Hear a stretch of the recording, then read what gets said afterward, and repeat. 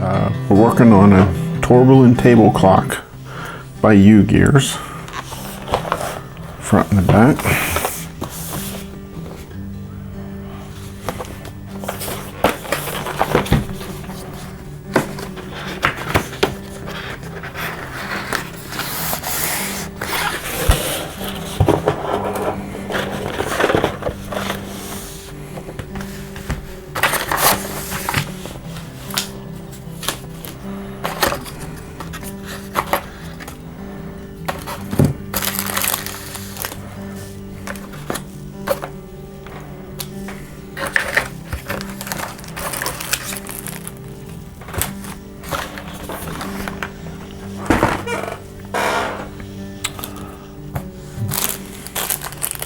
Springs and washers, toothpicks, wax.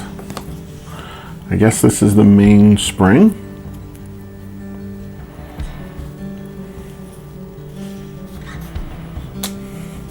Sandpaper, another spring. Our numbers for the clock. Rubber band.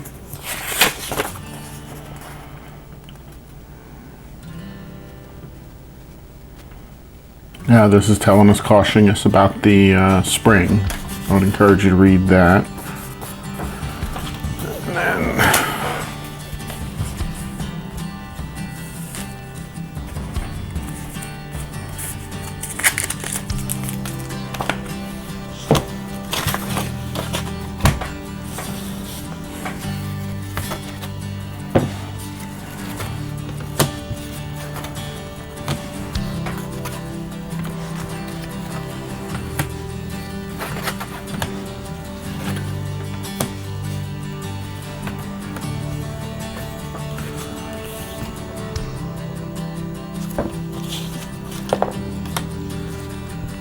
And this is the manual. It is 71 pages long.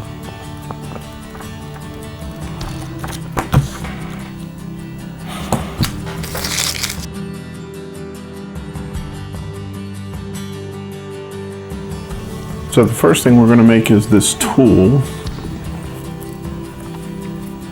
So I'm going to put B into A. I have a piece of wood here to put it. This just tends to hurt my fingers.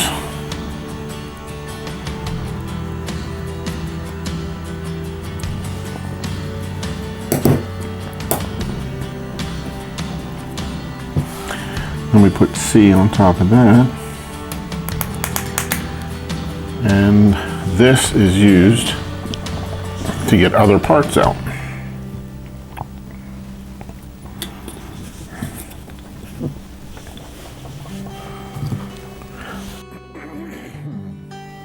Now we need one, which has an arrow on it, which we need to pay attention to. Two 3s, and 2 4s. The 4s need these little burrs sanded off. Right there and there, and there's 3 or 4 of them all the way around. And then the other thing we need to do is wax the outside.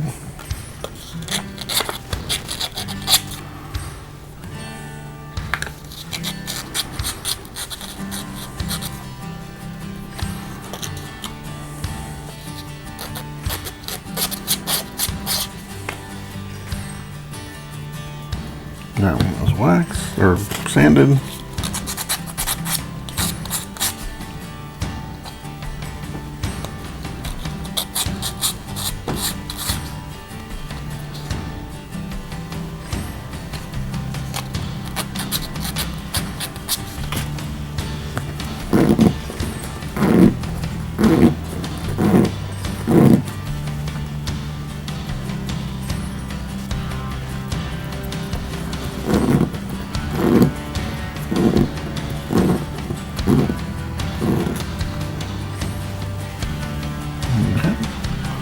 Put some wax on the outside.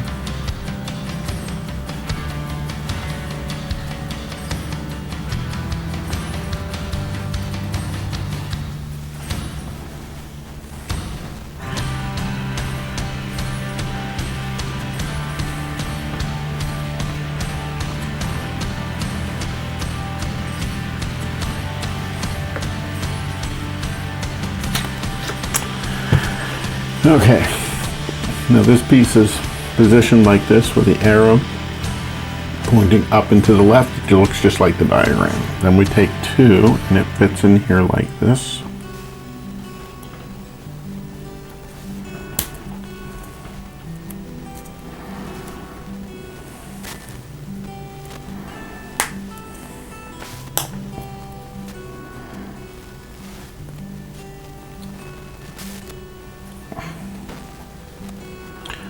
And then next we're going to put the 3s in. And it looks like it goes in there like this.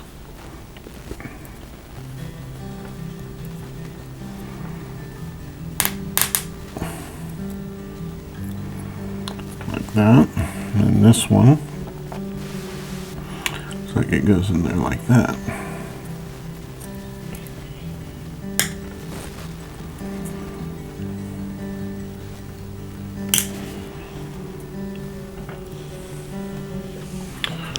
Like that.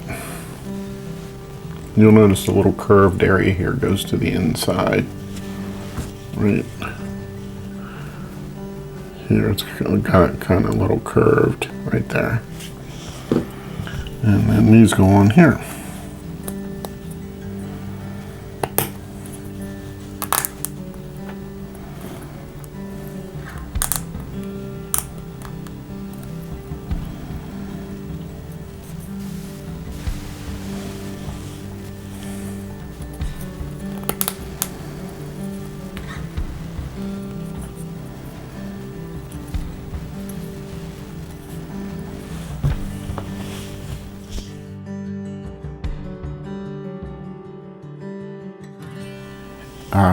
Half a toothpick, 2 5s, 2 6s, a 7, an 8, and a 9.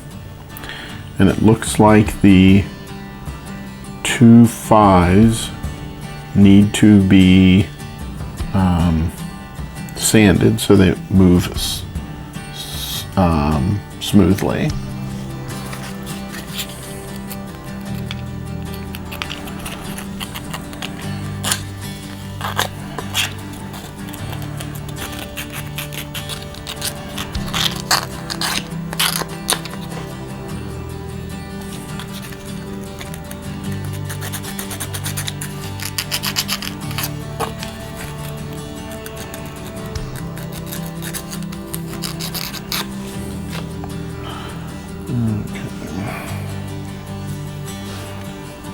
Looks like they should be stacked like that.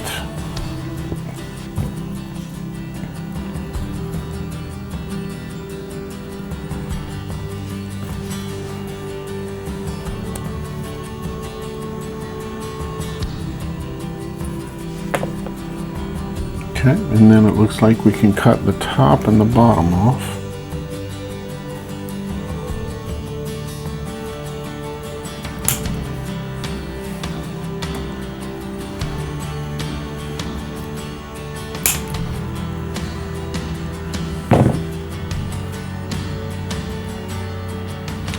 Then I'm gonna sand the ends here a little bit, just to make sure the toothpick doesn't stick through.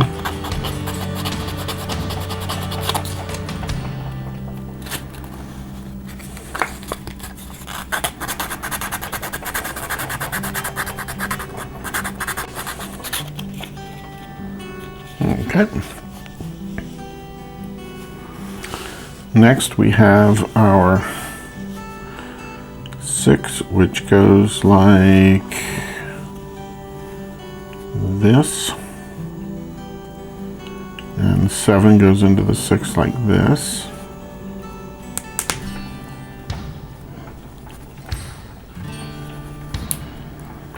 Okay. Then we have this piece going there like this. 9 goes on next, like that. These go in here such that the curve, and it says that should move smoothly. which it does. It says this should curve towards the hole. And then our other 6 goes on like this.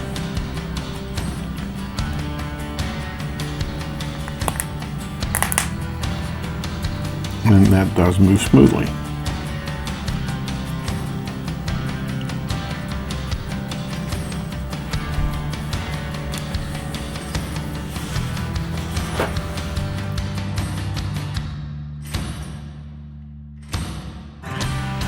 Now we need 10, 11, 12, and 13. 13 needs to be sanded and waxed.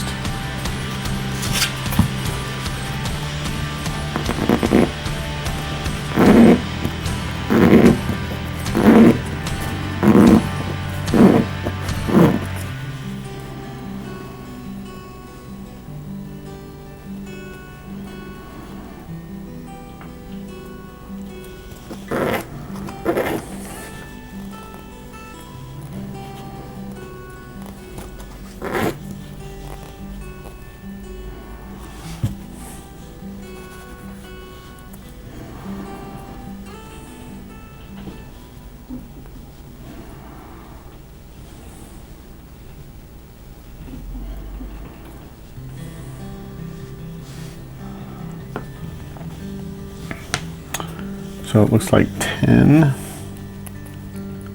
and 11 are put together like that. So the mark here on the page, it's up and to the right. So now we're going to put this up in here. We're going to put that through the bottom, the 10 and 11.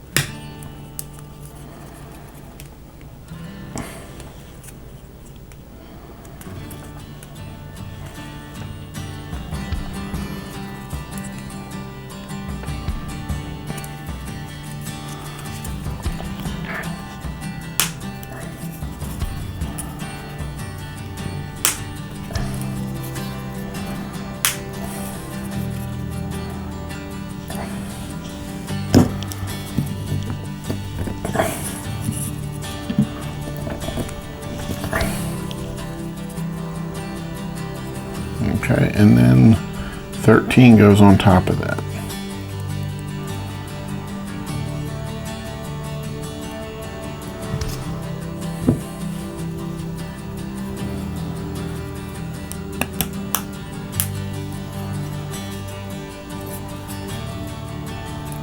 And it looks like that.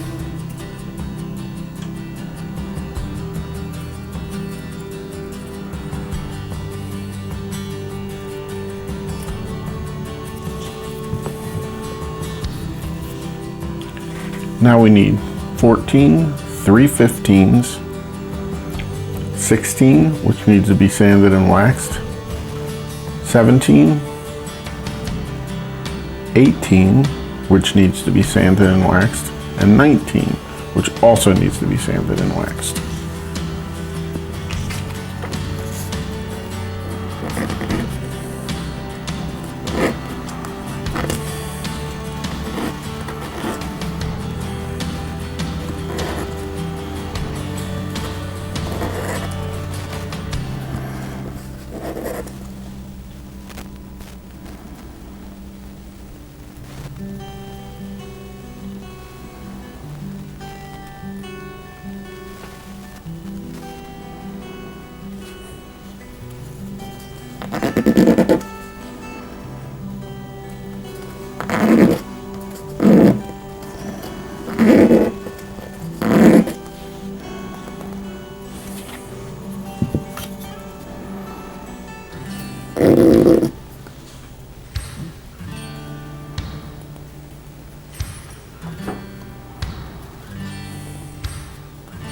Also, there's a hole in some of the pieces. This has one, this piece here has one right there, and they're used for alignment.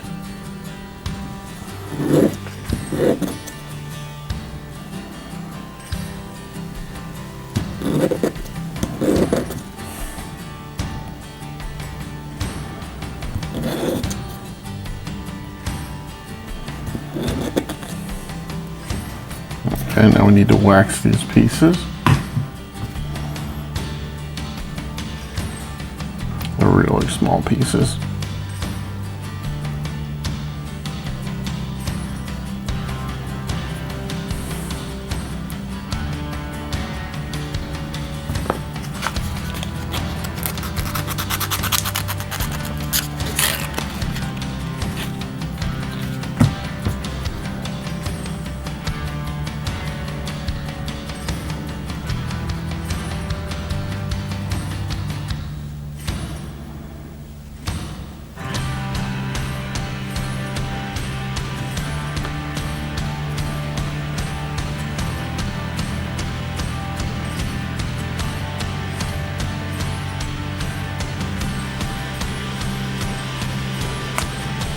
Okay.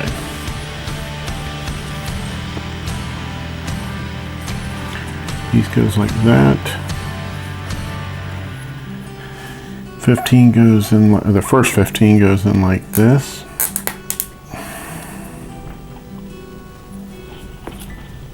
Next 15 like this.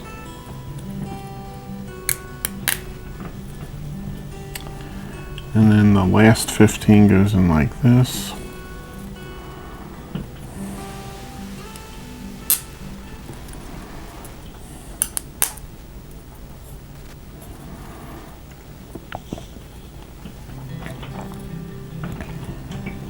Okay.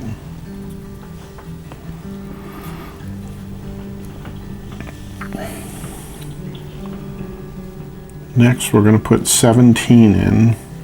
So it looks like 17 you need to be careful of, because if you push down on it too hard, it's definitely going to break. If you put all the weight on the top, it's going to break. So I'm going to try pushing it in from holding the sides, and that seemed to work okay. It's not an overly tight fit, so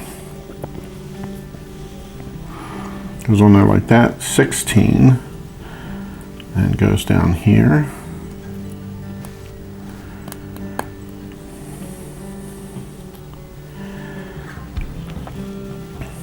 The piece we made earlier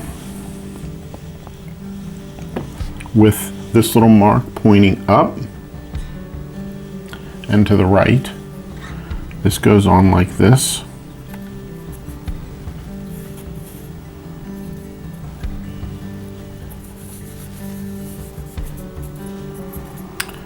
Then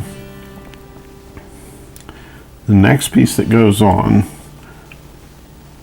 wants us to align the two dots. We've got to align this dot with the dot on this shell-like piece.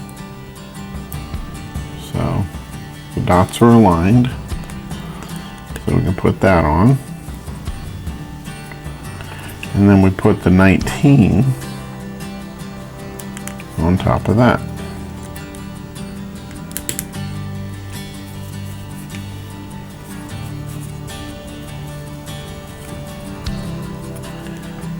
And then we get this piece, and it's going to go on here like this.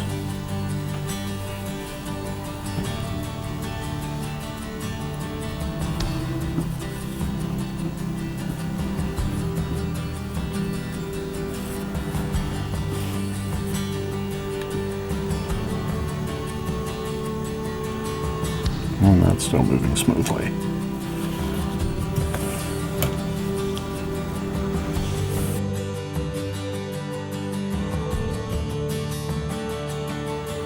Next, we need the piece we just made, the one we made originally, the first one, and then we also need a spring.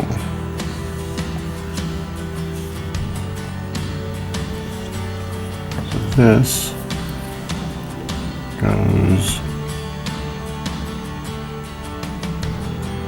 on here like this, with the arrow pointing that way, pointing away from us, right there.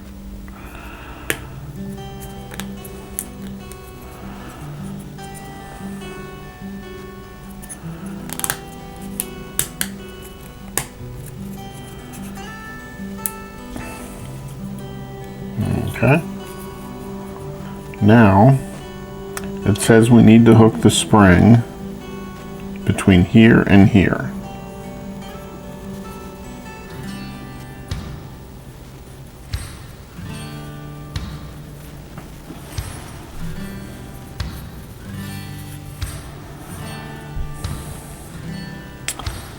And it looks like the spring should go like this.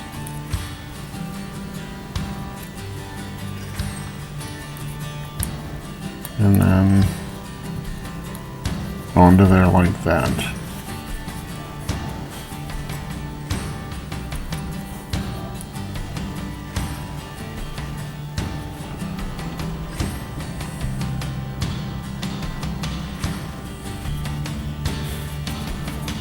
And something like that.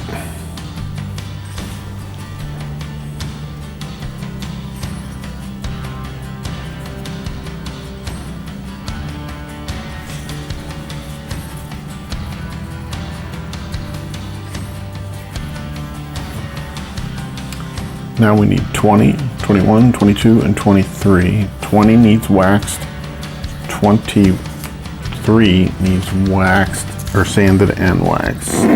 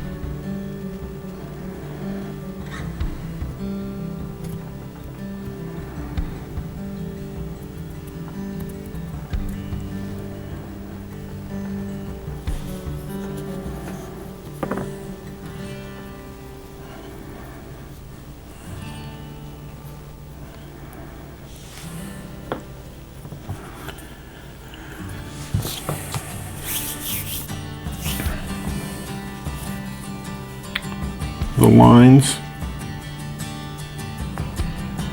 point up. You'll see that this side has these lines, this side doesn't, and the lines are up. 21 slides in like that.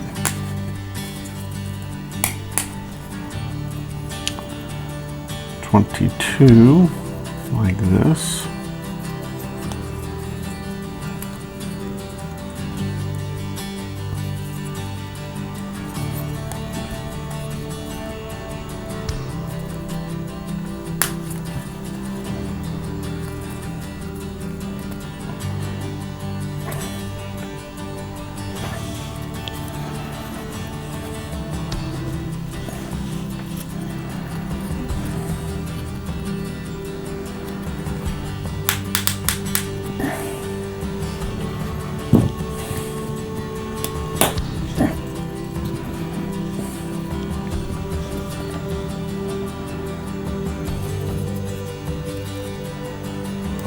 And then 23 goes on top.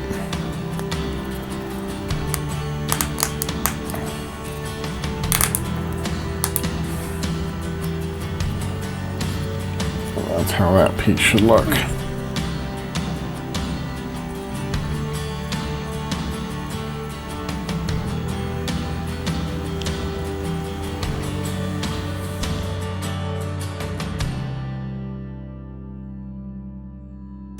Now we need 24 and 6 25s. Now, on this piece, this little mark here needs to be down, like that when we actually put it in. So, in the meantime, we have to wax the inner ring of 24. So what I'll start at that marker there because it's convenient and just wax it.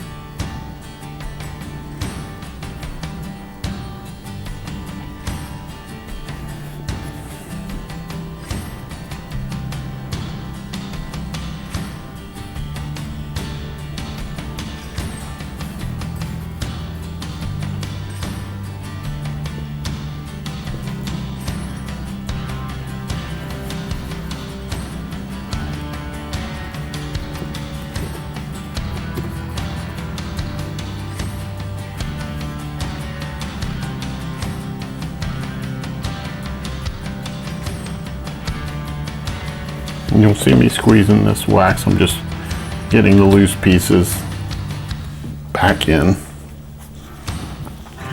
So, like I said, the mark needs to go on the bottom side. And then it has the T down to the lower left.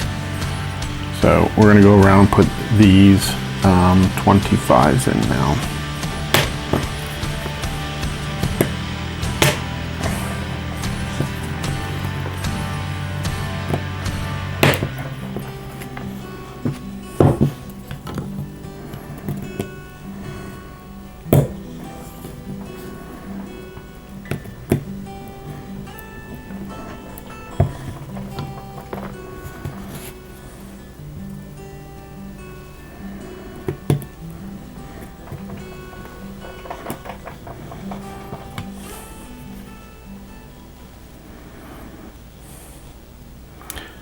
And I'm using this piece of, it's just a chunk of a 2x4, anything would really do.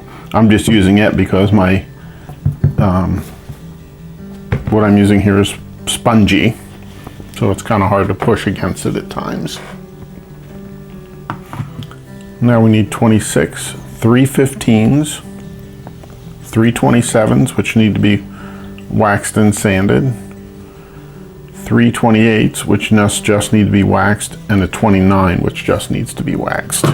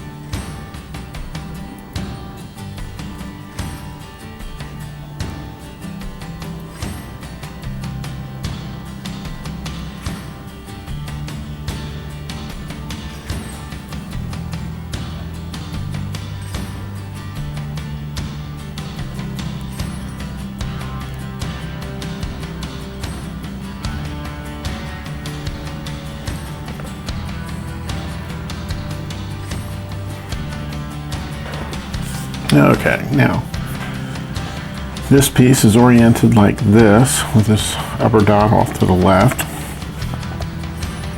I'm going to put these 3/15s in.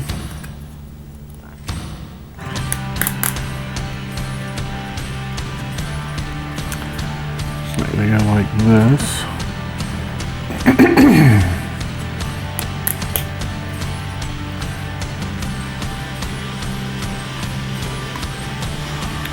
This one goes like this.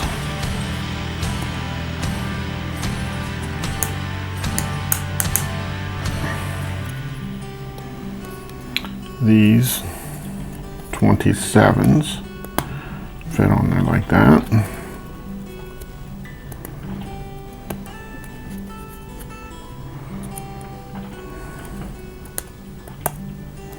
The 28s fit on top of that, and they should run relatively smoothly.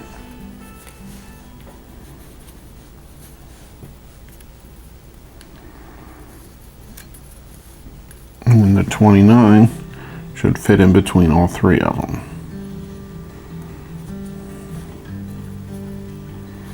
Now it's going to be a little hard to turn until 29 is stable in there, so we're just not going to mess with that too much right now.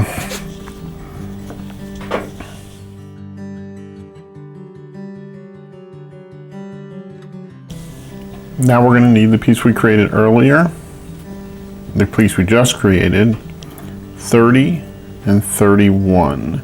And it looks like 30 needs the inside gears to be waxed.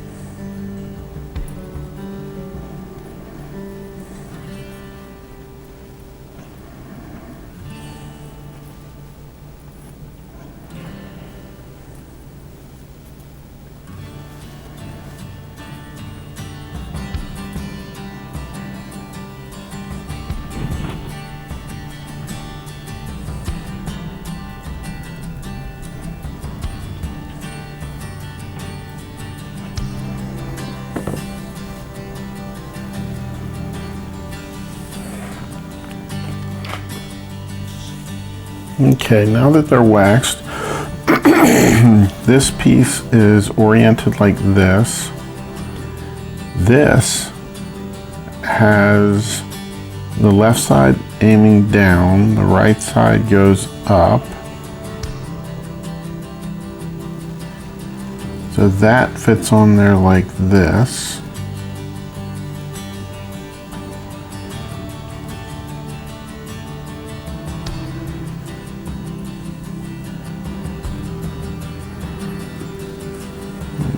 That one out. Now we'll put it back in.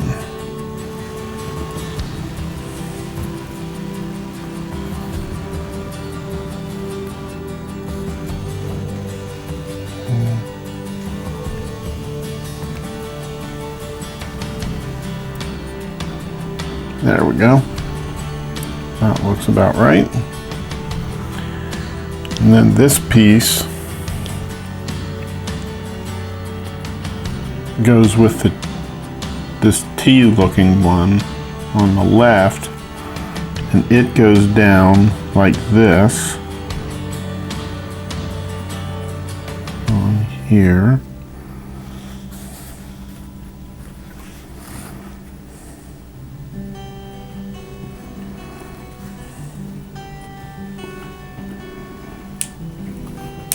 And the part that they want you to pay attention to is to make sure that these here mesh, this right here meshes like that, and on this side it should do the same thing right there.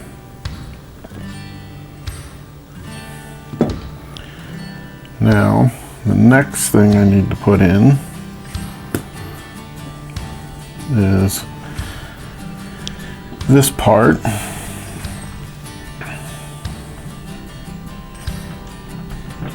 which goes in like this, and it goes over these three gears like that, I believe.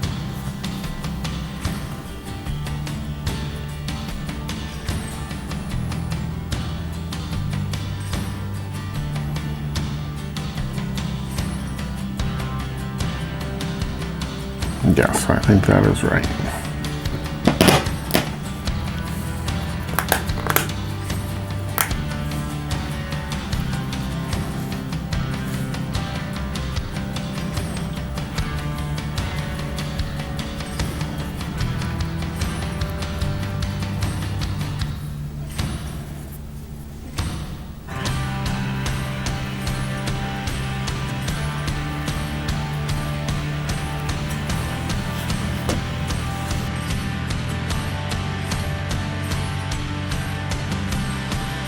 Now we need the gear we created earlier.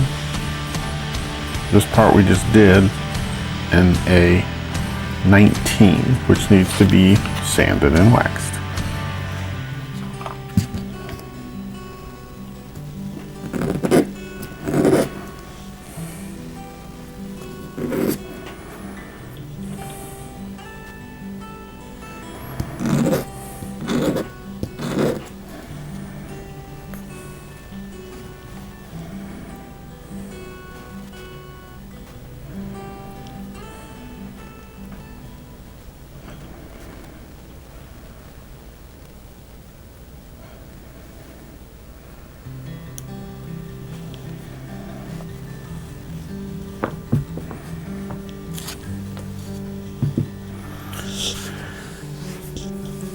Okay.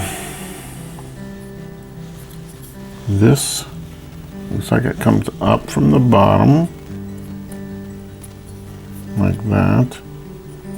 And then 19 goes in right in here, right into that middle.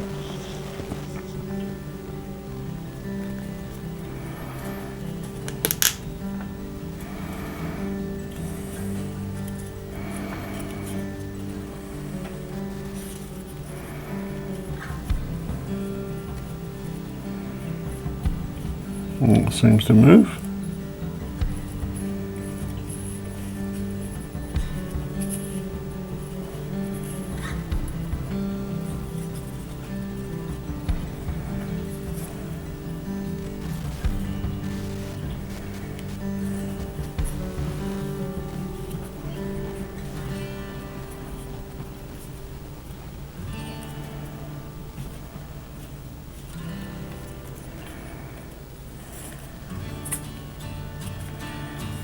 Okay. So next we need to take the minute one there, get the piece of, I don't know, paper, thick paper, and we're going to bend this at a 90-degree angle. Like that. At both ends. There's a little crevice in there, you can see, and that's where it gets bent. And then looks like it's supposed to be about like that.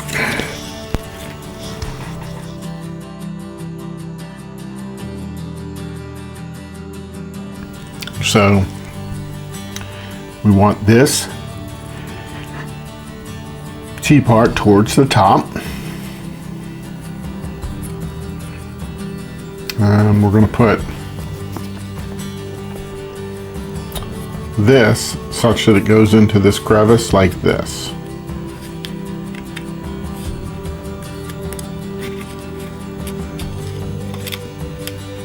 That's what I like.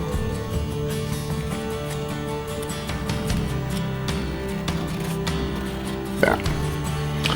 Now it says that you should, as you wrap it this way, you should see the numbers such that they're like that, such that they're readable, not upside down.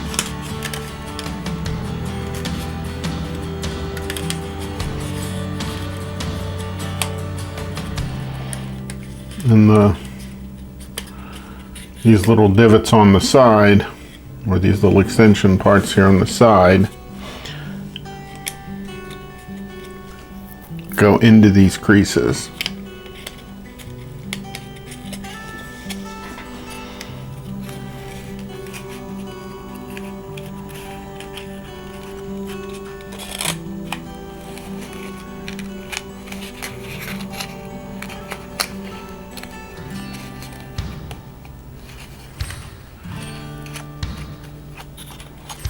That looks pretty good. And then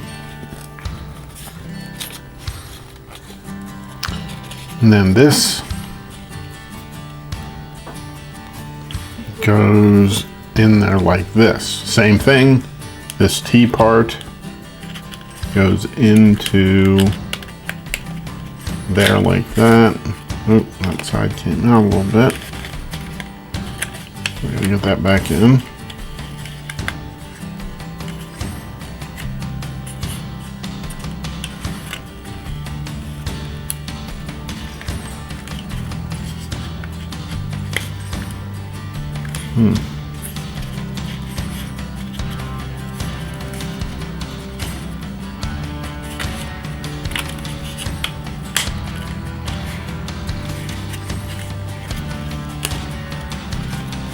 Get this part back off.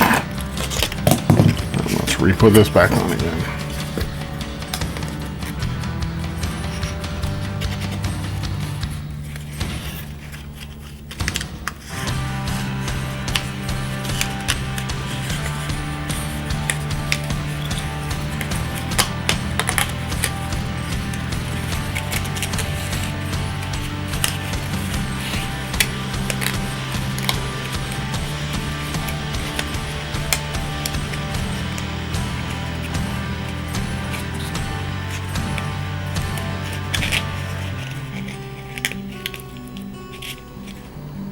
Okay, there it's all in. So now we got to try and do the same thing again.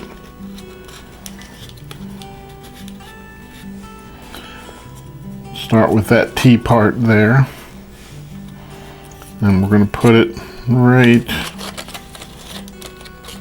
here.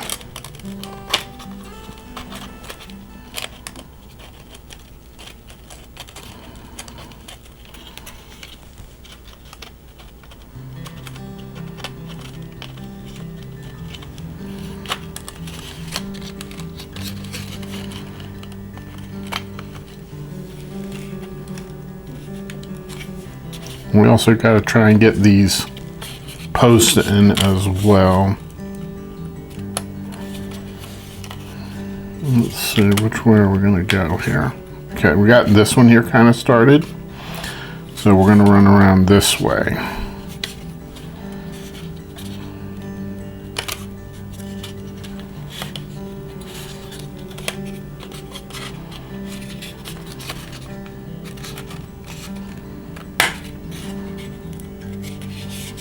Oop.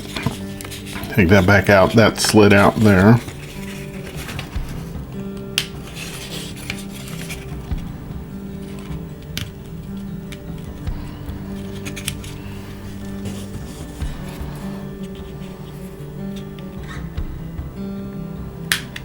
There we go. Now it's back in.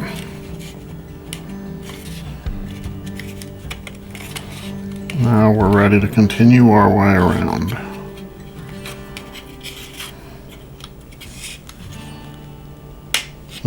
Got to make that line up on the back side, that hole, as best you can.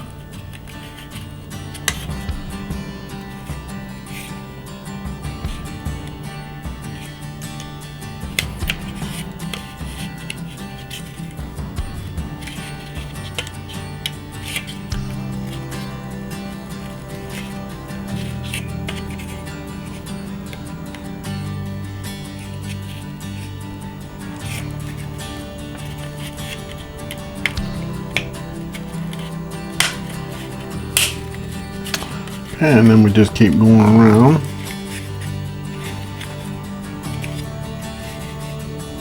It's a little off. I can see it needs to get pushed slightly there. This one is a little bit off.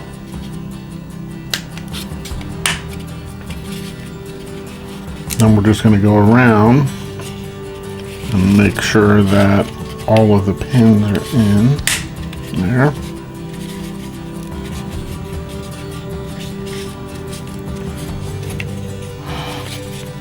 And that's how it's supposed to look.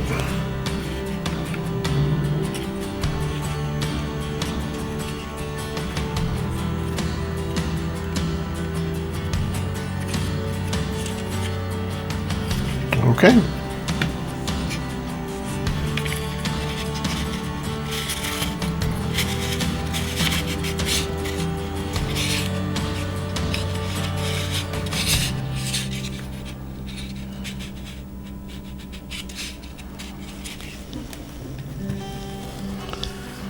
we need 32, 33, 34, 2 35s, and 2 27s.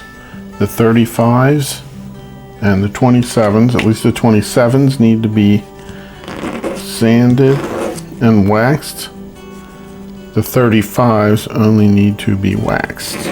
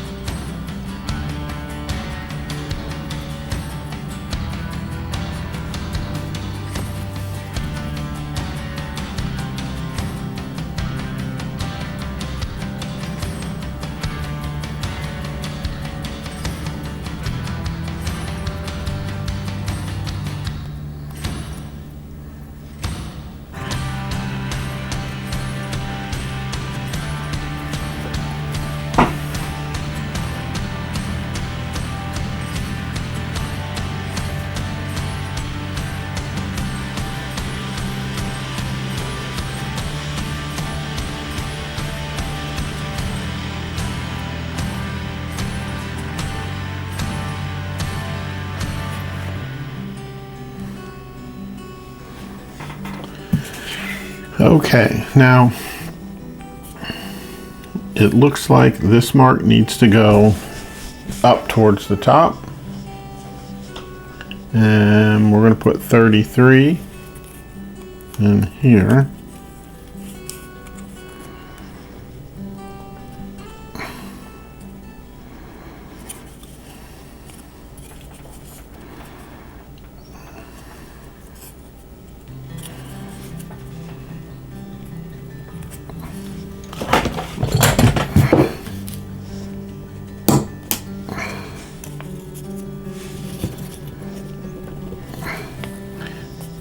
And then next is 34.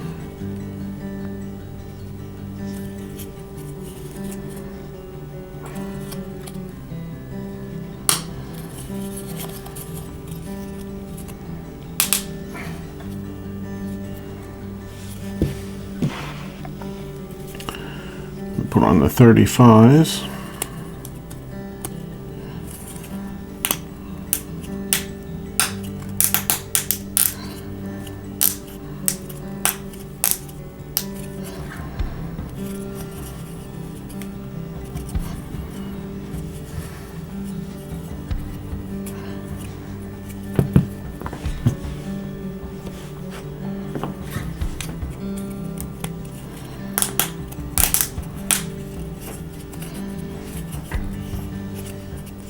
And then we put on the 2 27s.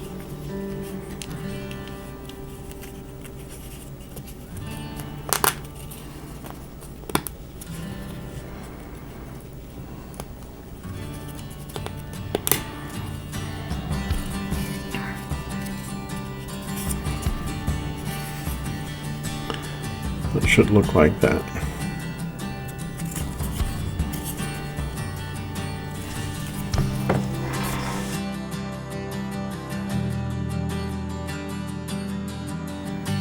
We need a 36, 3 37s, 38, and 6 39s.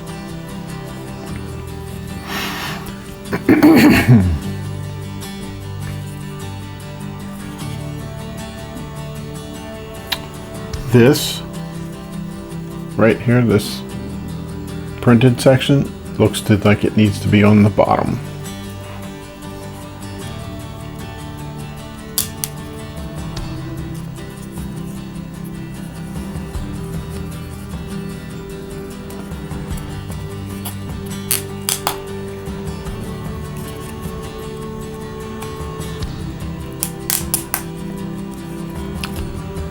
Okay, oh, I forgot.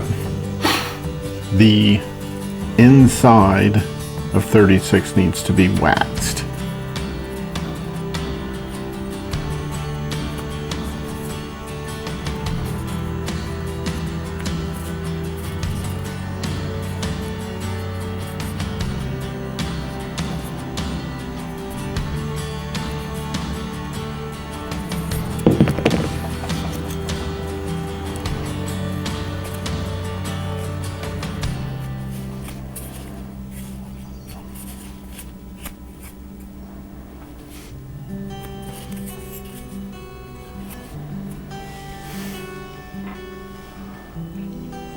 That's better. So this is going to go on here like this.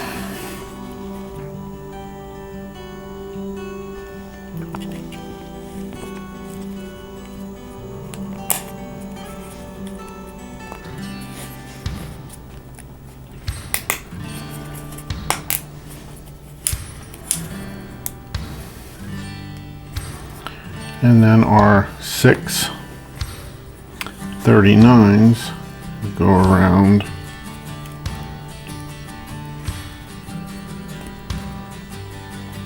the outside.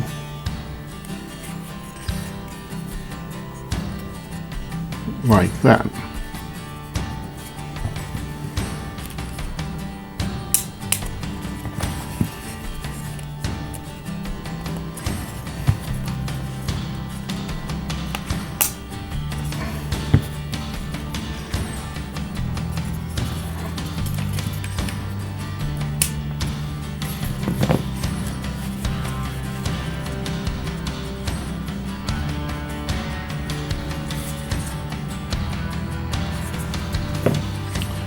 Now we need to bend the ends of this like we did the other one. You can see the little crease right there.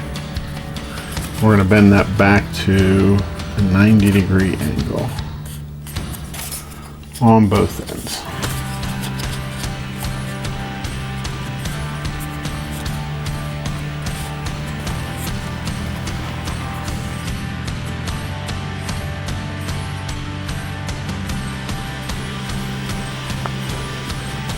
Now it says to take this piece and hold it on the right hand side, and you're going to feed the numbers in such that they're readable. Not upside down, basically the right side up.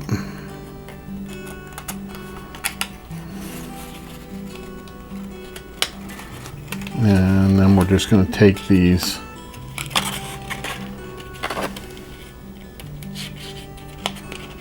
and do the best we can to position them around, having the tabs go into the slits in the wood.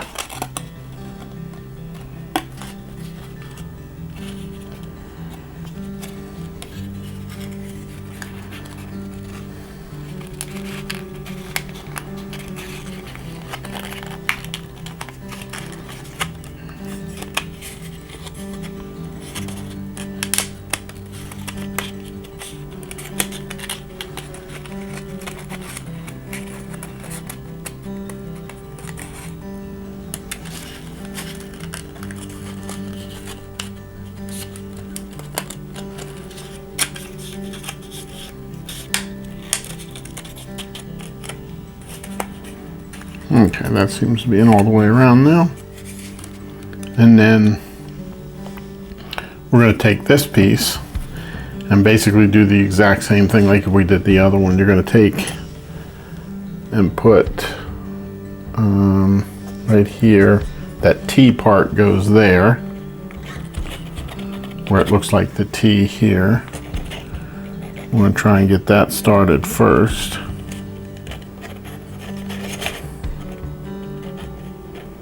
Or at least somewhat positioned.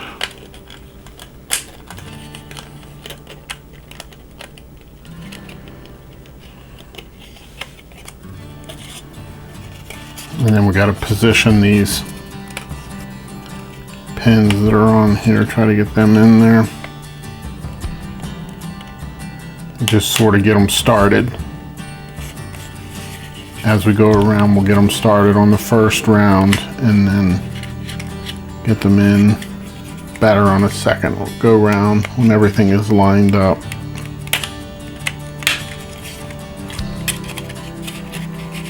Okay.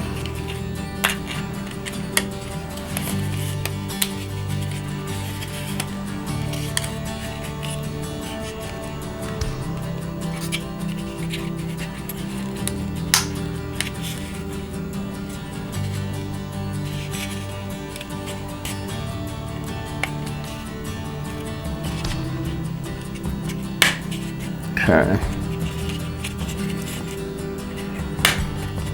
Now we're going to just finesse these in as best we can.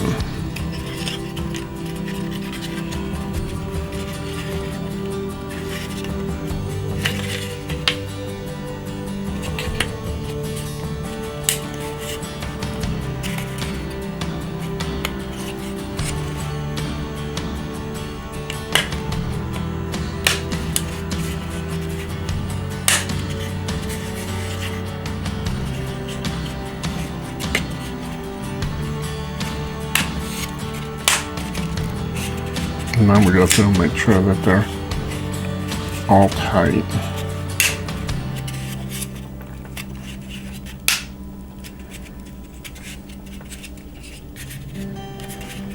And that's what that should look like.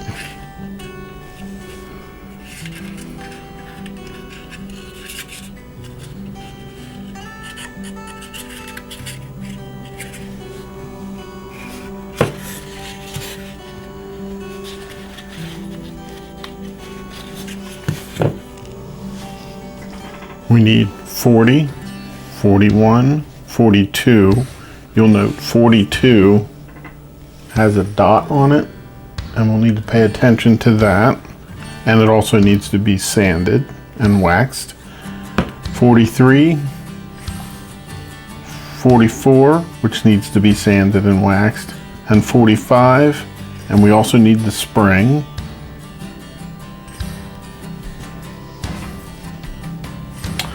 So let's sand and wax these pieces first.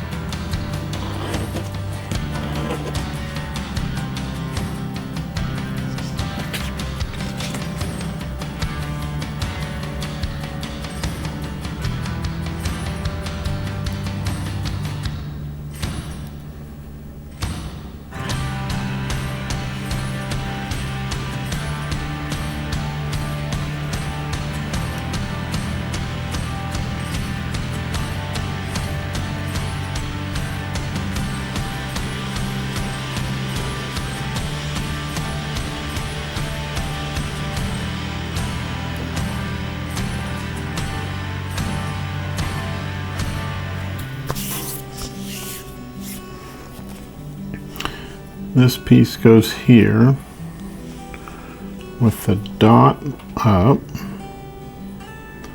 This looks like it goes in here like this. This is 41, putting 41 into 40. Now, you'll see that 40 and 42 have dots on them. We need to align the dots.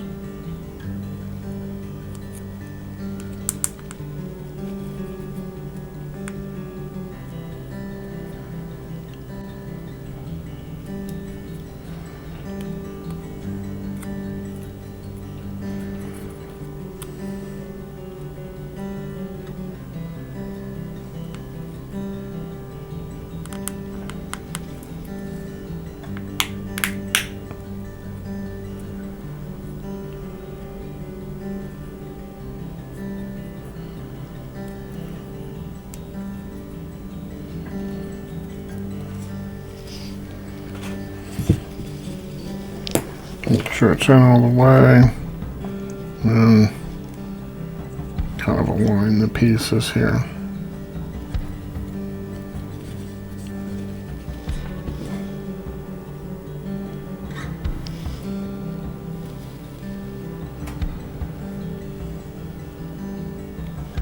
See here, we've got that. Then this goes on here. So this goes into here. Let's put that on there first. Like that.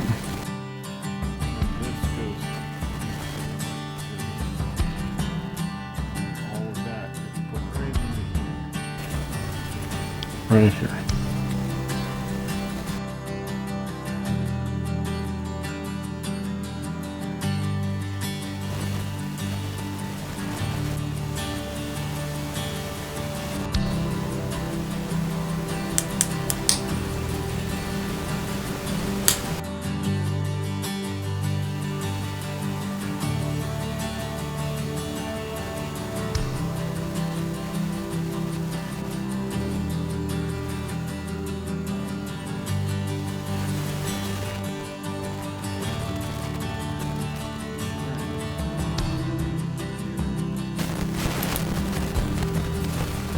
And here,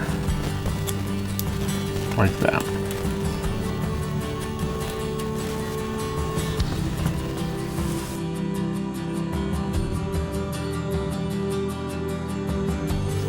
Okay, so now we're going to put this piece onto the one with the smaller numbers that only goes, 1 through 12.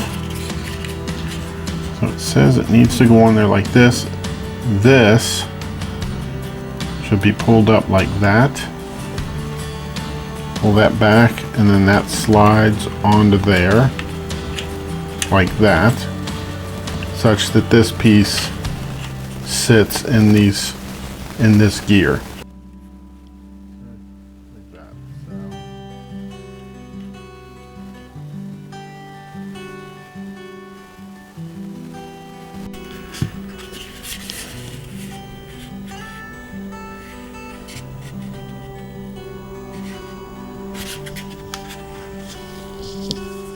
So now we need the part we just created here, where we just added this onto, and 46. Now, Skywatch UGEARS should be pointed up, and this should be placed on the right-hand side.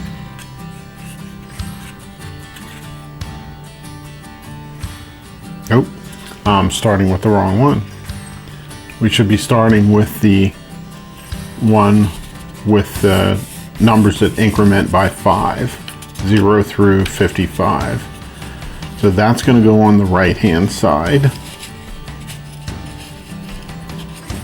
And that's going to go into these 4 holes here. Be careful when you're pressing down. You don't want to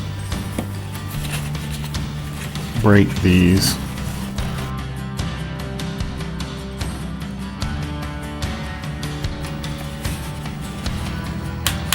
Get them started on this side, and then we're going to come over to this side and we'll get them started over here.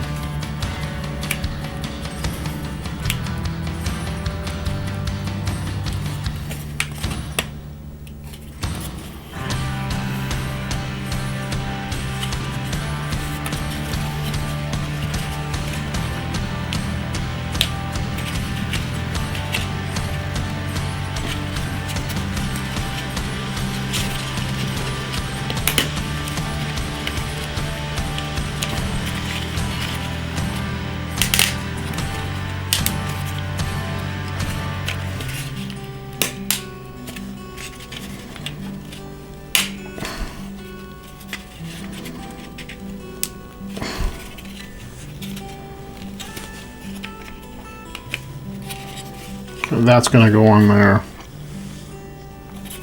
like that. The spring is basically going to be on the inside, and you should be able to read the numbers.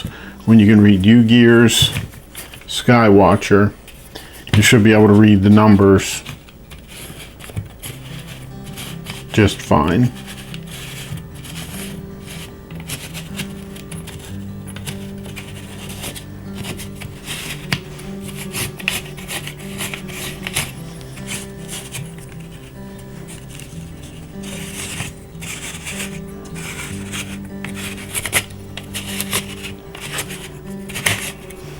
Okay, and then this part, this is going to go onto here, and then this piece is going to go into these two holes here.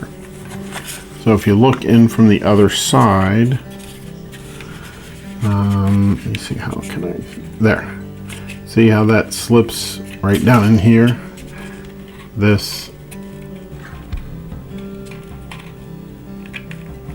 goes right into there like that, and then these two go here.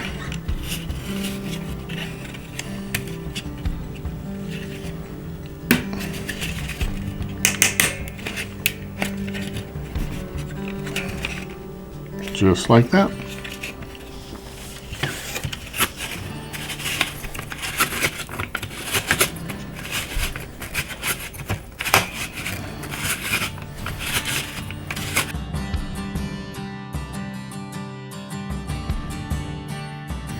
Next we need 47 and 48. And 47 is positioned such that the circle is on the left. And we're going to put 47, 8 into 47. Just be careful putting that in there because it's not held on, it's not a solid piece with that hole in the middle. So there's that piece. We need 49, 50, two 51s, which need to be waxed, 19 and 53, which need to be sanded and waxed, and 52 just needs to be waxed.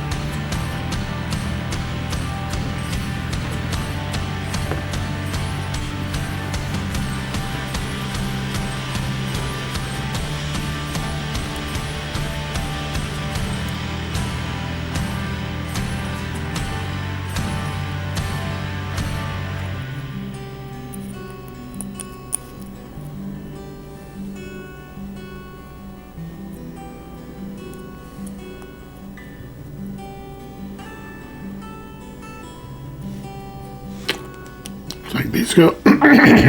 There's one side with 1 step and one side with 2 steps. The 51s go on the side with the 2 steps. 1, 2.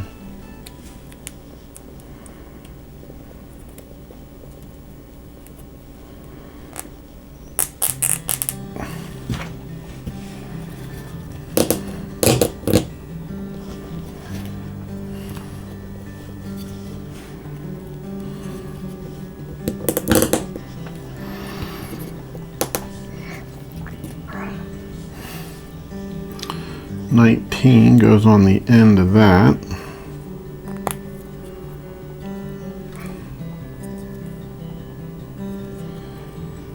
And then that goes through 52.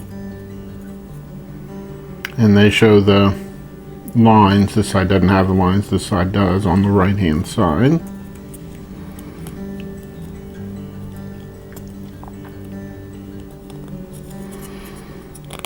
Like that, and then 53 goes on like that.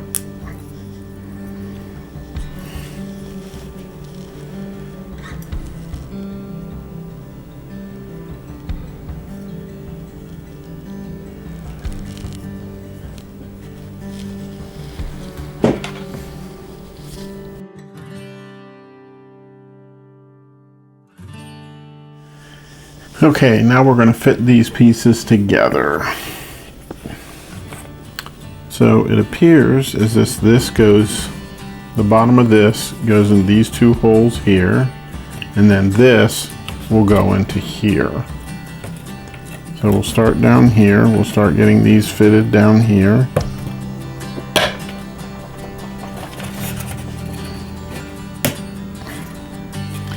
Then this goes into there like that. Now here, I don't think we want to put this in fully just yet because we have to get this piece in there, so we don't want to clamp that together just yet. This is going to go in there like this, and we'll put it in like this here, mesh it in with that gear, and then here it's going to get, the axle's going to ride inside of there. So now that that's all set, we can get this put in there and squeeze that together like that, and then that should turn.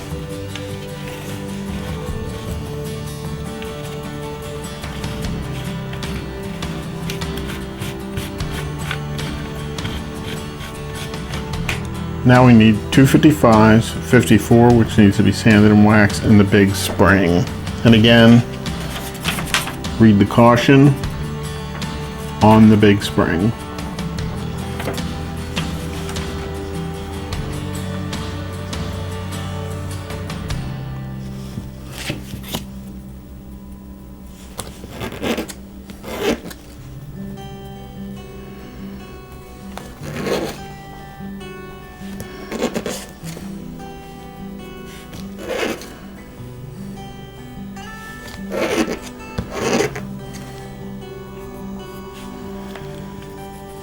Okay, now that that's almost done,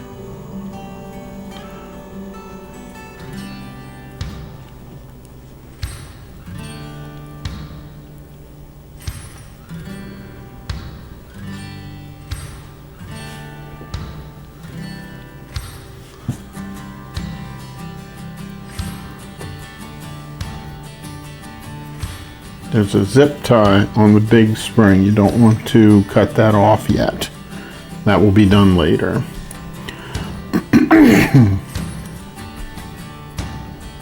So the 255s go into the 54.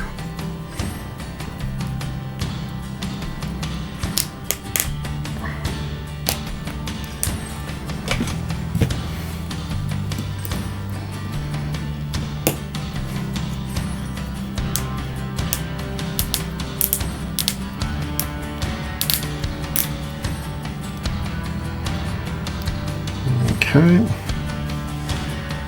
Now, for this part, it says we're supposed to straighten out the spring a little bit.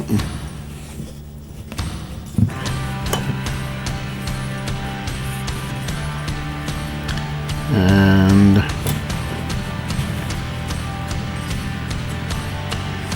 the spring is supposed to go down between the two 55s, so you'll need to spread the 55s apart a little bit, and then it goes in there. This part needs to be straightened out a little bit, and then it's going to go in there like that.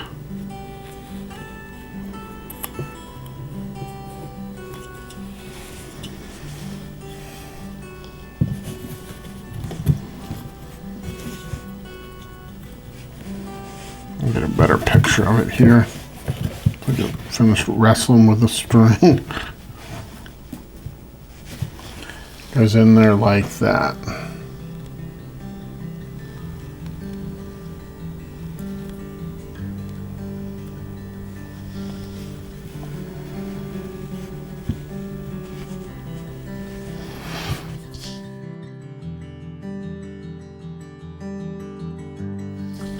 Next we need 56, which needs to be sanded and waxed.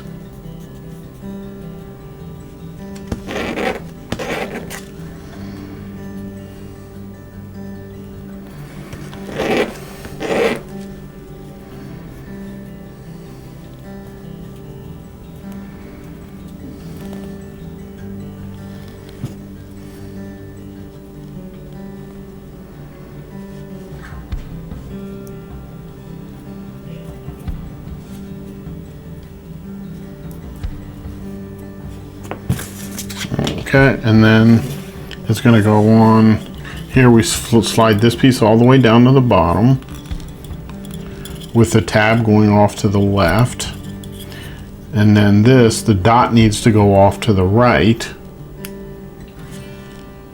the dot, and we put that down on top and slide it all the way down to the top of the spring. Like that. Then we need to wind the spring around that a little bit.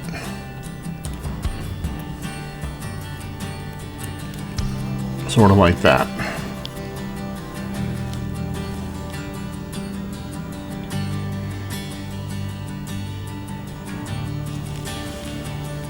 And that's it for that one. So now we need 57 and 8 58s. So 57, there's two sides to it. One has the lines printed on it, the other one doesn't. The lines needed to be facing up. And there's also a hole right here. The diagram shows us pointing towards us, but at this point, I'm not sure that matters much. That will come into play later, I'm sure. So now we just put these in.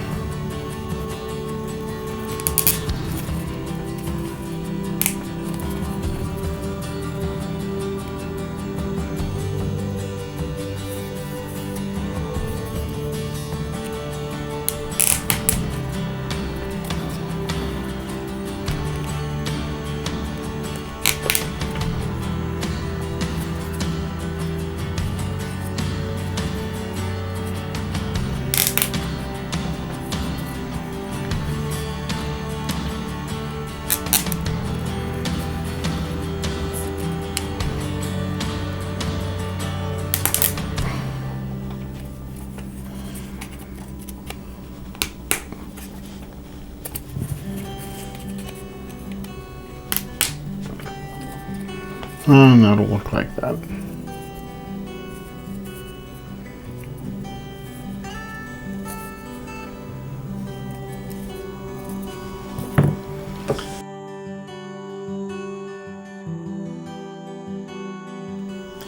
Now we need 59 and 8 60s. So Again, the orientation of this piece is there's one with printed lines on it here. That side needs to be facing up, and we're going to be putting these, there's two size holes. There's a larger hole and a smaller hole. You can see the smaller hole has the 4 dots around it. We're going to be putting these into the holes with the dots like that. And there's 8 of them, so we'll go ahead and do all of those.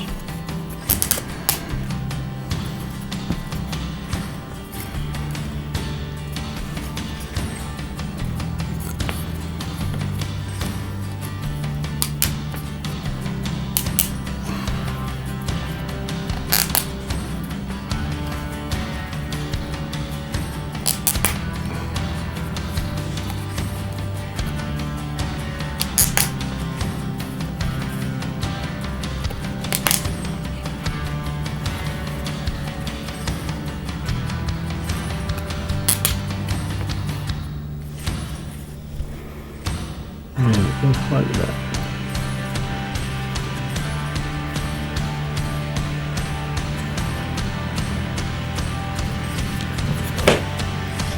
Okay, well now we need the 2 pieces we just created.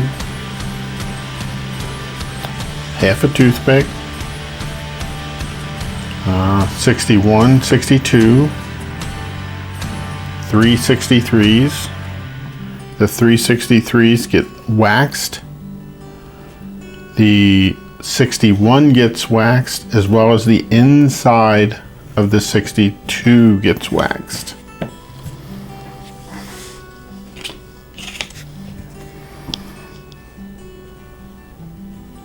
And on the 61, there is a dot that we'll have to pay attention to.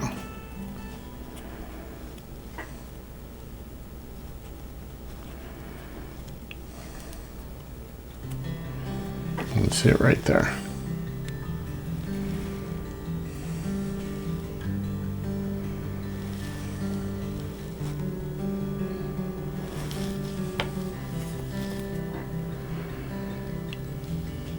The 63s also have dots we'll have to pay attention to.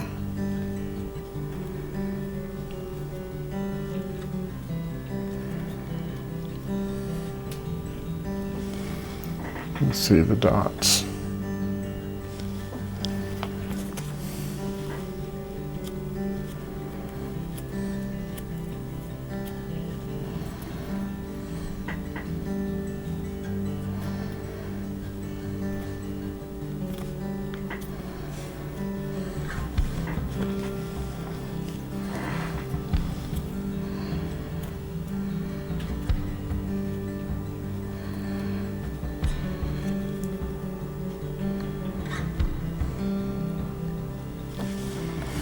Now we got to get the inside of this one.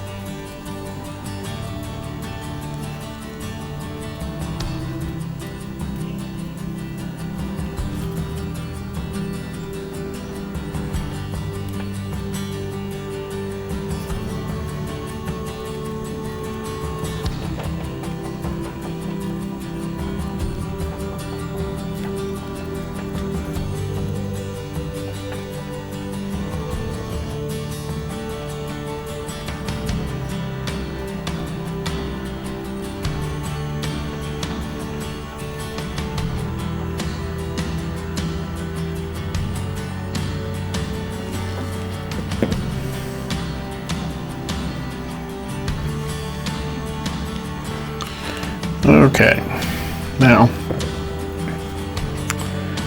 we're going to take the C2, which is this one. We're going to take this and stick it down through the center like that. Now, there's one part where there's a little dot, the little hole there between two of them. We want to have it come out through past that dot like that. Okay, see how that goes there? Now, next thing we're going to do is bring in what they're calling C3. It's going to go on there like that, but pay attention, there's a dot on this one too. That dot needs to align with the dot on the lower one. See the dot there and that dot there? It's a hole. It shows that we're eventually going to put a toothpick through there. So we can go ahead and put these together.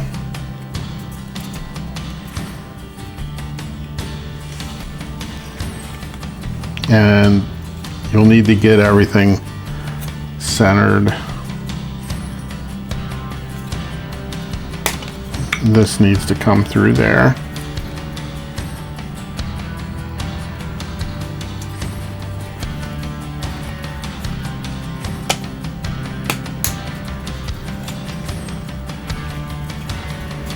And then we just keep going around getting these in place.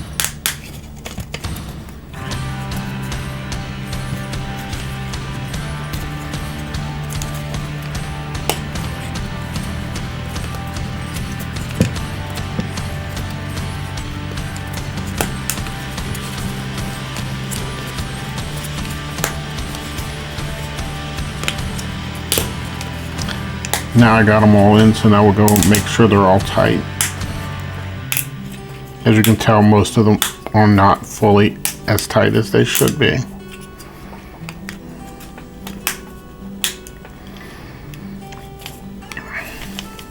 Okay. Now, it says we need to put the toothpick in. Now, the toothpick should go, I'm putting in from the top to the bottom, and I'm going to use this little device to help me with it, to get it pushed down. Okay, now, use that to push it down like that. Okay, now, the spring, you should be able to see the toothpick. So the spring should not be in front of the toothpick. The spring should be behind the toothpick. And you'll be able to see that on page 18, the upper right corner of page 18.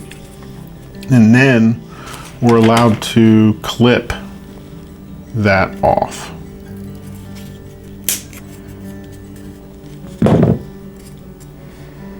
And it looks like that.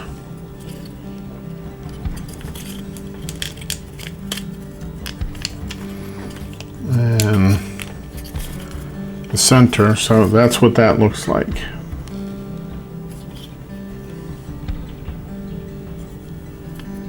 This is basically the top side, it looks like, and this is the bottom side. So now we're going to go to the bottom side. There's a dot on that bottom side, right there. Next, we're going to put this piece on. There's a dot, and it looks like it needs to go on there like this.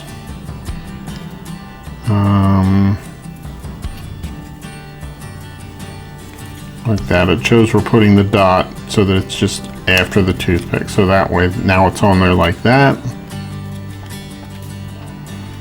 Now we flip it 180 degrees.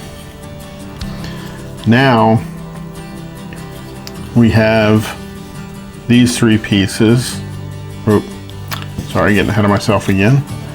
Next, we're going to put this ring on, and the pieces with the lines are going to go up. So there's no lines on the back side. There's lines on this side right there. So now we're going to try and get this on here. Again, just get them started on your first round. That's usually what I find is the easiest. That way it's a little easier to push them around because you don't have the pressure from the ones that are already fully in fighting against you. And now that they're in, now we'll go ahead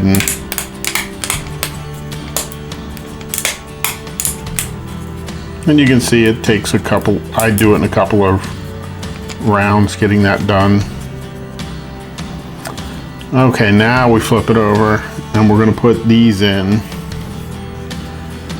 And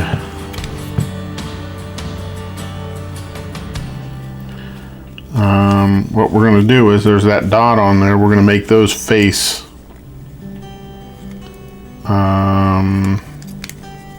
make the dots go together, and we're going to make sure that the two dots always align. Basically, it makes it a really thick gear on there, and I'll show you what that looks like. And it looks like that from the top. See there, it just looks indistinguishable as if it were one whole gear. And that's what that looks like.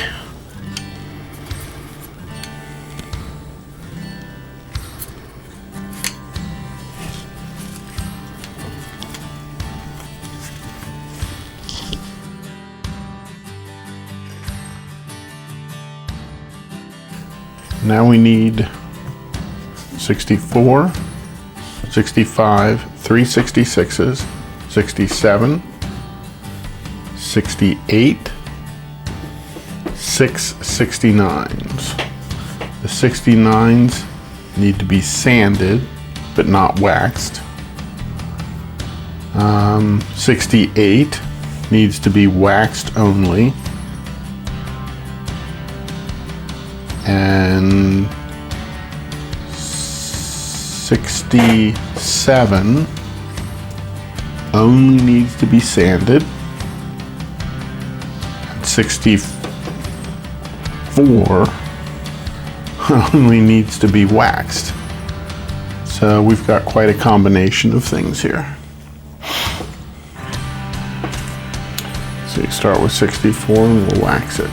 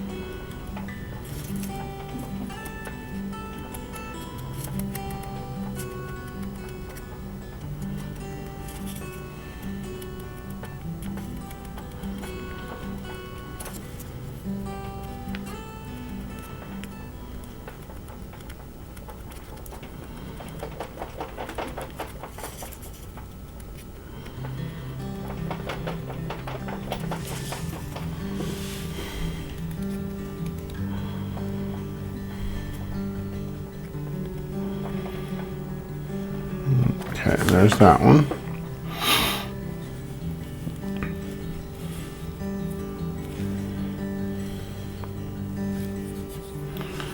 This needs to be waxed on the out, or sanded on the outside.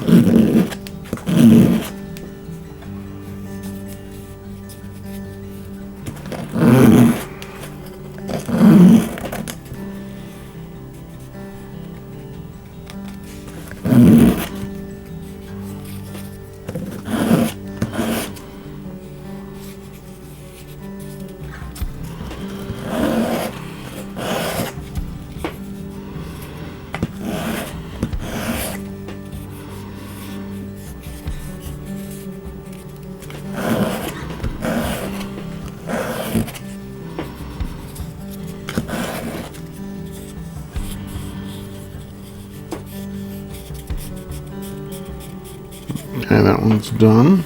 67. This needs to be waxed on the inside.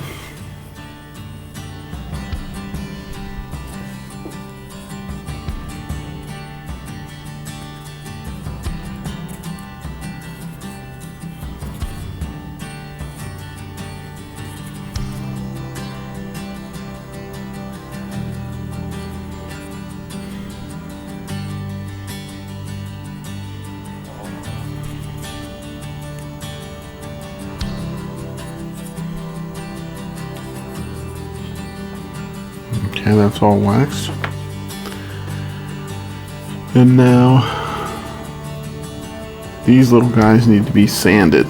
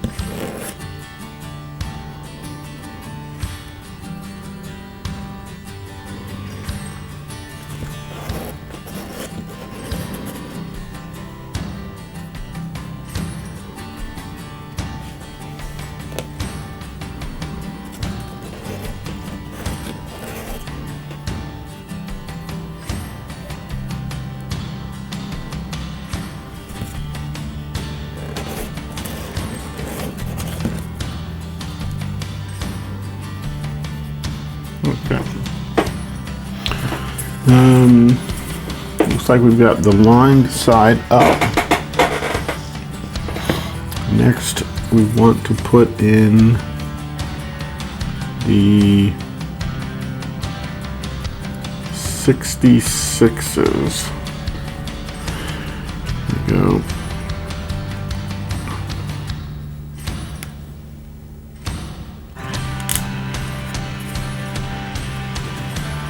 Like that.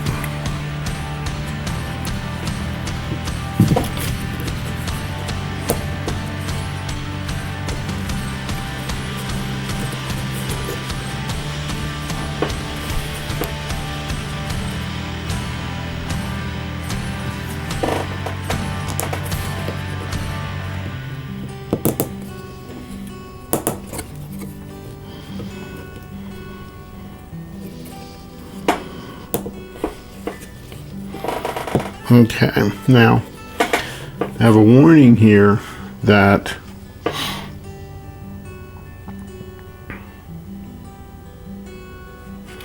this piece needs to go on there like that. The little clips need to match up with these so that they're pointing in the same direction. So that one's pointing and then that one is. Do this.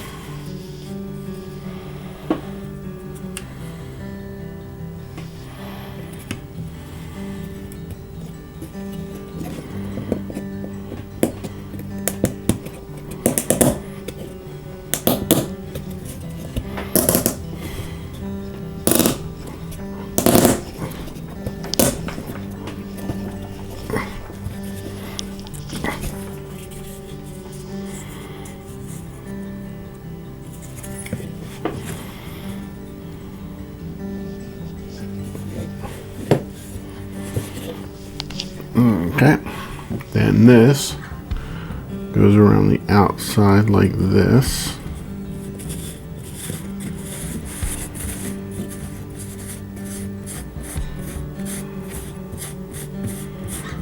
Then these, they're little bearings.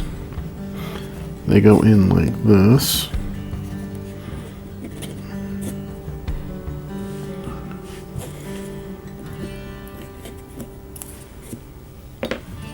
Big chunk of wax in there is what I took out.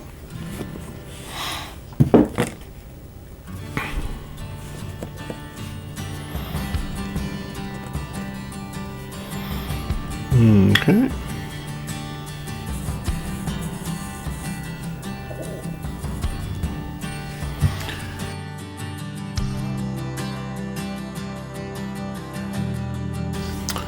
Okay, this piece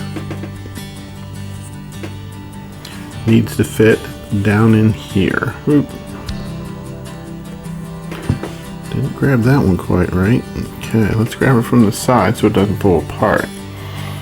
So these little bearing-like things need to be faced up. The lines face up, and the part that goes down is this part here. It's going to slide down into here. So we might have to turn it a little to get it in there. I would show you this from the bottom, but the little bearing-like things will fall out. I don't want that. There we go.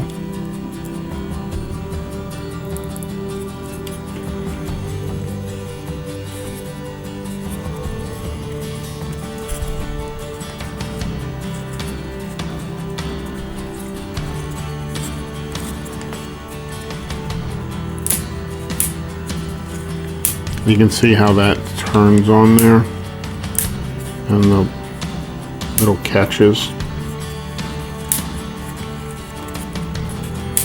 Put it back around here where it to like there. Okay, and now that gets pushed down in there. And next, it's not on the top, it's down here. This. So this gets put on the bottom like that. And I'm going to match up with these pieces here. So that way we're going to put it in there like this. The little catches I have matching.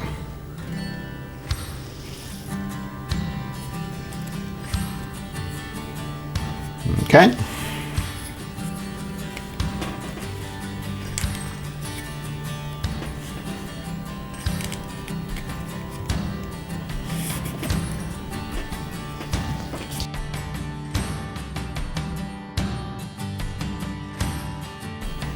Next, we need to put on 70, which will go here on the bottom. But it also says we need to make sure that this down here on the bottom is fairly level.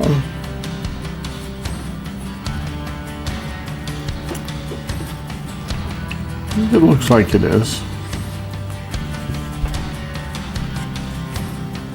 These here, all these parts need to be, well, that one's going to float a little bit. This piece right here is going to float because of the nature of the bearings. But we're making sure this part is basically level with this one, in that one side doesn't stick up a whole lot further than the other, and it doesn't look like it does here. So now, on the bottom side, we're going to put this 70 piece here. And we are going to put it all, we're going to press it all the way on.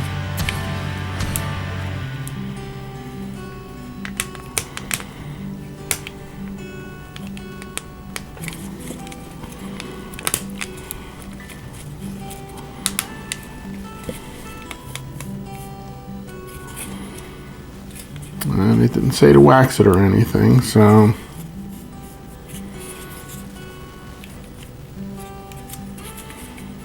Okay, well, looks like that's on. Holding it all together. Okay.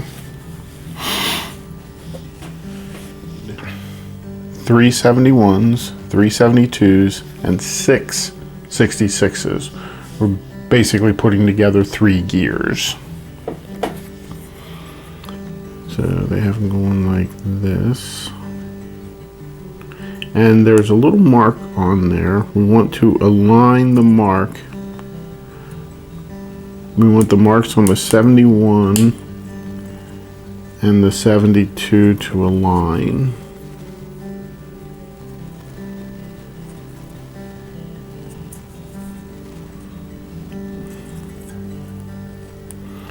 The other thing we need to do is this is going to need to be waxed.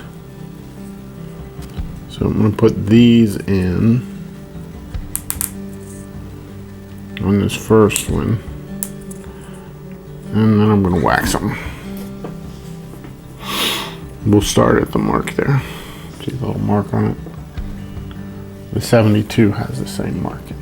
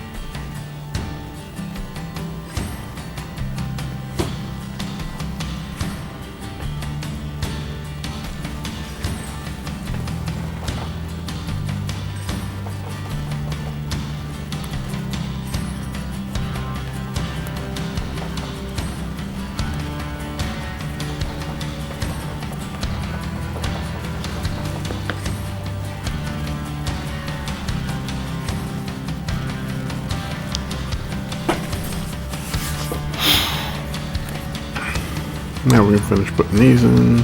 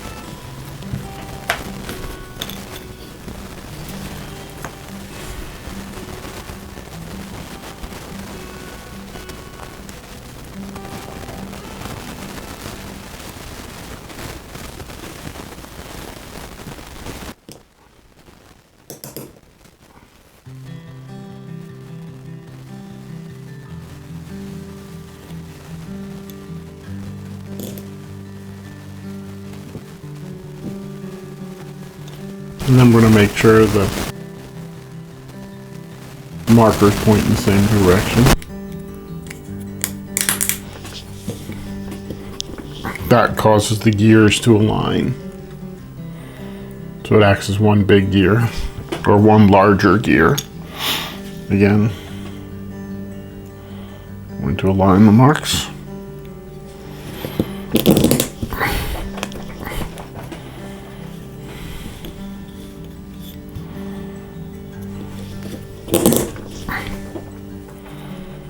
And that's it.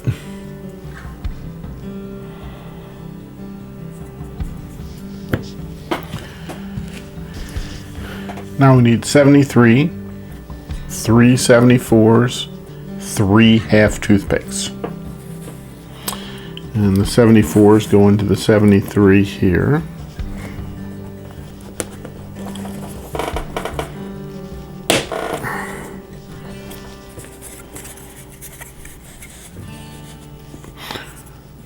And I have that upside down. I have it on the wrong side.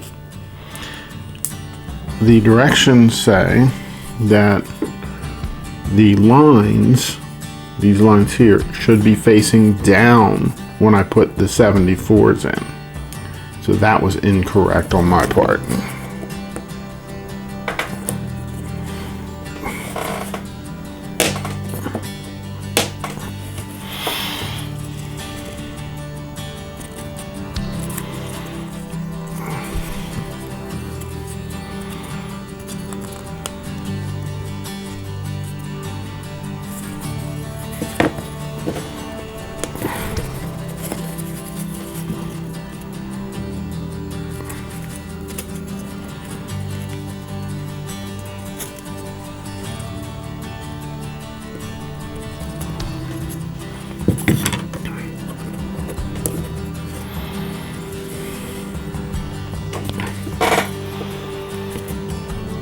These are kind of hard on your fingers to get in.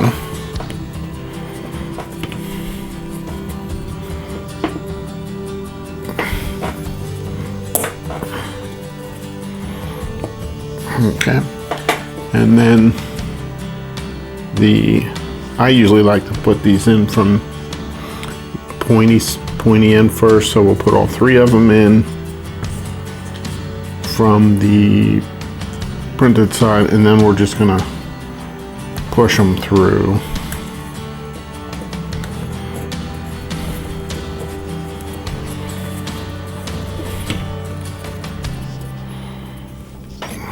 So, yep, that feels pretty good.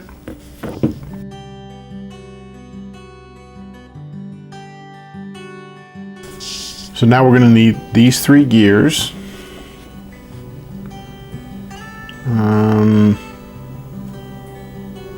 This part, 75.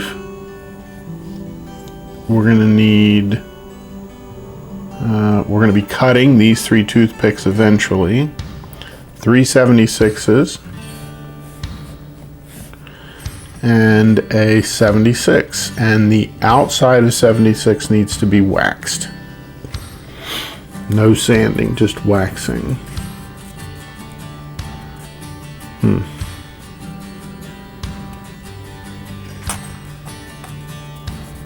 Okay. Does not call it for it to be sanded.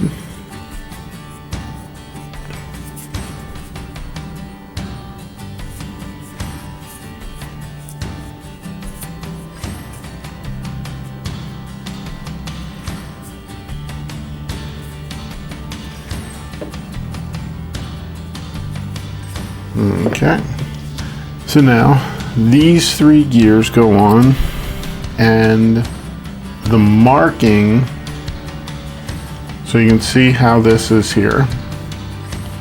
The markings look like they go up like this. I'm not sure it matters right now, but they all look like they're going up like that. I don't think it matters in the end, but next, this piece goes on, and the toothpicks are going to run through these holes here.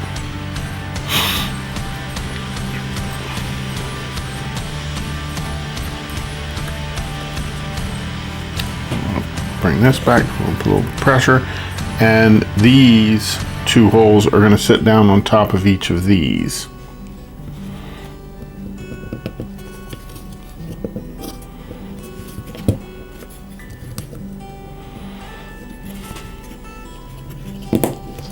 That one started. This one needs to be pushed this way just a tad.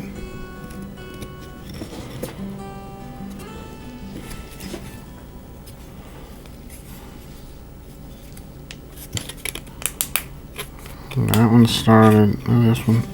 That one is not.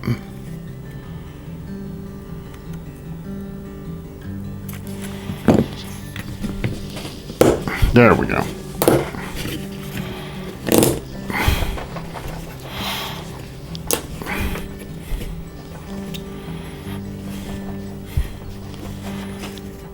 Okay, now the next thing we're going to do is clip off these half toothpicks.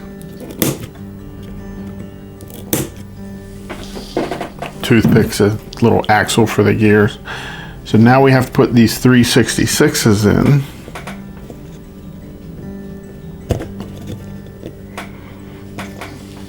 And they go in these holes here.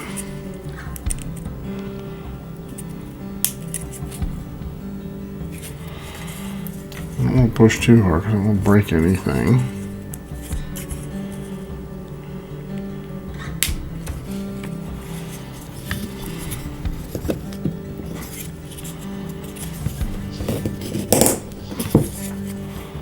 So I get them started, and then I flip it over and press on them from the other side on this piece of wood here supporting the back so it doesn't break.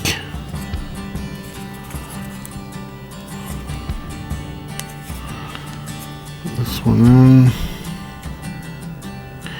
And I have those wrong. No. So having them point in like that, this is not correct. This is correct. So they should basically go around like that's how they should be. So I did have them correct. I happened to look at the picture with the X on it and thought, oh no, I did them wrong, but it has the X, so I shouldn't do it that way.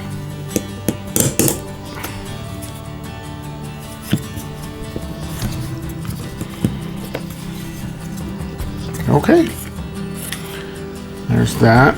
Now, this piece is going to go on there like this. So you can see in the picture, including the one with the exclamation mark, that that's how it should look, just like that.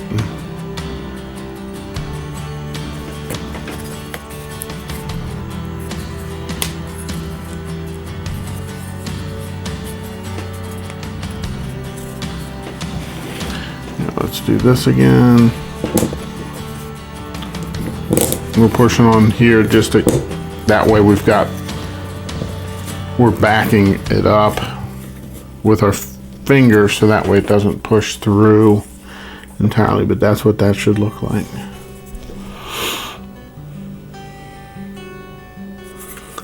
And then it also says these gears should still spin.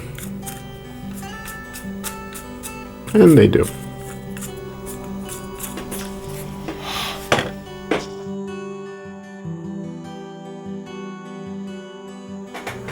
So now we need these two pieces, two 78s and a 77. So this piece is going to go like this with the printed side up. That's going to fit down into on top of this. So we'll probably have to turn it a little bit. And the gearing's also going to have to, so you need to make sure the gears mesh here as well. So you got a couple of things going on here. And then we're going to turn that until we can get that to fit. There we go. Because what you're trying to do, let me show you here. We're trying to get the gears to mesh against this gear here. At the same time, we've got to get this right here to fit inside of these little pieces here. And they prevent, actually what they do is they just prevent, it only turns everything in one direction. It slips when you turn it in the other direction, so it doesn't actually turn anything. But in this direction, it wants to turn the base. So that's how that works.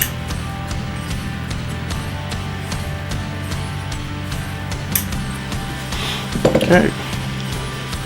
Now that that's done, what we want to do is get this aligned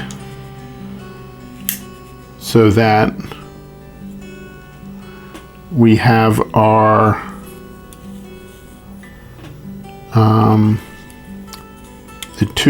the two indents here matching with the 3 indent up here. The single indent should match, the 2 indents should match with the 3, same here, same here. Now,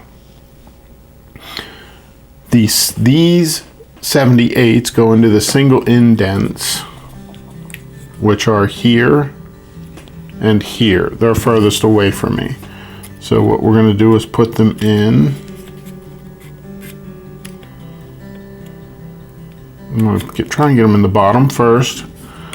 Then we're going to put them in the top like that. And then we're going to put the other 78 over here.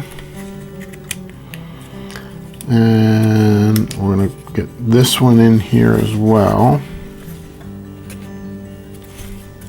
These go on pretty easy. They do not require a lot of force, at least on this particular puzzle that I have. They're not requiring a lot of force, so keep that in mind.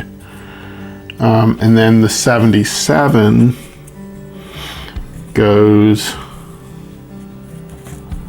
here. It goes in here like this. It just goes into the top. And the spring just kind of sits under the 77 like that. So turn those sideways.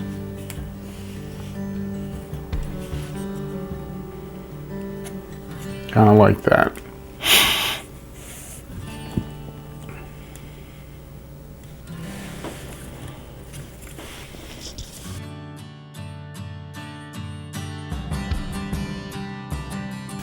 Okay, we need 2 79s, a 41, 2 80s,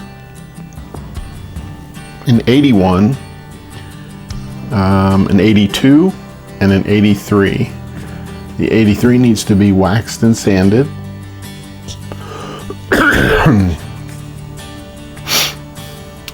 The 82 Doesn't look like it needs anything done. The 81 needs to be waxed. The 82s need, or the 80s need to be waxed and sanded as well.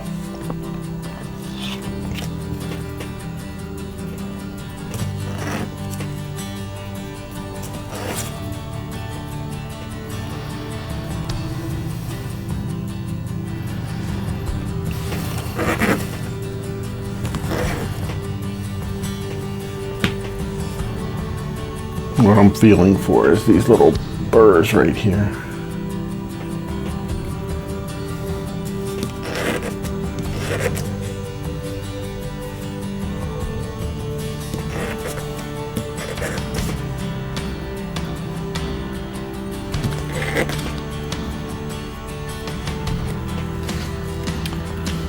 Wax. This one needs wax and sanded.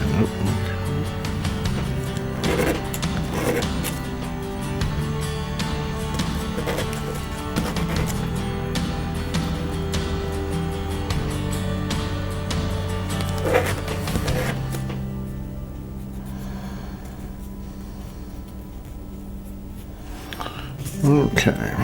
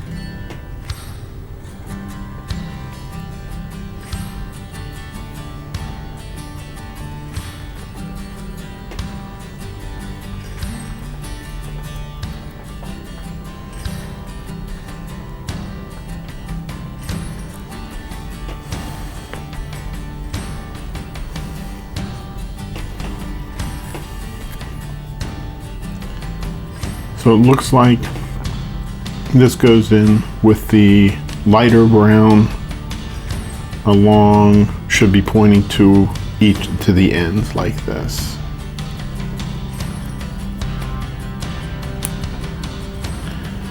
And then this goes on that.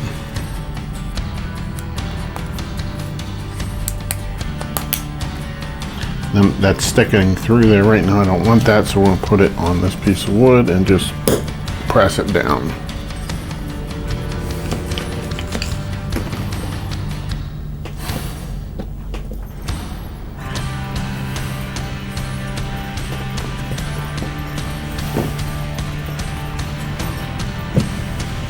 Okay.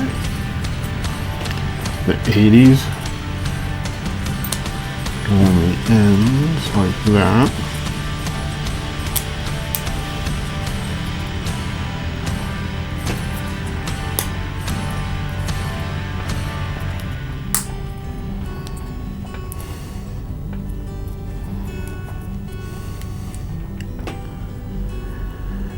Okay, now this piece goes on next. So the orientation is the hole is up and down, so not like this, but like this. This part goes on the end like that. And then the two dots on there should be vertical. And this should still be pointing up. The hole should be vertical as well. And it goes on there like that.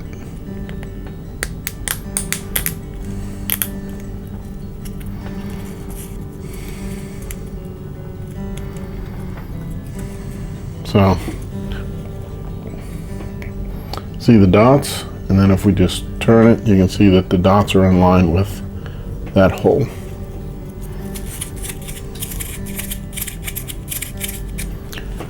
There we go.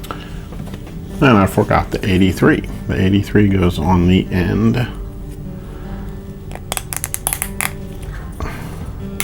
Like that.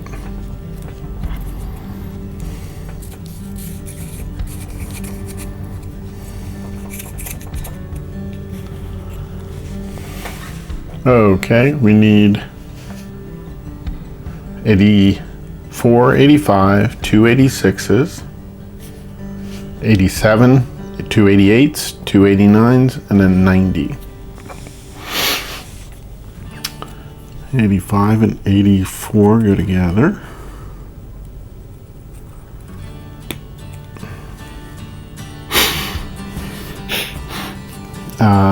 The 86, so there's two ends to this.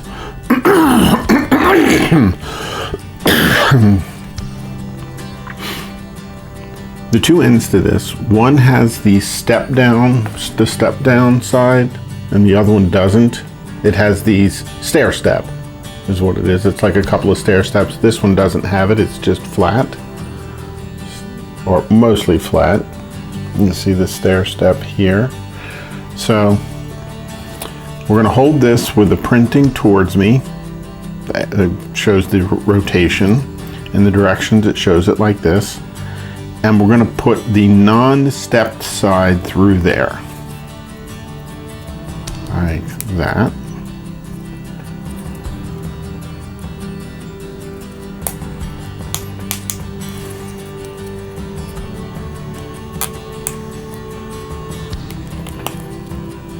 And we need to do the same thing with the second 86, but we need to make sure that we have, you know, that it matches up, the printing's on the same side, and it goes on like that. So it'll look like that.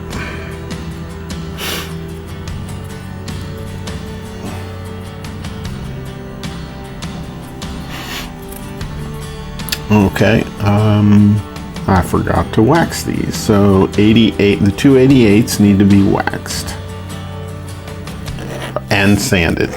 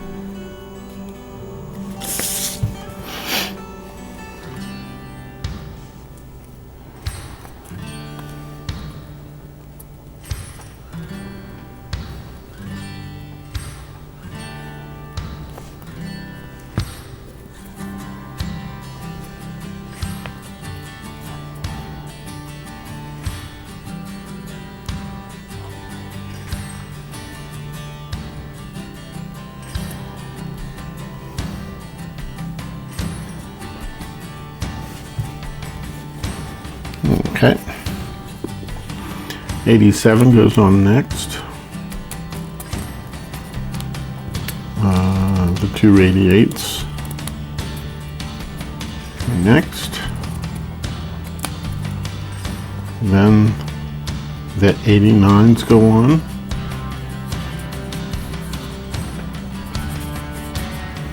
And then the 90 goes on, and you can see the little dots that are printed. They should point out so that you can see them.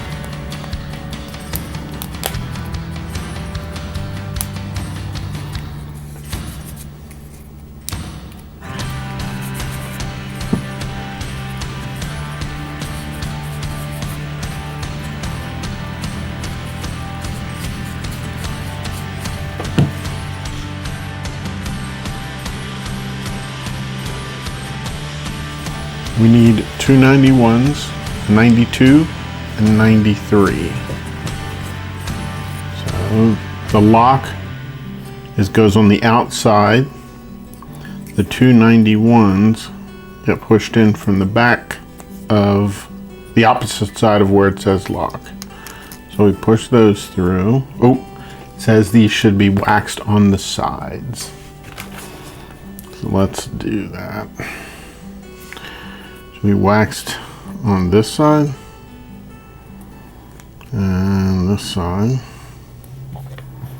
and this one should have the same done.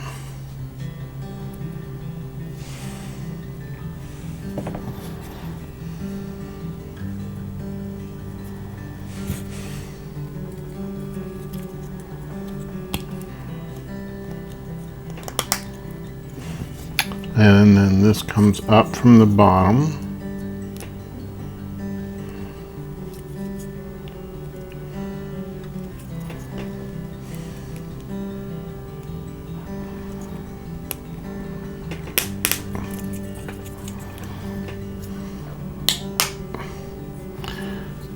And then it says these should move smoothly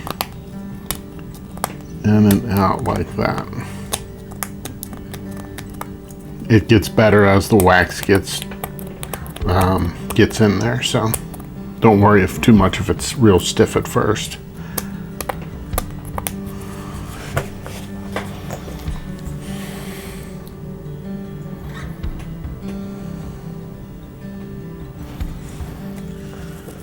So for the next assembly, we need 94. For the next assembly, we need 94, 95, and one of the pieces we just built recently. So 94, in the diagram, its orientation is like this, with the curve, with this angled part towards us and down. And then we're going to put 95 in there. You'll see the lines here. One side has them, one doesn't. The picture shows those going up, and we're going to put that in here. Like that. Then this goes in next.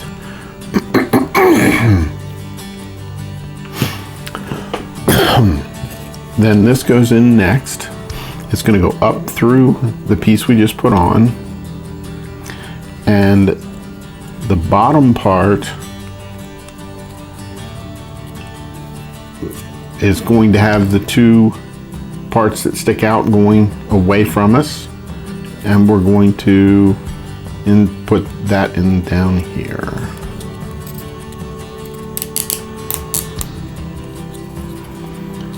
So it looks like that.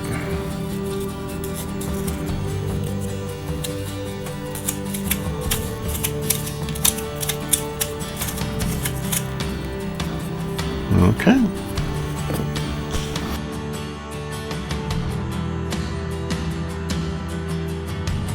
Now we're going to need this part or the part we just made. We're going to need this part that's D3. It's an assembly, the one with lock on it. We're going to need another 94 and a 96. So we're going to put the D3 in here so you can read the word lock as this shorter part here points away from you.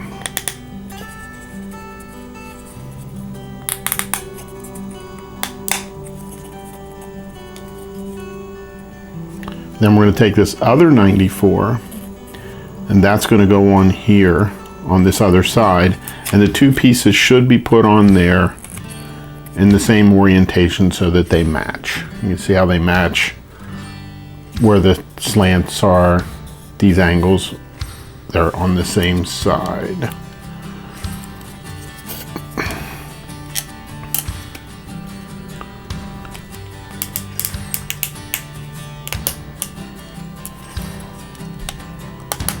I usually try to get them started before I go back and press them in, try to get them all started as much as possible.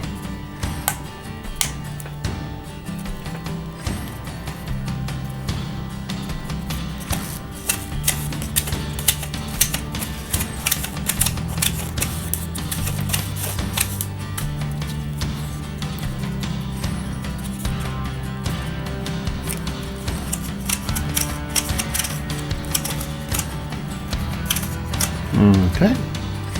Now,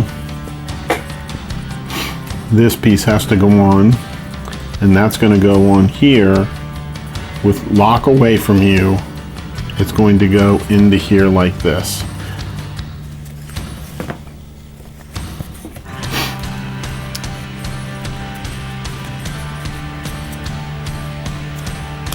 And like before, I'm just going to try and get them started before I really press them in.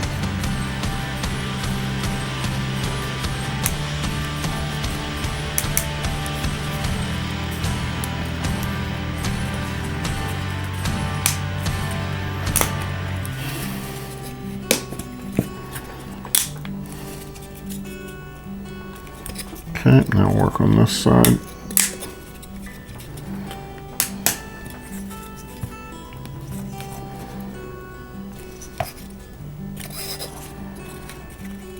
And that's how that should look.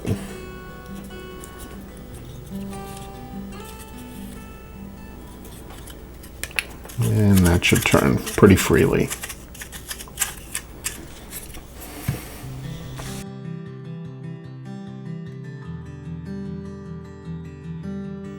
So you're going to notice this piece in the frame a little later in the video.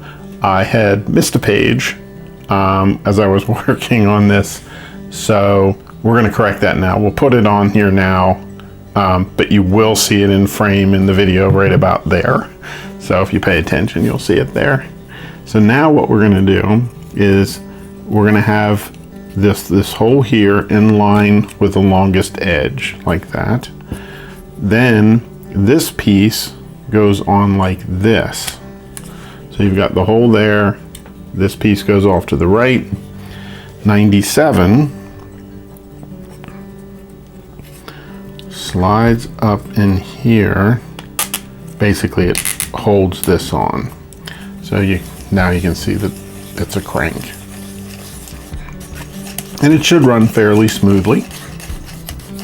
As you can see, I'm not putting a lot of effort into it, so if it's binding, you'll probably want to fix that now.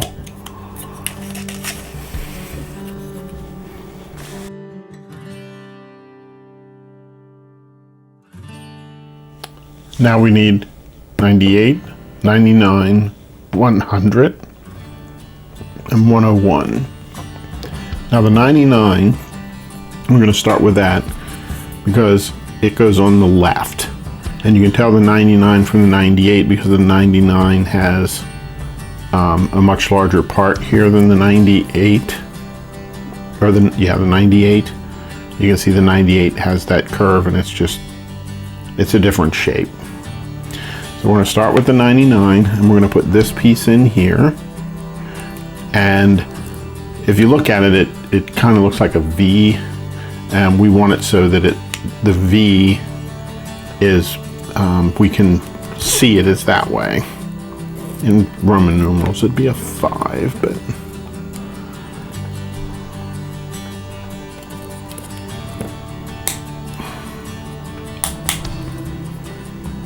okay. The next thing it says is that we need to put the 99 on, and we need to make sure that this curve here points up when we put it on so that it matches this one.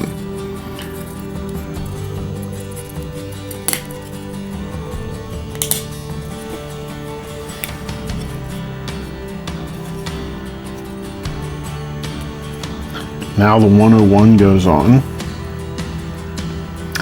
and it kind of looks like maybe, I don't know, the part that's on its own here goes to the left, so it goes in here like this.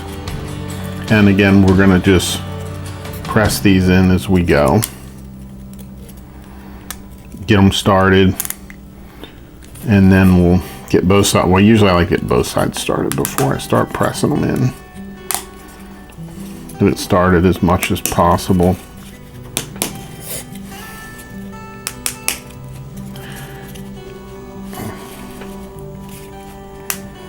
Now we're going to press these in a little bit, make sure that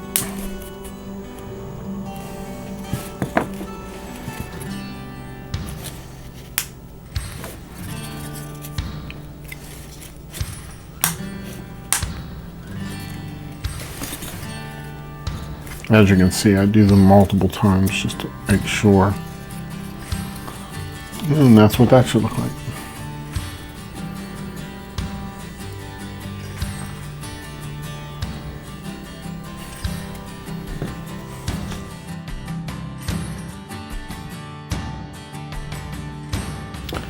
Now we need two 99s, 100, and a 101. Again, this part here should go up, and then this is going to go in there like that.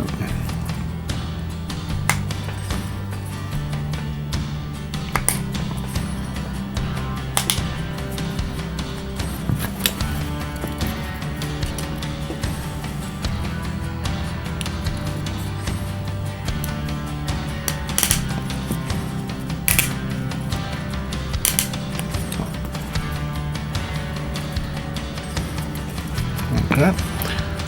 Next we're putting this in.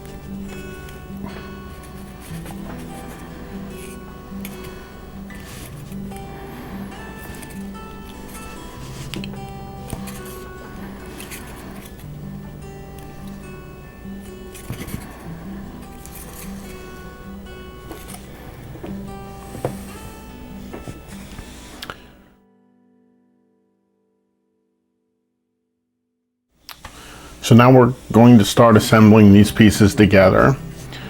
So we're going to take this piece. So now we're going to put these pieces together. You can see I have the spring sort of to the left.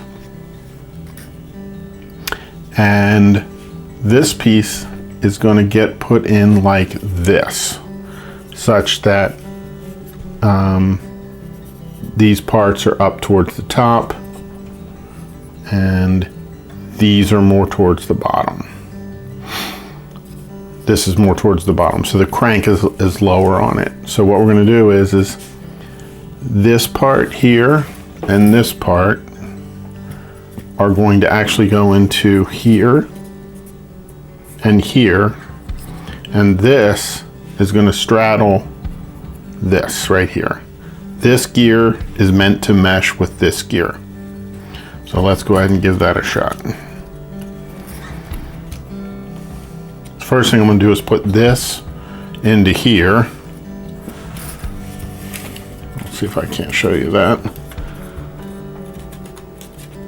Like that, get that down in there, and then slide these on. Now, let's see how hard these slide in there. So these are very easy to slide in. There's very little effort in it. Other pieces are much, much harder to slide in. Okay, so now you should be able to turn this.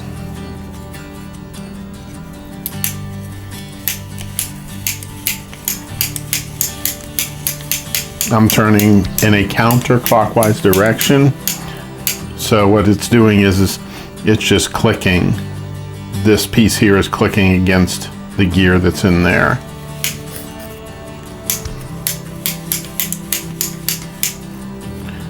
Okay.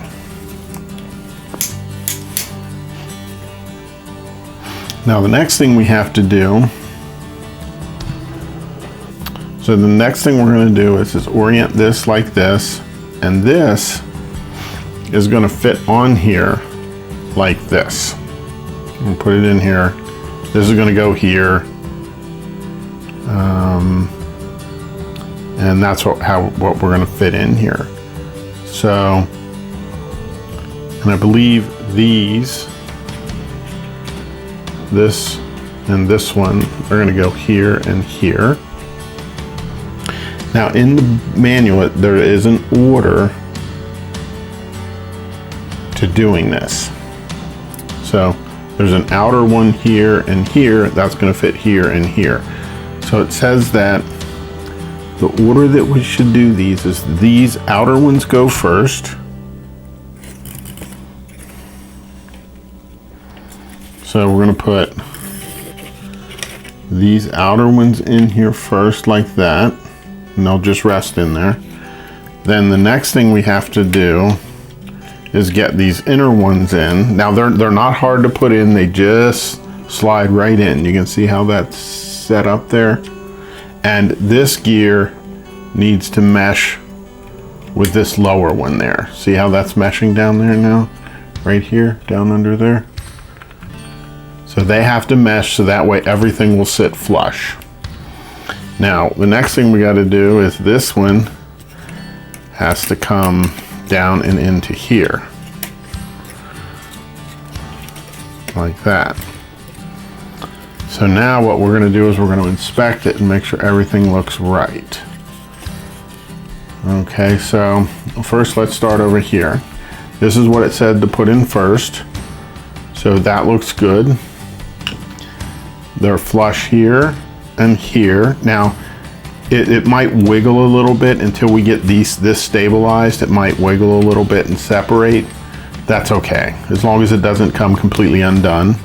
This gear should mesh with this gear. This side should be down in this hole here. Should basically sit flush there. And up here, these should be slid together. Okay.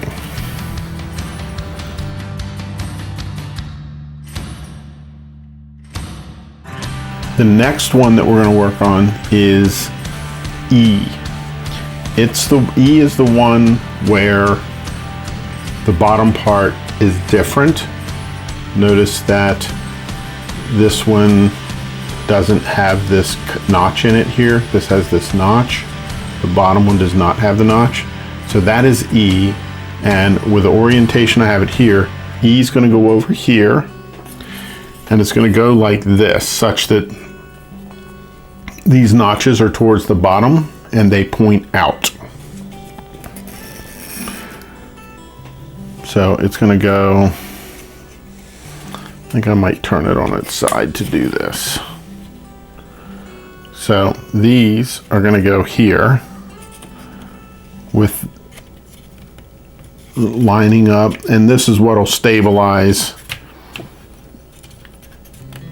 if these were out a little bit, like here. See, it's separating on me a little bit. That's okay. At this point, we're just trying to get everything so that it will fit together, and then we'll just slowly work it together.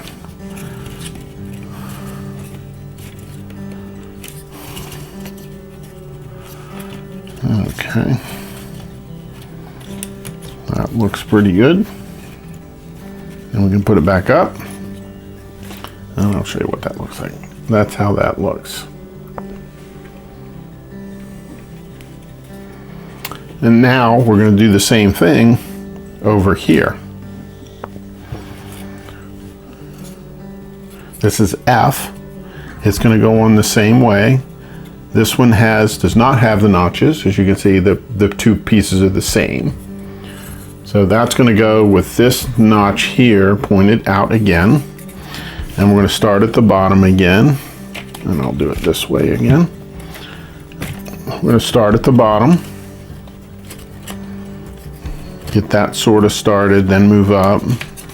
Get that one sort of started. And then up to the top here. Get that one sort of started. And then we come back and try get everything better aligned. And then we go to the top and get that better aligned. And once everything is aligned better, it all should just slide right in. Like I said, it does not take an enormous amount of pressure to slide these in. So just keep that in mind when you put this together. Now, the whole thing is much more rigid than it was before.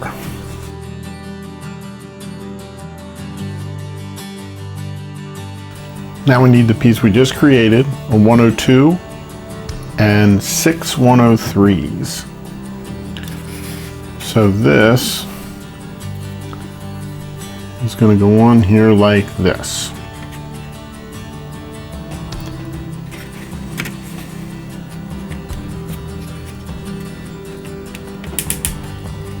Again, I'm just going around starting them.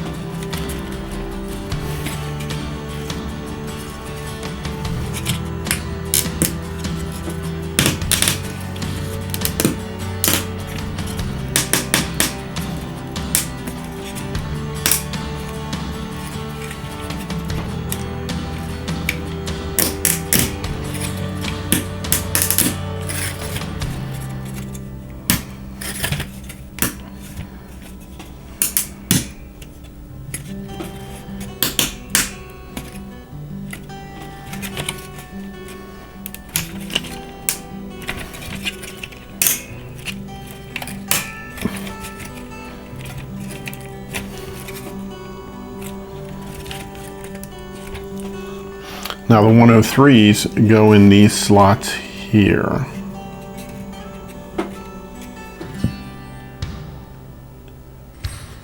And there should be 6 of them.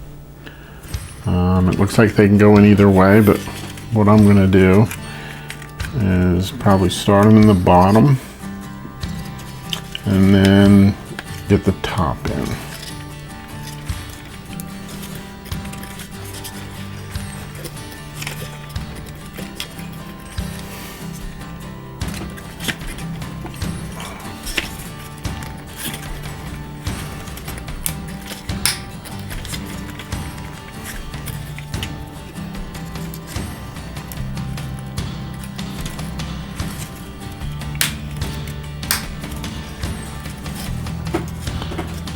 Get a better camera angle for you here.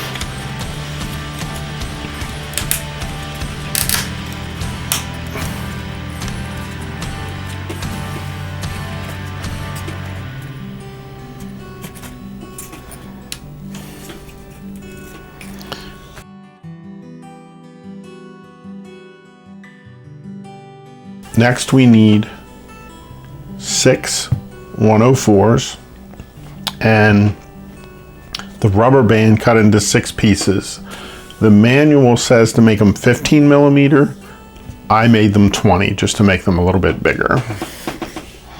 So and what you got to do on these is, let me show you here. Gonna slide it down into that slot on that side and put it down into the slot on this side.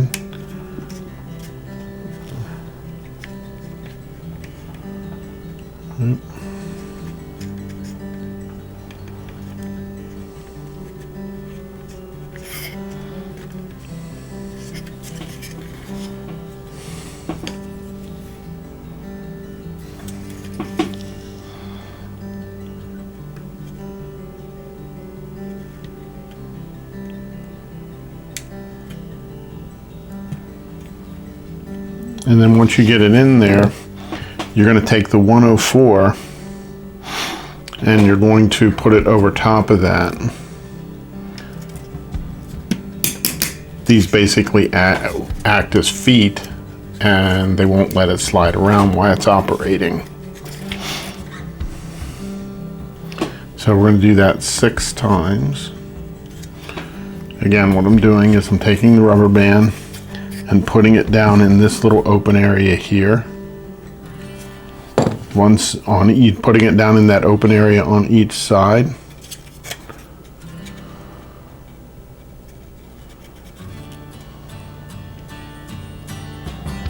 Once it gets in there like that, and I grab the 104, slide it down over top.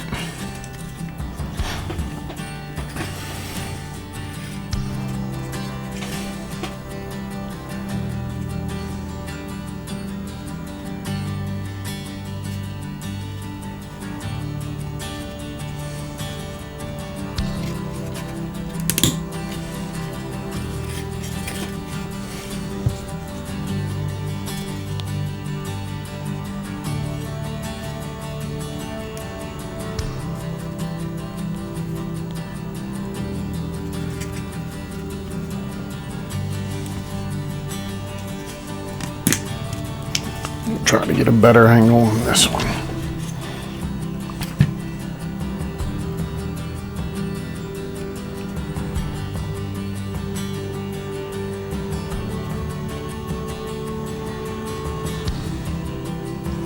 And then on mine, you can see how the rubber band stick through just a little bit on each side, right here. And then on this side, it's sticking through just a bit as well.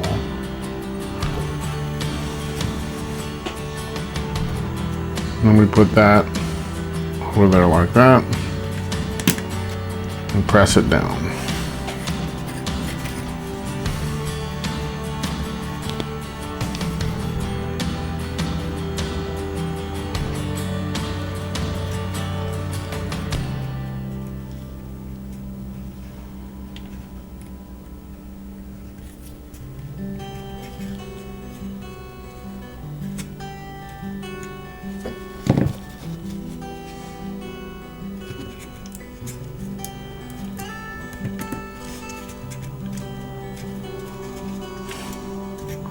And then it says we should flip the whole thing over.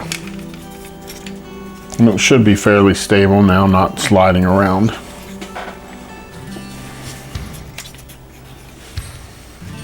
And then they have it.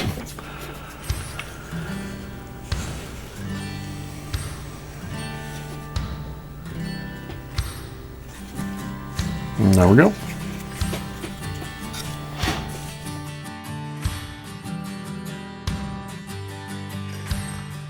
So now we're going to take the piece we just made, 105 and 106. 105, move that out of the way. 105 needs the inside sanded and waxed. And it also needs this top side waxed. Now the top side is the side with the grid marks, this side.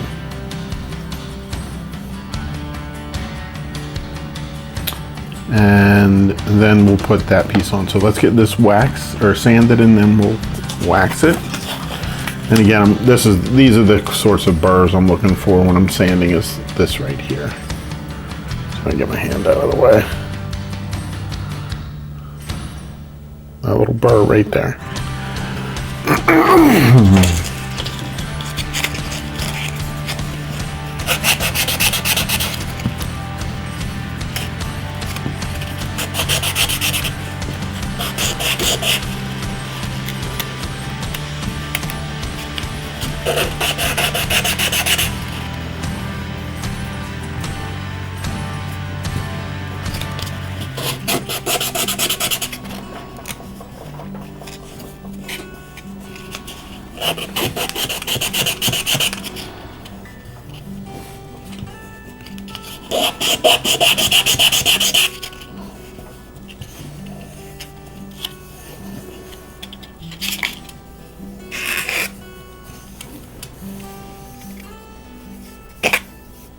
Okay.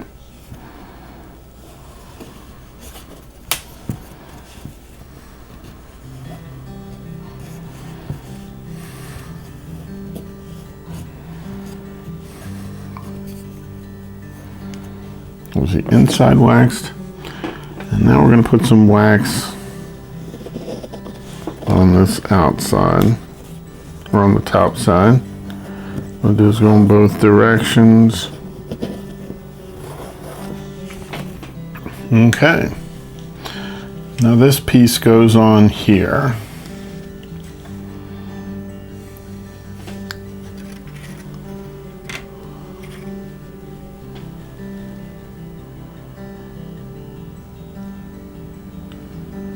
Okay, this, I believe, will go like that.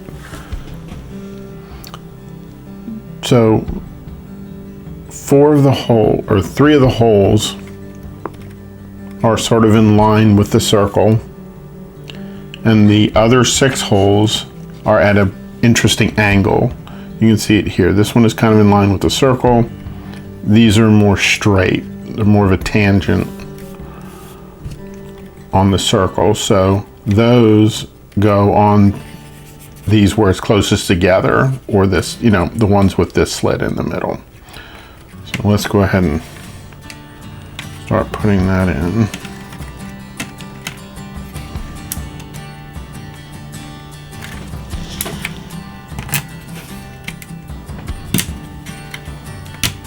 And you can see I'm aligning them, moving the bottom a little bit to align them.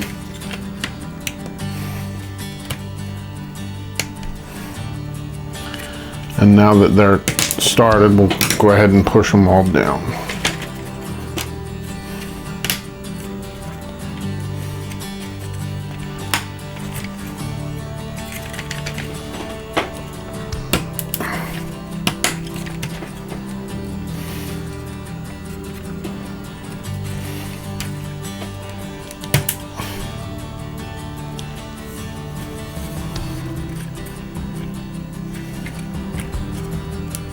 Okay. Next, we're going to put this piece right here on this front part right here. And that is going to go, you want the writing to face out towards you so that way you can see it. And just be careful not to break it because there's not much to push on.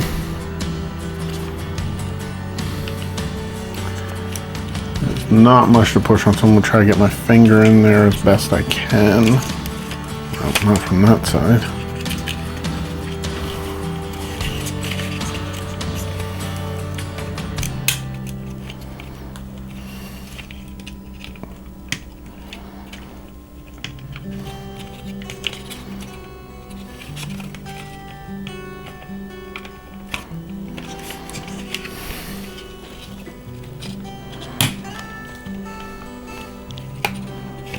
Okay.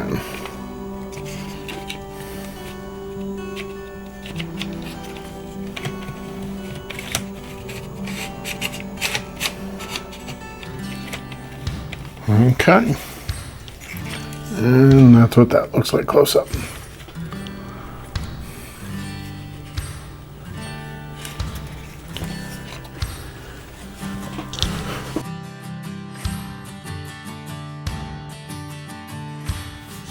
Okay, so the next part, we need to be careful because we're going to undo the spring and get it into position. So what we need to do is I'm going to try and get the spring as close to center here as I can. See this little toothpick here? I need access to that toothpick because the end of the spring has a little notch on it right here. And that's going to catch on that toothpick right there. That toothpick right there. So what we're going to do is I'm going to put it in that position there, and then I'm going to push in on the lock. Now, if the lock doesn't go in, it's not going in right now, you may need to turn it a little bit one way or the other, pull the lock out, and turn it a little bit because you need to get it to catch on one of the gear teeth. And I'll show you that. So there I got it to catch on the gear tooth. So let's see if we can get a better angle at that. Well, it's not very good, but it's the best we can do. So you'll see in here, right in here, that's where the lock is, and it catches on one of the teeth. There's no good way to see it from the top, or I would show you that. What that'll do is that prevents this from rotating on you. So that way you're not dealing with too many things at one time. So the next thing we need to do, now that that's locked, and don't forget that, and here, be really careful of the spring because it's going to want to unwind on you. And it's going to do that on me, and I'm, for the most part, going to let it unwind. Make sure you have a good grip of it, or it's going to, the piece of wood in the middle is going to drop out. I'm letting it unwind very, very slowly because it will cut your fingers. And we're going to let that drop out.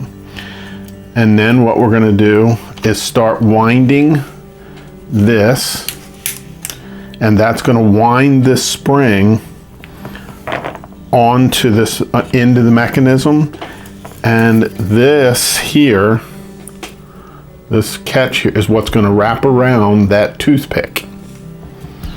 So I really can't, I'll have to just, as we get closer, I'll show you what I mean.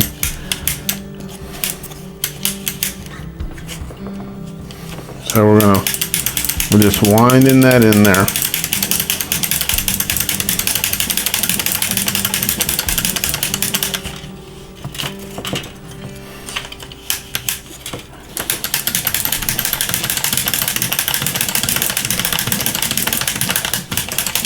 And you can see it's right there up against the toothpick is where it's going in.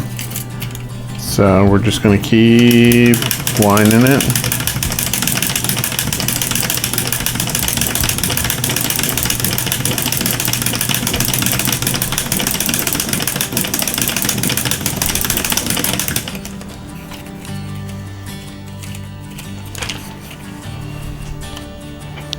So now I'm just going to start feeding it by hand, just to get some more control. If I need to wind it more, I will, and it looks like I will need to a little bit. So we're going to put a few more winds in it just to get some of the spring out of the way. And so then we're going to push this in by hand like this, and you'll shortly see how the notch of the spring, which is right here, is just going to naturally catch, let me get that out of the way, on that toothpick there. So at least that's the theory.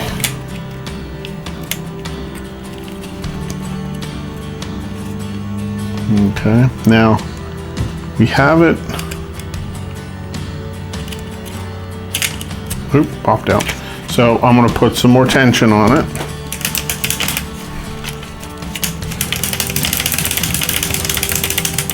But just a few winds, and then I'm going to take this spring, and I could use my finger to do this, but I'm doing this so you can see what's going on.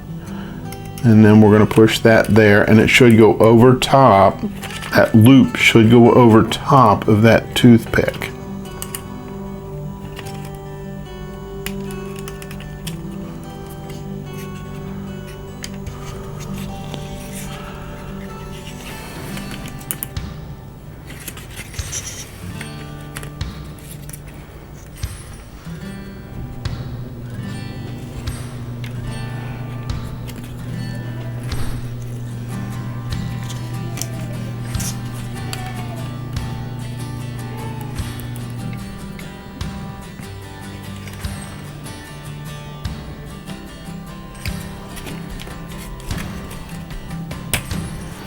And there it went on the toothpick.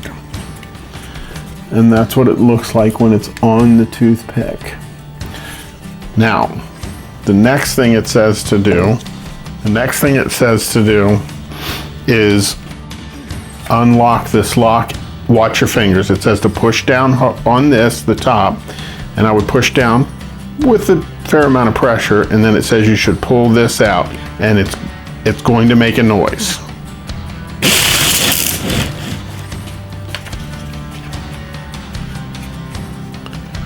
That's what it said to do. Now, I'm coming around to make sure my toothpick is still attached, or that it's still attached to the toothpick, and indeed it is. So now it says that we should relock it, put 5 turns into it. 1, 2, 3, 4, 5. Okay, and then it says unlatch it again. But I'm going to put pressure down just to hold it, and it unwound again. So now there's no pressure on the spring. The spring is up against the edges here, so that looks like it was a pretty good wind. It's still stable here. against this toothpick, so that's good. So we seem to be in pretty good shape.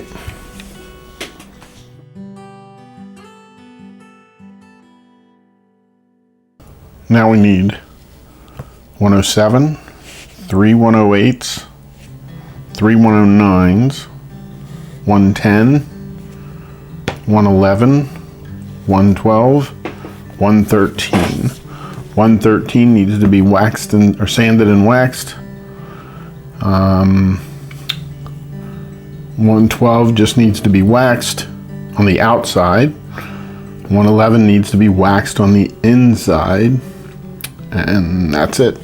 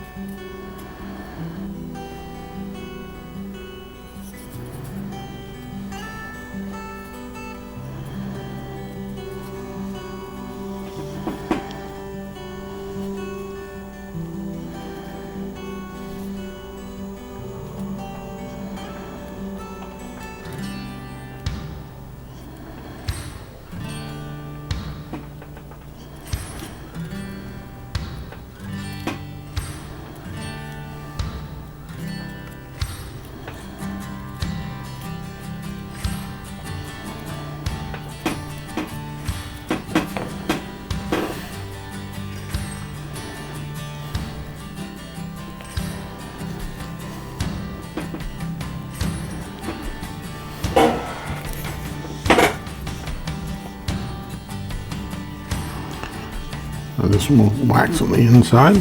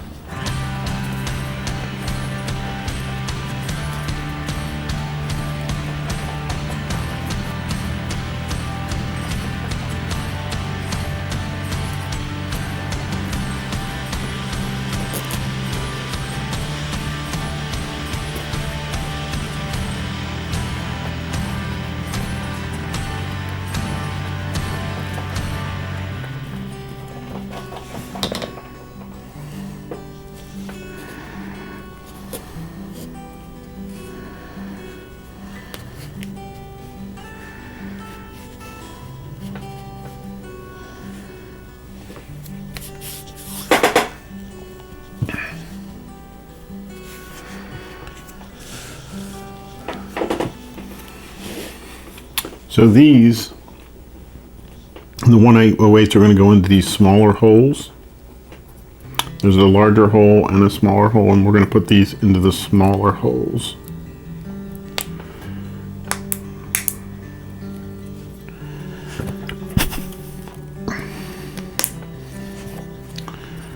And then it looks like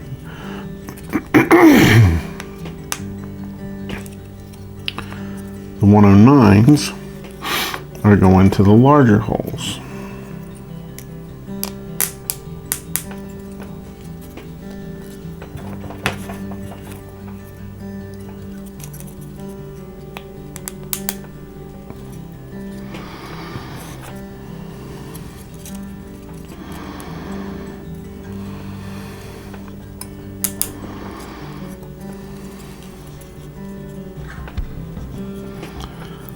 Look at them all, make sure they're well seated.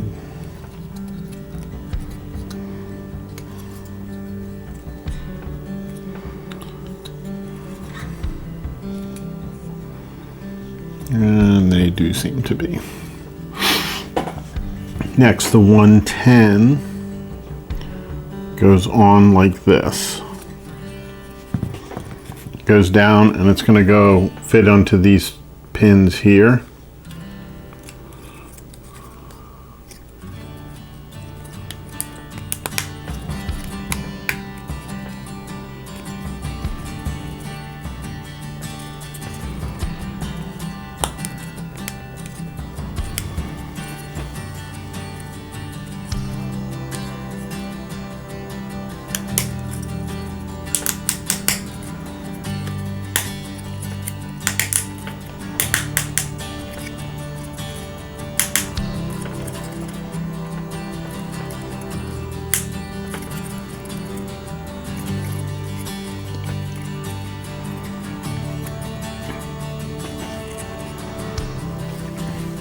Next,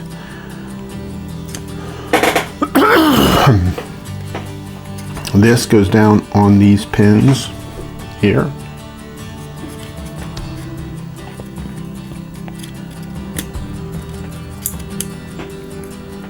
These are not very hard to put on there. They're sliding in pretty easily.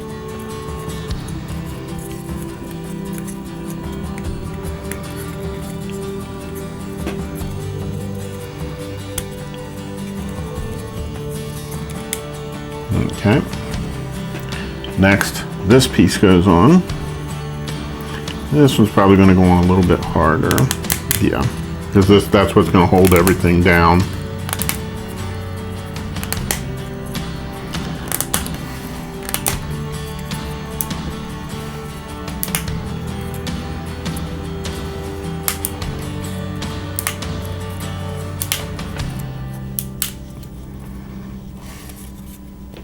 Okay, then this piece goes down into here, down to the little ledge there. You can see it.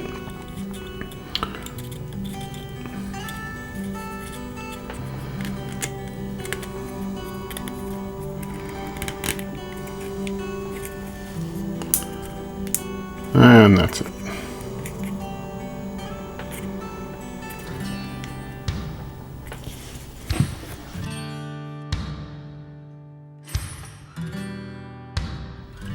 We need a 114, 3 115s, 116. These are 69s and they need to be sanded and waxed. A 117 and a 118. We're gonna get these sanded and waxed first. They're so tiny.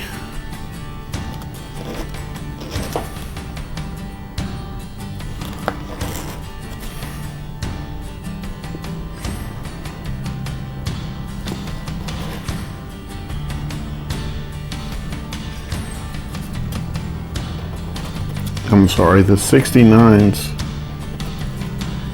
do not get waxed. They only get sanded.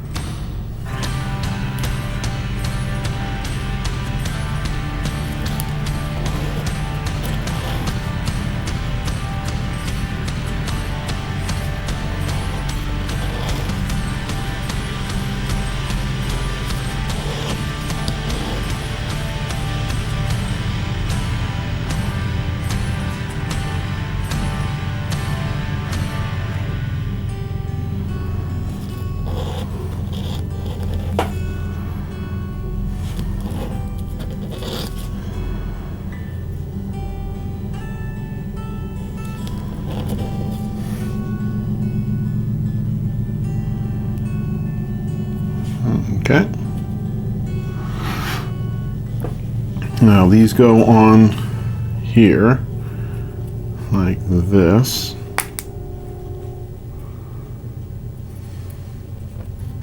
With this little longer part up, or the narrow part up.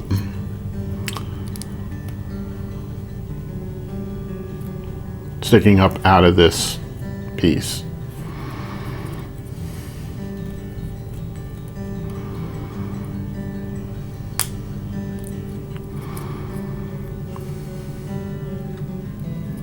Okay. Next, it says this piece goes on here like this. Then this goes on top of that,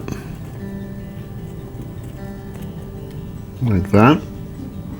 Next, we're going to drop in these cylinders that we just sanded. They don't get waxed, just as a reminder. I misspoke earlier.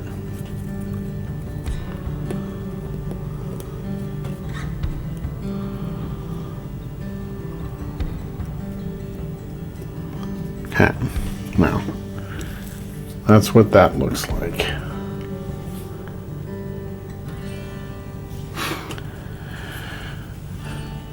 Next, 117 goes on top of that.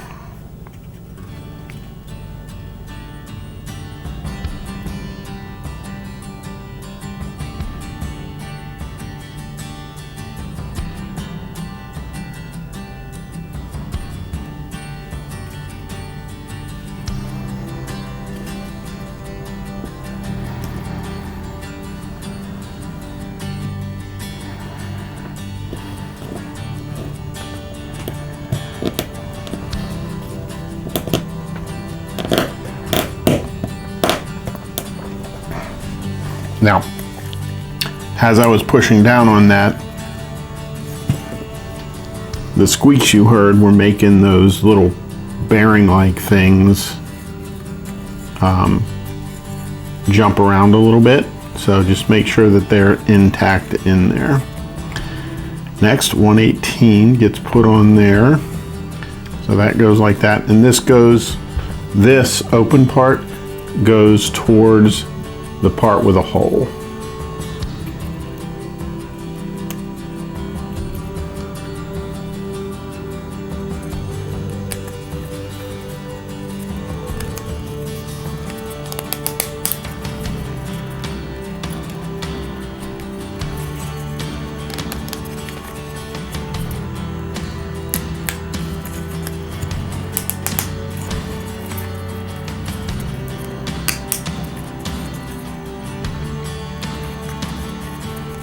And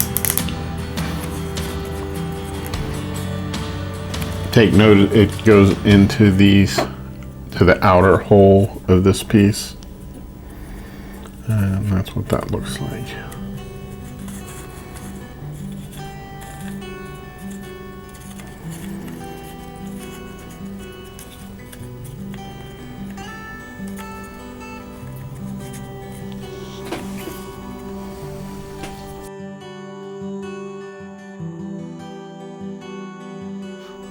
We need a 119, two 120s, 121, two half toothpicks, a 122, and two 123s. So the 119, the 120s go into the 119.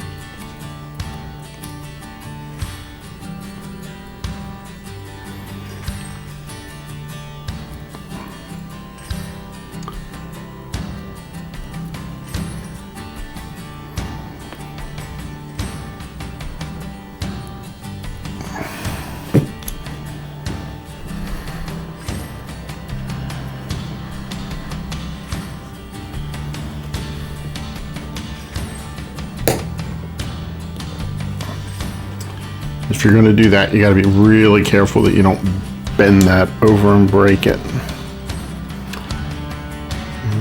Now we're going to try this one. Get it started.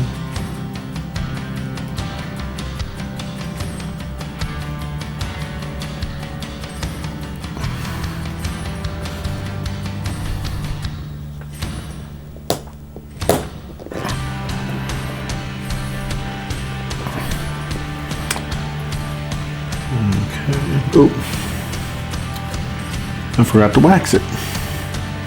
This gear needs to be waxed.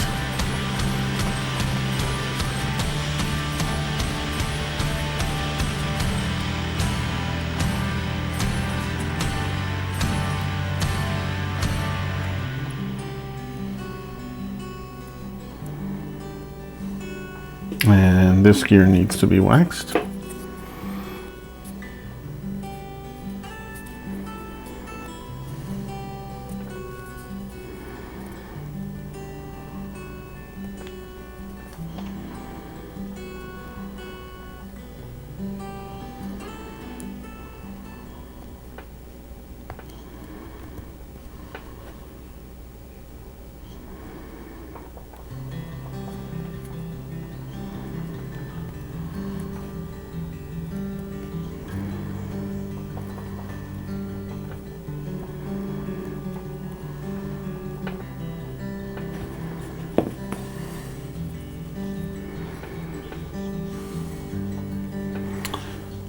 Okay.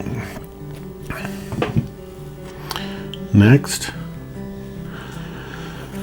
this toothpick needs to go into this hole, and we'll push it up from the bottom because I usually find that to be a little easier. Make sure you don't run that into your finger.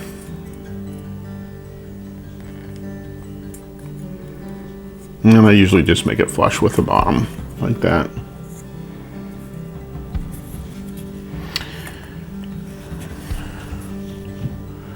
We should have finished putting this together. Going a little out of order, but that's okay.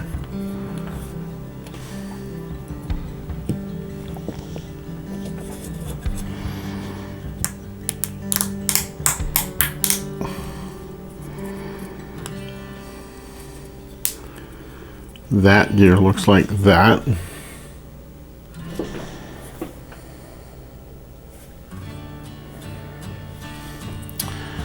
And this gear goes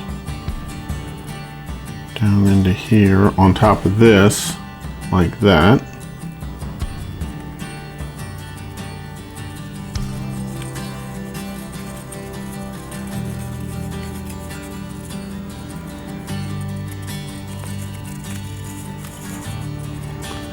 Okay, now next thing we got to do is put these in. So there's one here that's got a hole on it, which is this one here, and these two pieces get put in here and here on either side of that hole.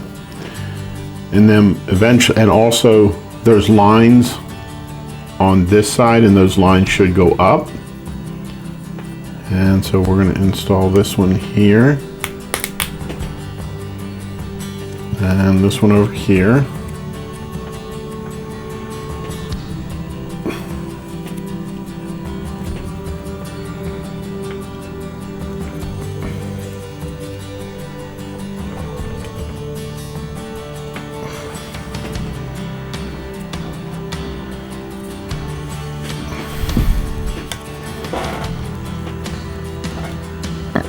Okay, that's got that one and that one.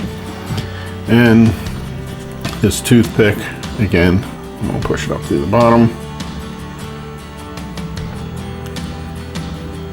Well, maybe not. See if we can get it down through the top. Also, there's two holes on here. One is closer to the center, the other one is closer to the outside. These should go to the one that's closer to the outside. There we go. Now we're gonna push that up and make that flush to the bottom. Okay.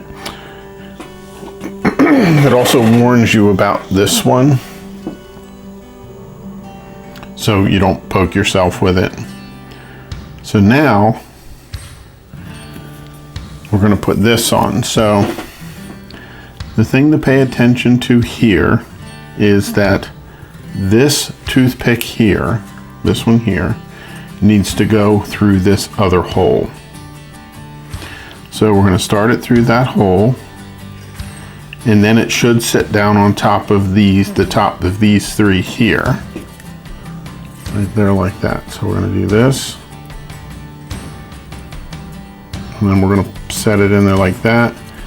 And then we have to put this together with the whole thing moving around. So got that one started. That one started. This one doesn't look like it wants to start. There we go. Now we got them all started. So now I'm going to press them in. Now underneath what I'm doing is I'm putting my finger through the separation here and my thumb up above and then squeezing it together. And I'm going to do that on all of them.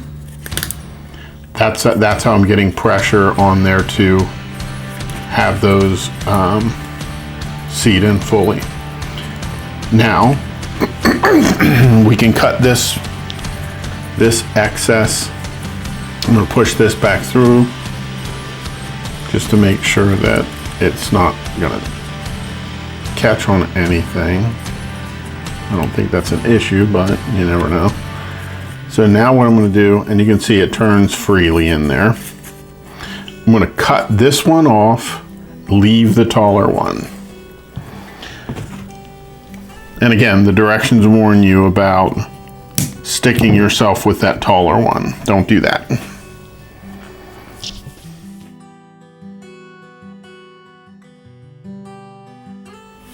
Okay, we need 124, 466s, 125, 119, two 126s, and half a toothpick. So you'll note there's lines on one side, no lines on the other. Now, in the directions, how they have this is it's flipped so that there's no lines, and we put these pieces in the small holes such that they align with the spokes.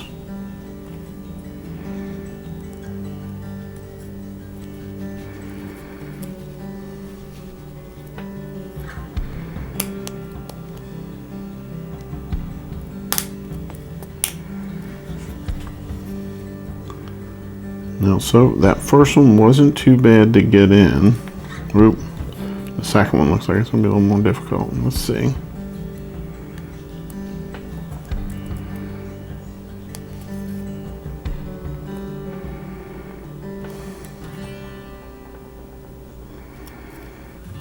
It wasn't too bad after all.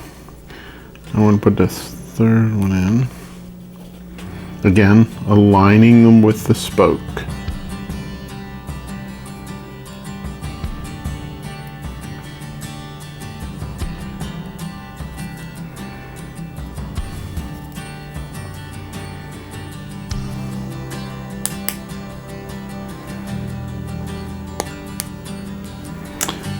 And we're going to do the same thing on this one.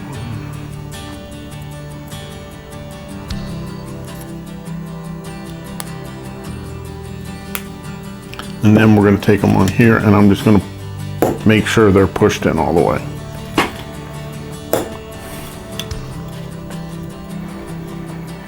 Okay, next,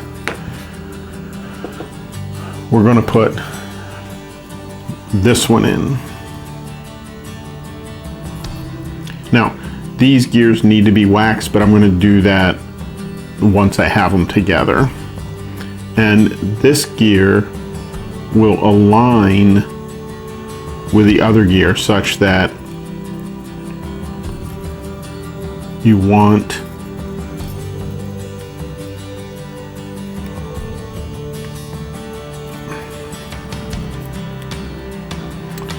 is these lining up. So you want these to match up with these. So if you get it wrong, see how they just don't quite line up very well? It's not in a straight line. If you do that, turn it 90 degrees and it, not any better. Turn it another 90 degrees. Still not there. We'll go one more. So what I did was I went 90 degrees in the wrong direction. So now we can push it down. And actually, let me show you this rather than do it that way. Let me pull that apart. There's marks on here that you can go by, and I really want to show you those.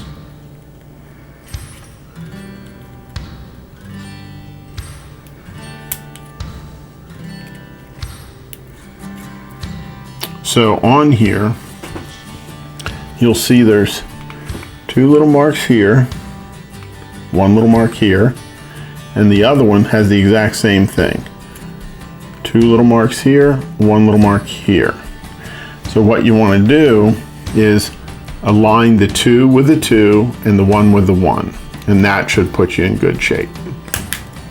That way you don't have to worry about turning it to figure out how it goes on there.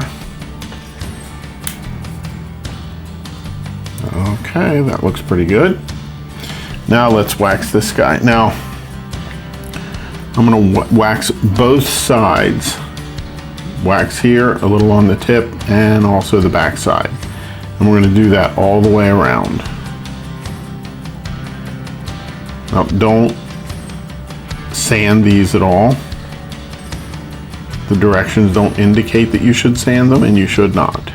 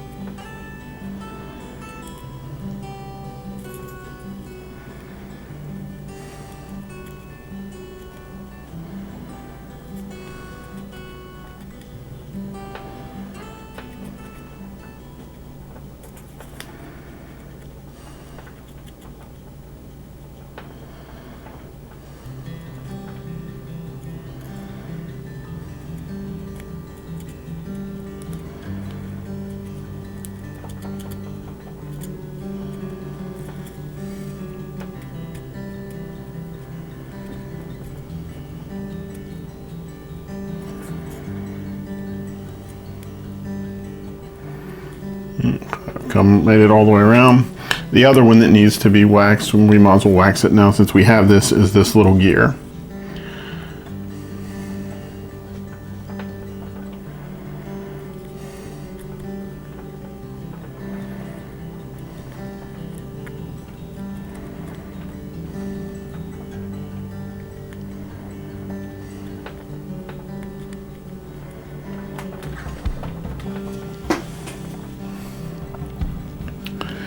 Now, the next thing that goes in is, and the line should be down when we put these in. These lines here, they should be down. We're going to put, there's a short side and a long side. There's short side, long side. The long side should go down into these gears.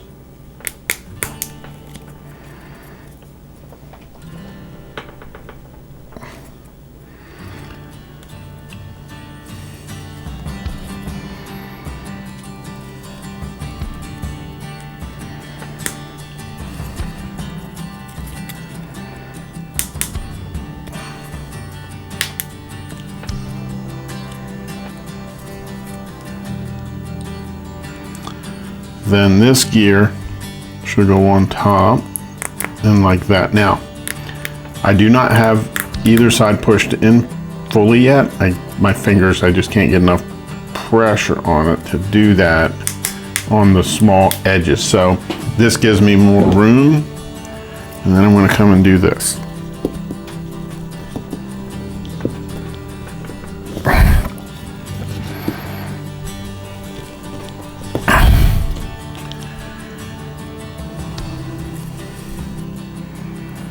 And that's what that looks like from the side.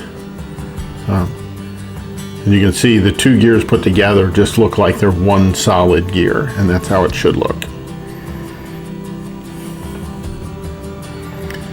Okay, now this is going to be put inside of here.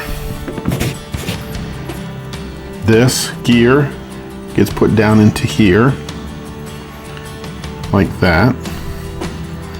And you'll need to turn it a little bit until you catch. Get that out of there again.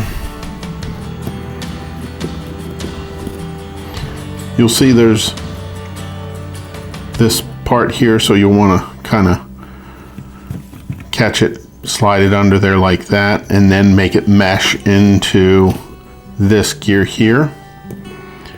So once it meshes, then the next thing you're going to do is take that half toothpick and push it down in there like that to get it aligned with that center hole.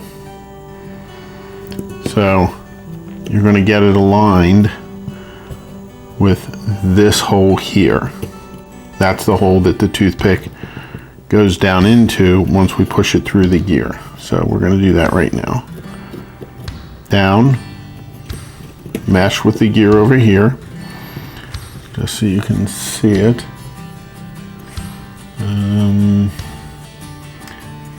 There it is, right down in here.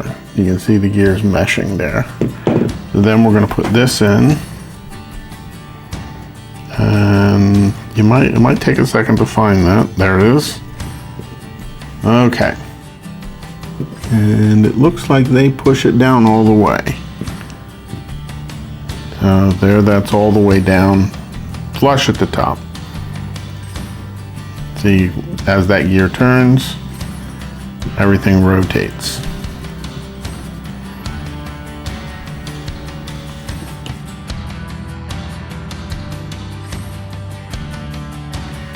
Okay, now we need 127. Two 128s and a 129, and it says we're going to need 5 half toothpicks. I think that's for this step and the next one. So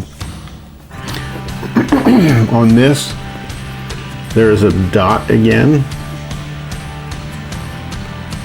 and as these point away, you're going to want the dot on the left. So also we need to wax the insides up of this. So we're going to put a little wax on there. It does not say to sand it. We're just putting some wax in there.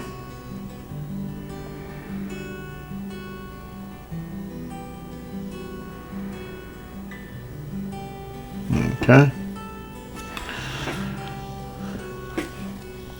Next, we're going to put toothpicks, the half toothpicks in these holes here. Okay, well, that was sharp. Well, sharper than I expected, so let's get the shorter one here.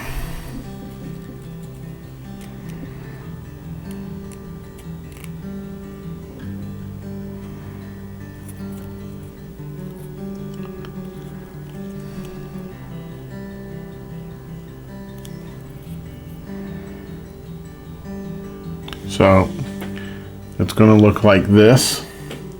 And notice I have the little hole on the left. So then the two 128s go on, and they go on with the narrower end pointing away, like that. And we're going to bring this over so that way we don't push those through the bottom of that other piece. Put that on.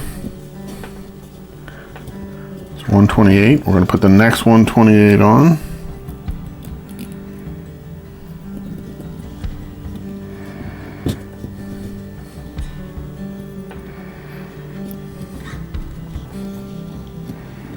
Okay, and then we're going to put our 129. The tip again points away.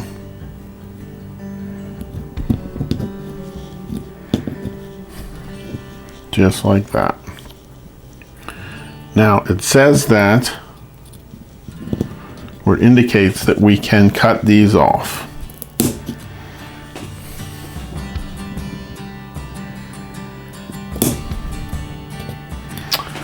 And that looks like that.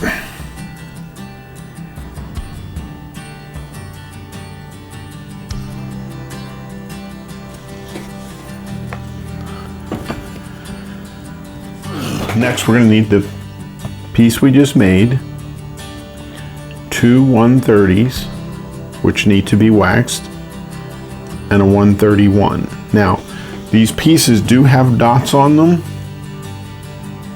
So what I'm doing is I have them laying here so that the dots are on the left-hand side. See a little dot right there? This one's kind of hard to see because of the coloring of the wood. So now what we need to do is put some wax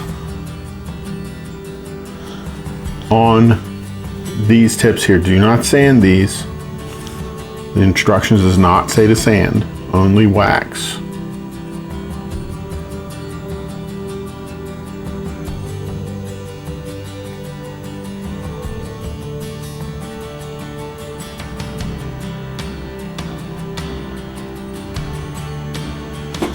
And we're going to wax both of those.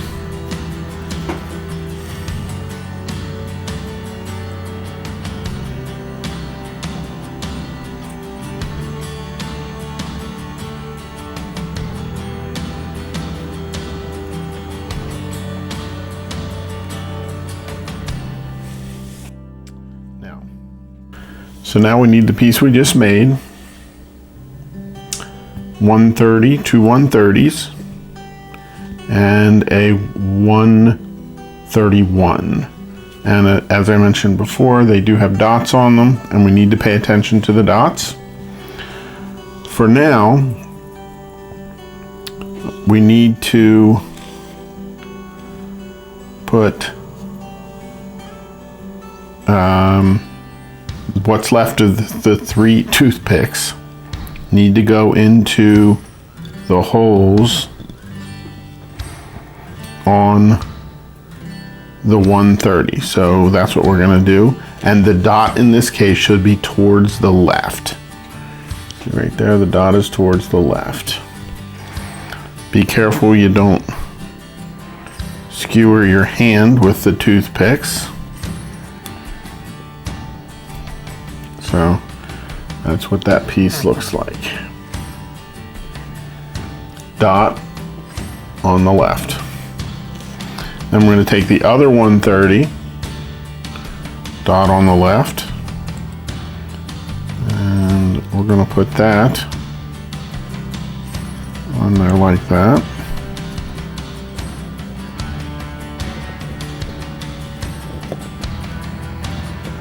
Just like that. Then we're going to take the 131, again, dot on the left. That goes down there like that. Then we take this other assembly that we just made.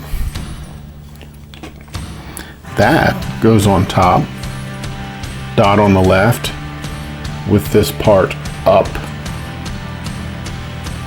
That goes on there next, like that.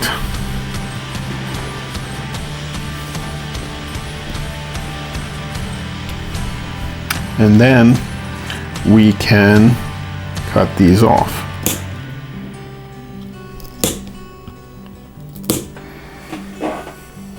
So in the end,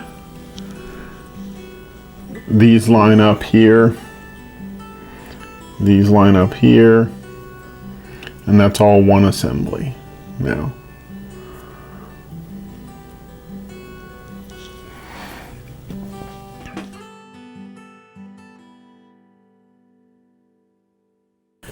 Now we need a 132, a metal washer.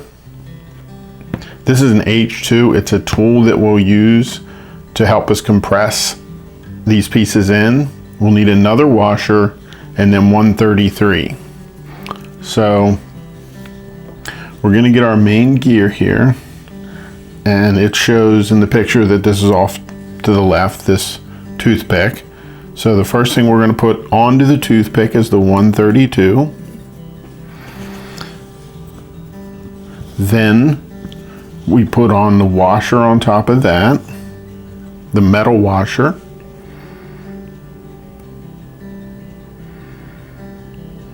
Like that. Next goes on the part we made here, and it's going to go on like this. So this little part is on top. This is on the bottom. And that goes on top of the toothpick through that hole.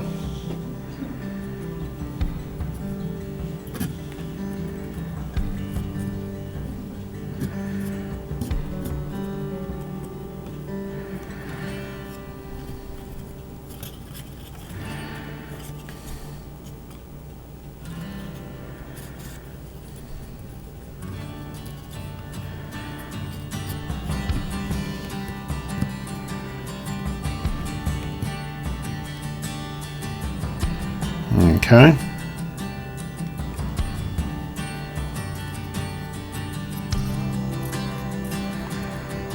Next goes the washer.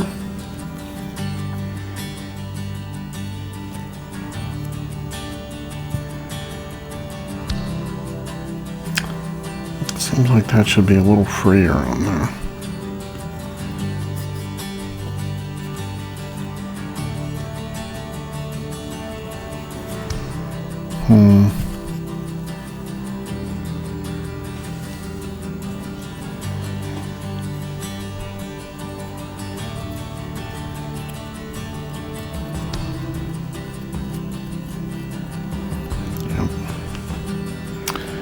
So I think this should swing on here a little freer. This toothpick seems must be a little bit wider than normal. So what we're going to do is pull that out. I'm going to slide this under here. And we're going to put this toothpick in here instead.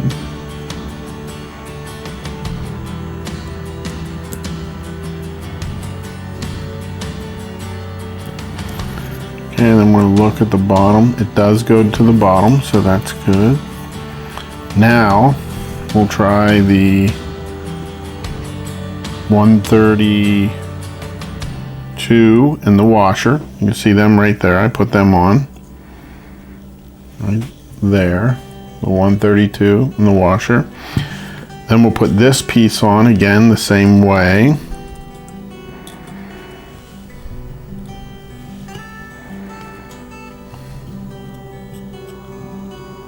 And that feels much freer.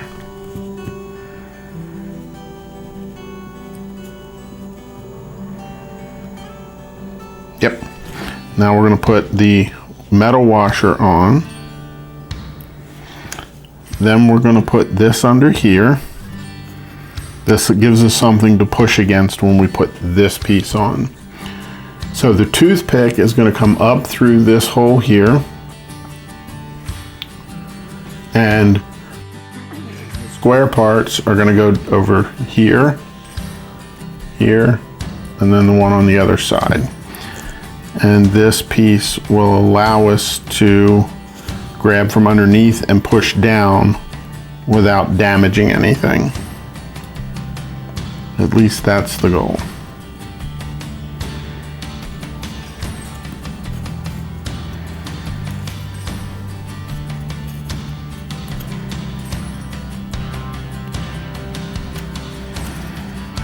Now we're gonna push this over to the left a little bit. Try and get that started. Okay, that feels like that one started. And we're gonna come over here and do the same thing.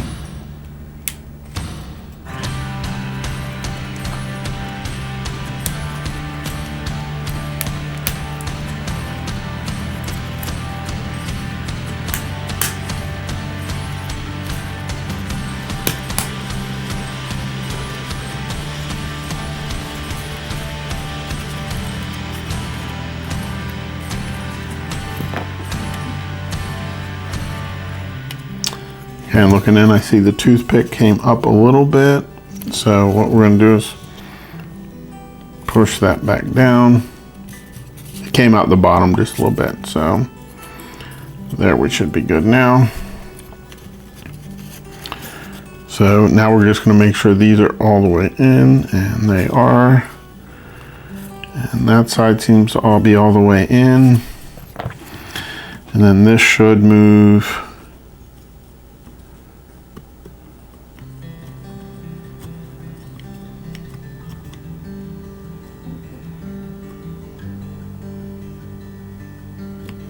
like that. So now it says that we can cut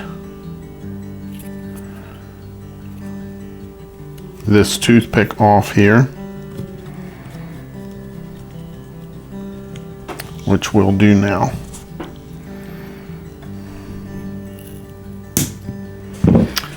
That's how that looks.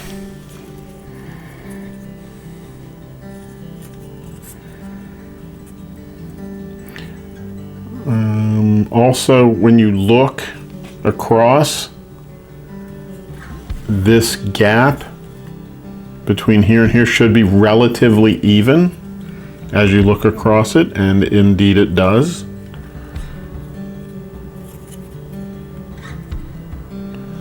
Okay.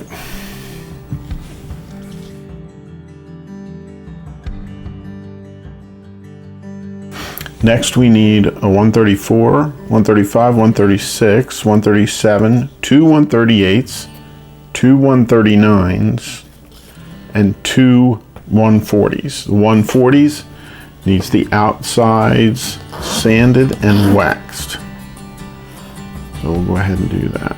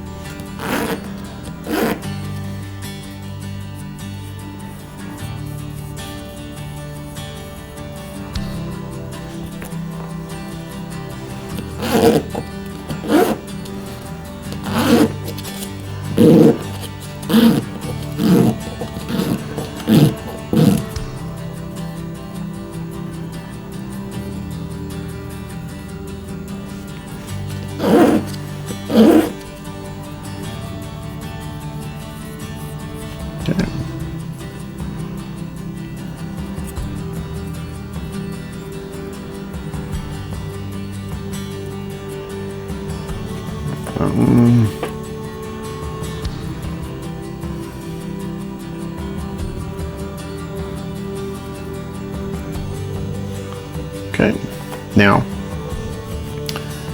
there's dots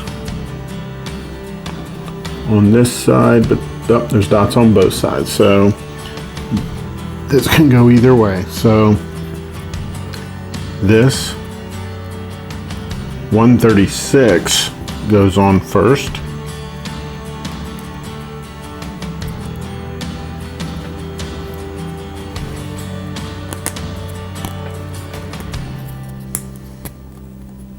Then 135 is next, and then 134.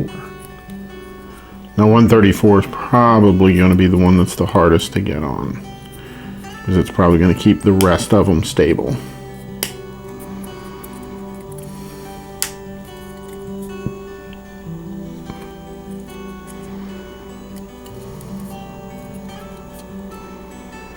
Okay. Next, we're going to put on the 138s. Now, pay attention to, there's this side with the hole, and this side doesn't have one.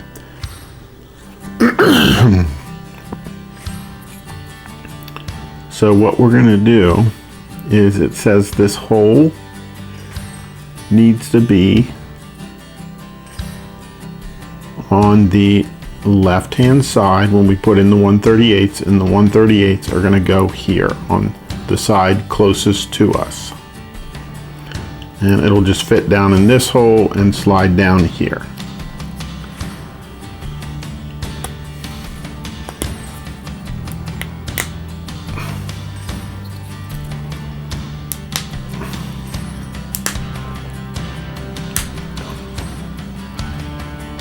Okay, and then the next one, again, the larger hole over here, we're going to put the other one, 138 here.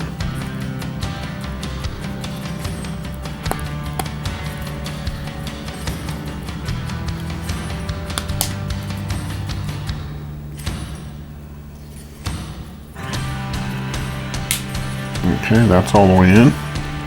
Now we're going to put this hole on the left, and we're going to put in the 139s into these two positions.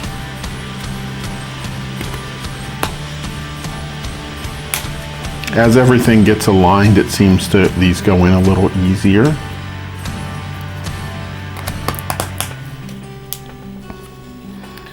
Okay.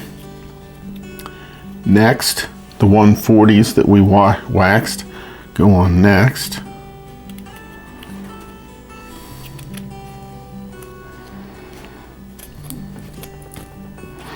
First one's probably going to be a little more difficult because you have to align everything. That one goes down, and then the next one should be a little easier to get on. And that goes on there like that, so that the piece looks like that.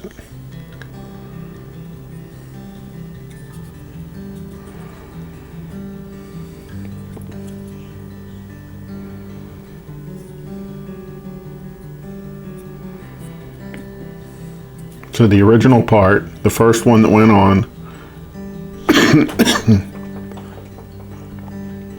so the first part that went on, the original one, the first part, has a large hole on this side and no hole, nothing on this side. So that's how you can identify the first piece we put on.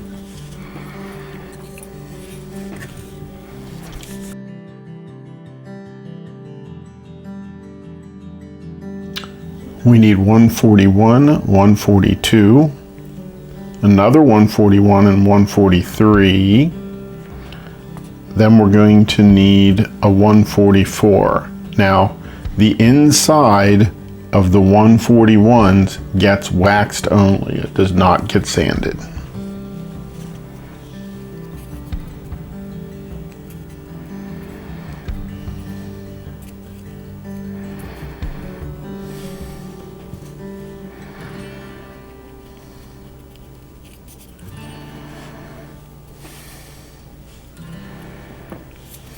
Okay. Dots on both sides. So it goes on there. This slant is towards the inside of the part. So it goes on there like this.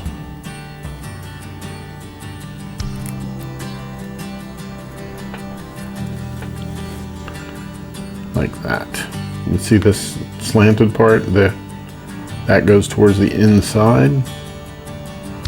And yes, this is separated here. Don't pull it apart.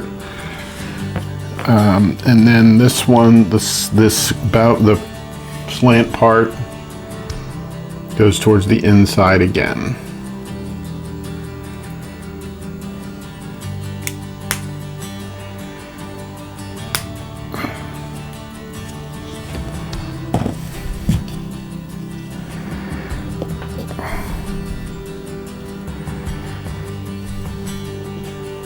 Okay, that's what that looks like. Now, we're going to take this piece here, and it's oriented like that according to the drawing. I'm going by this lower piece here to know where it should go. The piece that's labeled as I2 is the one with the slice that goes all the way through to the top of the part. That one's going to go on first, and you're going to have to separate it just a little bit to get that on there.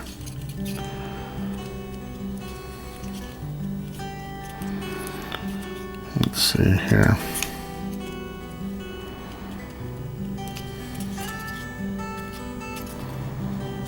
Okay, then the next one that goes on is the one where the slice does not go all the way to the top. And they have that almost opposite of the other one. So again, slide that on. Then we're going to put this piece on, and that holds them in there all down.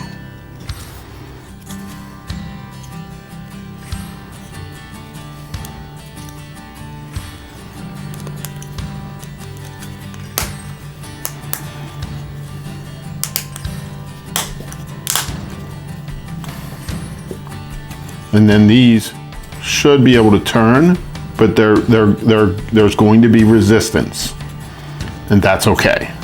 They should not turn easily. So they're kind of in there like that. They have this piece here, the one with the slice, at going to this piece, which is the original part, because you can see it's opposite of here. The other one, they have going about halfway between the one without the hole and the next one over. That's approximately how they have it set. It doesn't have to be exact.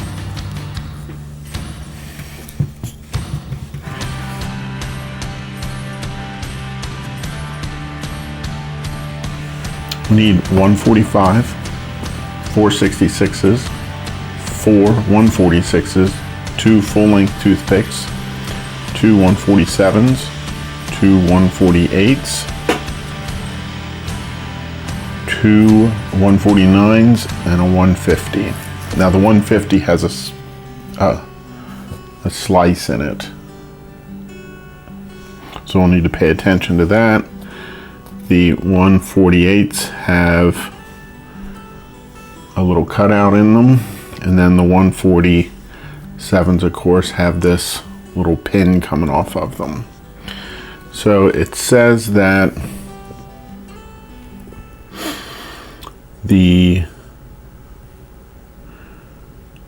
once we put these together,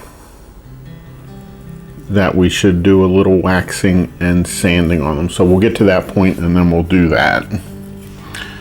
So the 66 is going to the 145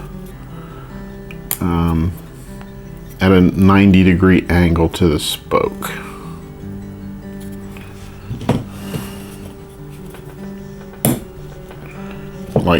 Like that.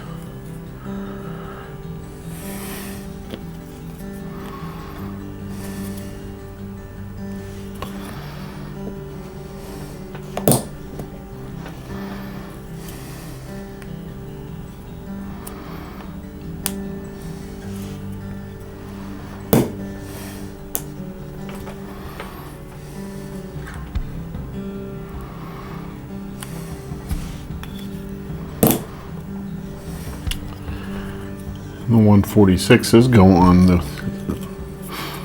top of the 66s.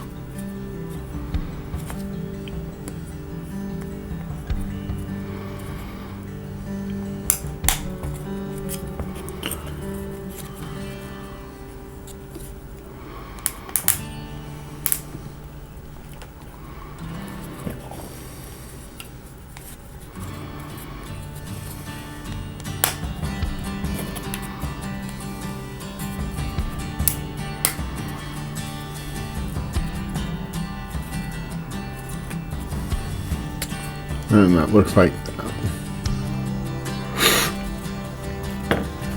Next, we're going to take the 148 and we're going to align the two cutouts so that they're like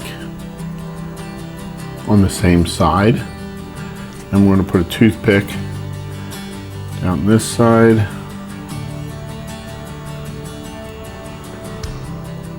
Let's put one on at a time.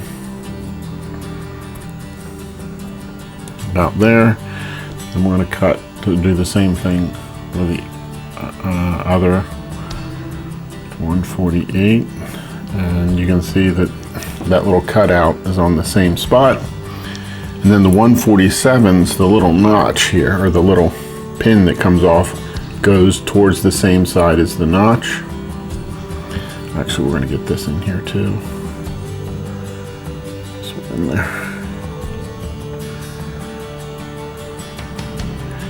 we're going to push that up there like that, and then we're going to take this one and do the same thing. So that it looks basically like that. Now it wants us to sand this, so what I'm going to do is sand these two areas here on the back and smooth them out.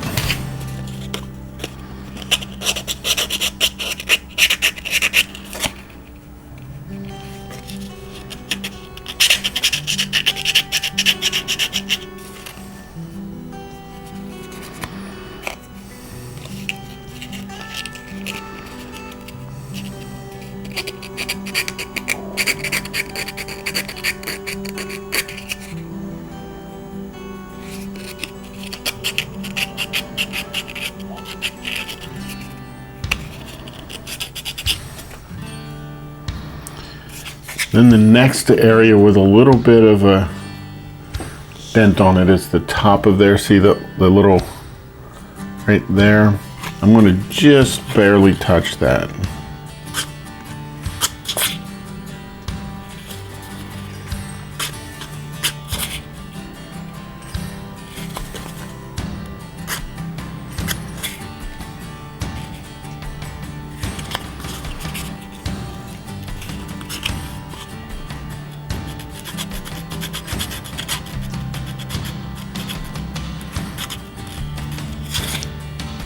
I'm not sanding these shoulders here.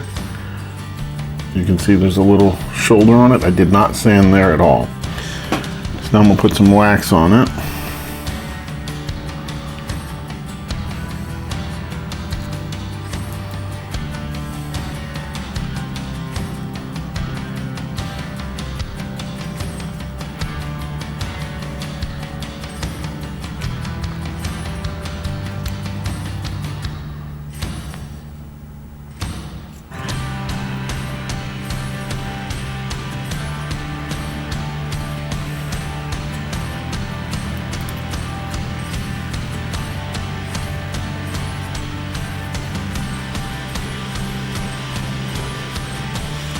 Okay.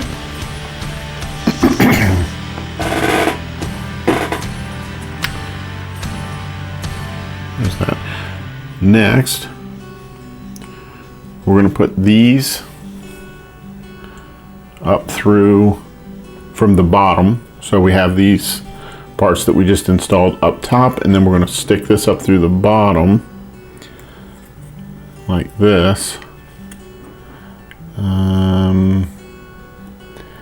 And the piece with a little pin should be the lowest part, like that.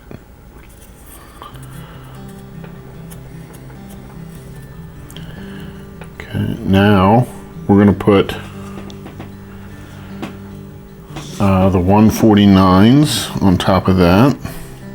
These go on the top of that whole unit. The two 149s, and then the 150 is going on next. Now the 150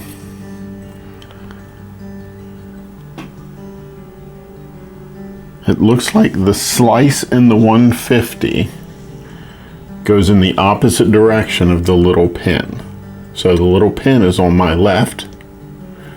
So I'm going to put that little slice in that piece off to the right, like, whoop. Well, if I can get it on there. See, the little slice is off to the right. So we're going to put that in now. Make sure that's all nice and tight. And now it says what we should do is clip the top and the bottom off.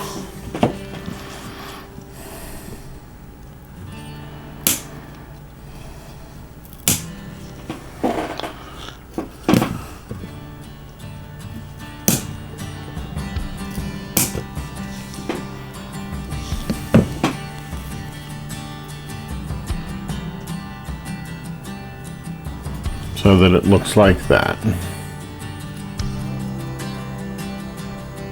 The hole in the center is still clear. You can see through it.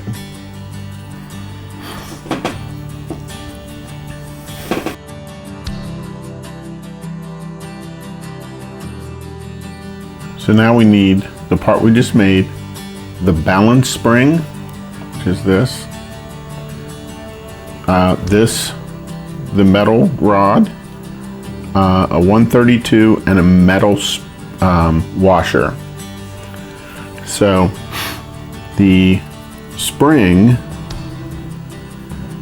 goes into this little slice right here. It's going to go into there, and the spring, if you follow it in a clockwise direction, it should move out towards the edge, and that should just slide down into there.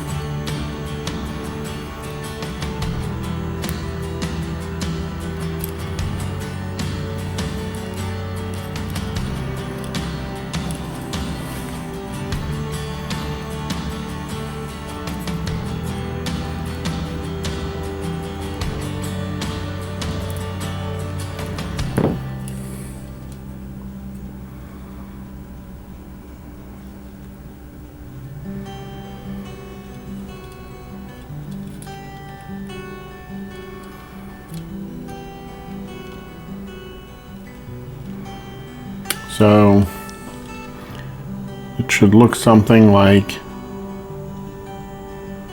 that.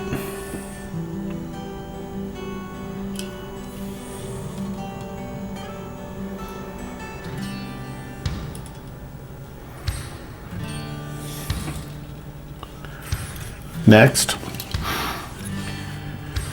we're going to take this and put it down in here as far as we can. And we're going to use our tool. It has a little hole right here, and we're going to use that hole to push it down in there.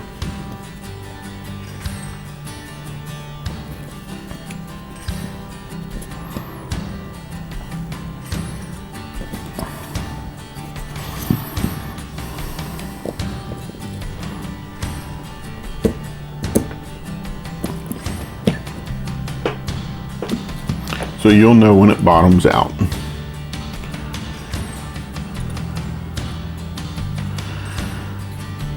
Okay, next we're going to put on a 132 and the metal washer.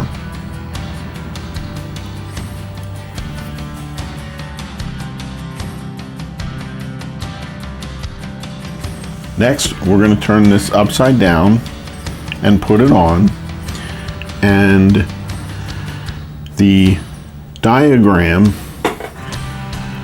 where it shows I shows this shortest piece without the hole in it off to the left. The one that has the slice all the way up, it looks like it's between this one and this one, like this. The one that has the hole in it and a small slice, but it doesn't go all the way to the top, they have rotated to about this position here so that they're on there like that. And that's basically opposite of this short side. So what's going to happen now is the spring is going to slide down into here, and we need to put the spring through the slit here, and then we're going to put a toothpick in there to hold that spring here, and then we're going to cut the toothpick off, leaving a millimeter or two of the toothpick on each side of this piece so it's not flush cut. So let's go ahead and do that.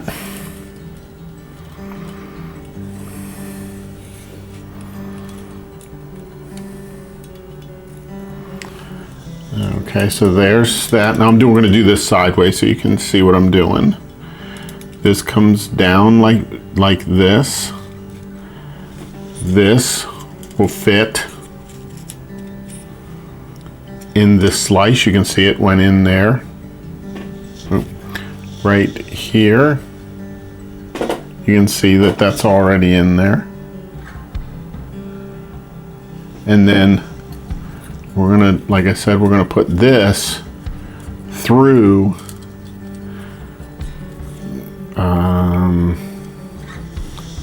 this one here. There's the slice in it, and that's where we're gonna put that through.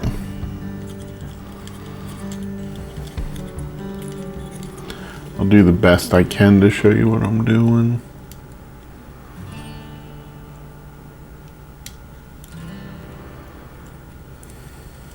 I'm gonna turn this a little bit more.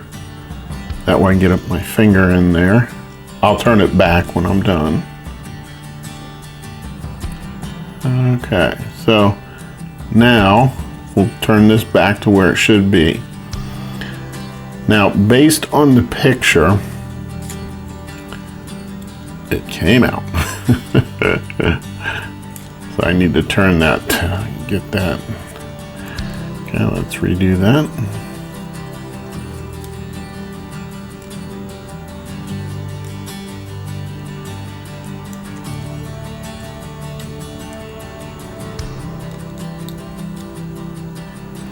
Now, according to what I see in the pictures, it appears that the spring should only stick out about 1 millimeter or so. So what I'm going to do is back this off now, put this back in here, move the spring back until a little bit of it sticks out. So this is going to be interesting to do.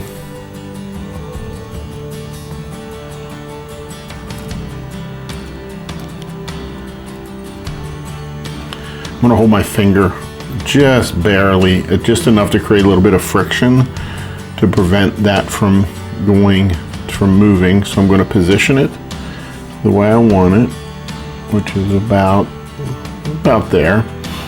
Then I'm going to put the toothpick in there and stick it through.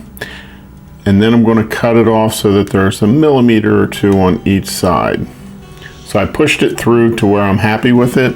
Then I'm going to take my cutters and we'll cut this other side off. I don't want to cut the spring though.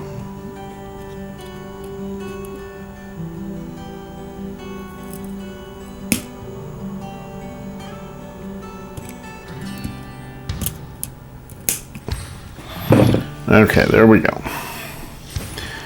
So that's what that looks like. Now you'll see this spring is not, this isn't in the proper position here anymore. The spring, it's on above, so I'm going to just push that down in there a little bit. It's going to take a little bit of adjusting because this is holding. We kind of want the spring to be as level as we can get it. And there we go.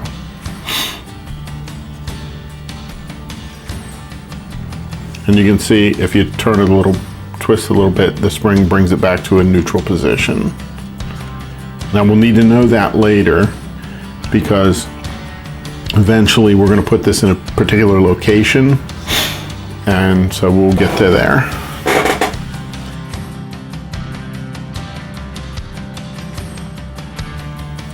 So now what we want to do is have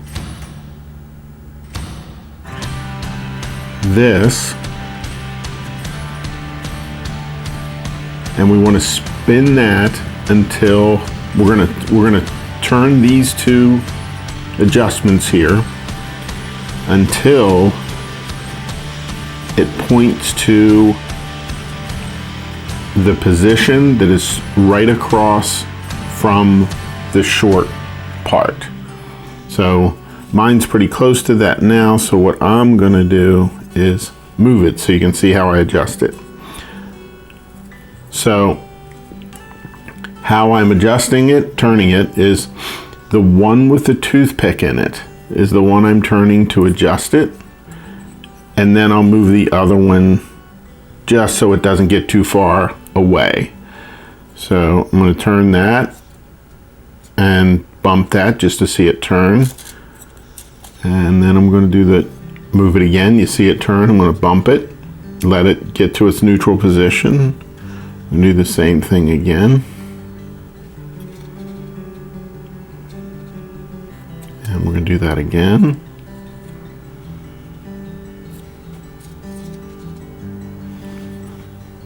That's pretty close. So you can see it's pointing to the arm that's opposite the shortest one. And if we bump it, it's pretty close to coming back.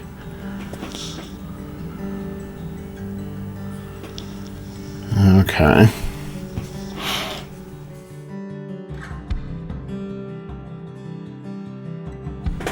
Now we need 151, 152, 153, and 154. And 154 needs to be sanded and waxed. Let's go ahead and do that now.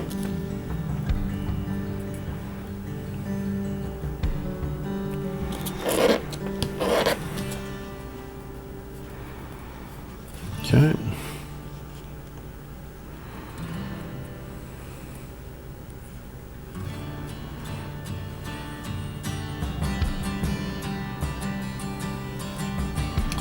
Now 151 has some dots on it.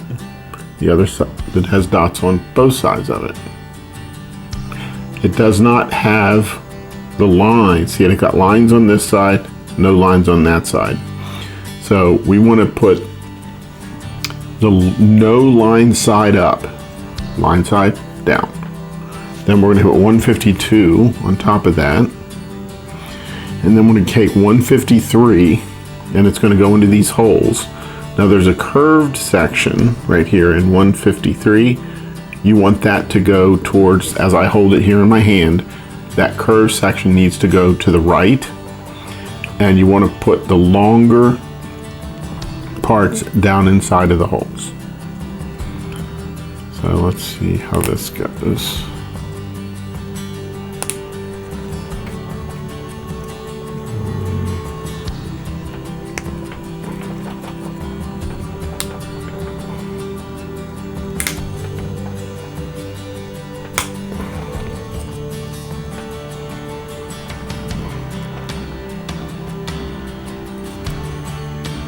And that's how that looks.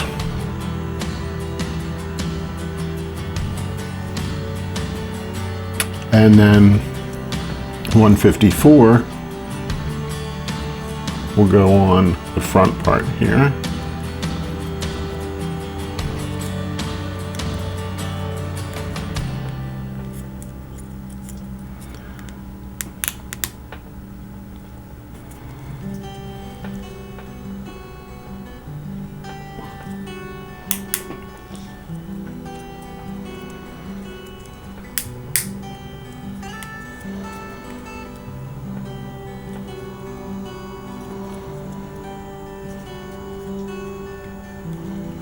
Okay.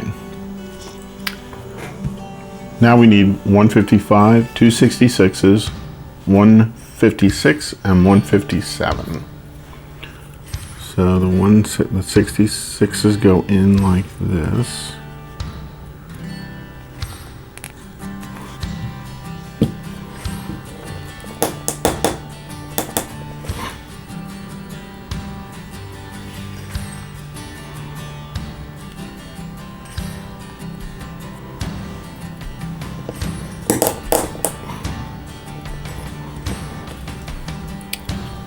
We'll go in there like that. And then the 156 goes on top of those two.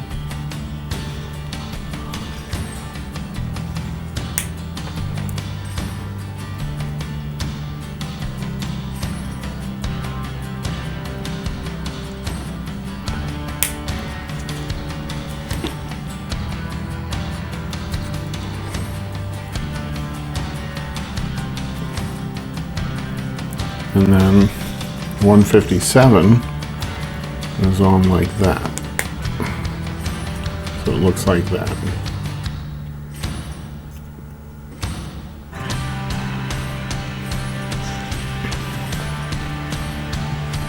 Now we need the parts they're calling M1, L, M2, and we're going to need 2 metal washers.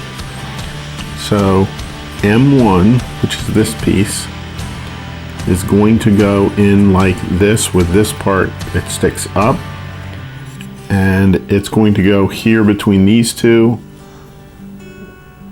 right here.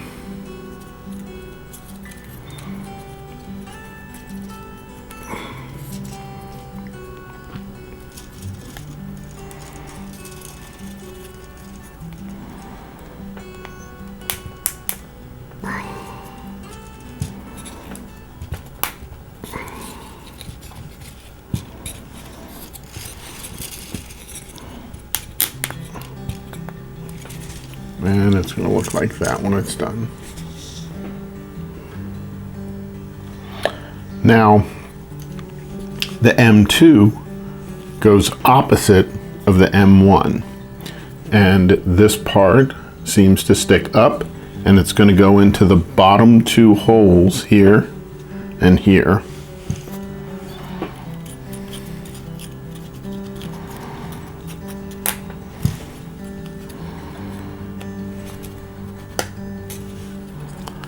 Like that. Next, shows orientation like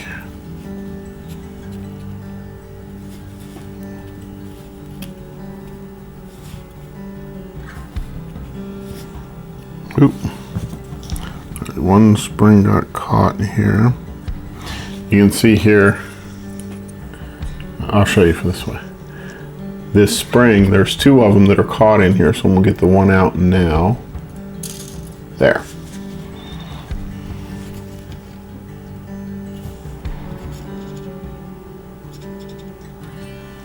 Okay. Now we're going to put our 2 metal washers on, and they go on this pin here.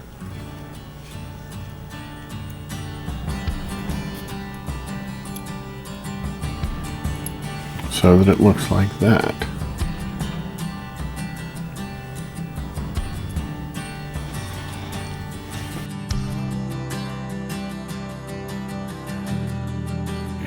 So now we're going to put this whole mess together.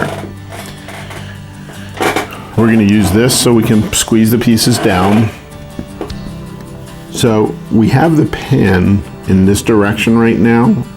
We're going to spin it to the other side eventually, but we don't want it there yet, because if we moved it to where it's in its correct position, we wouldn't be able to get this on because it would hit against here and here.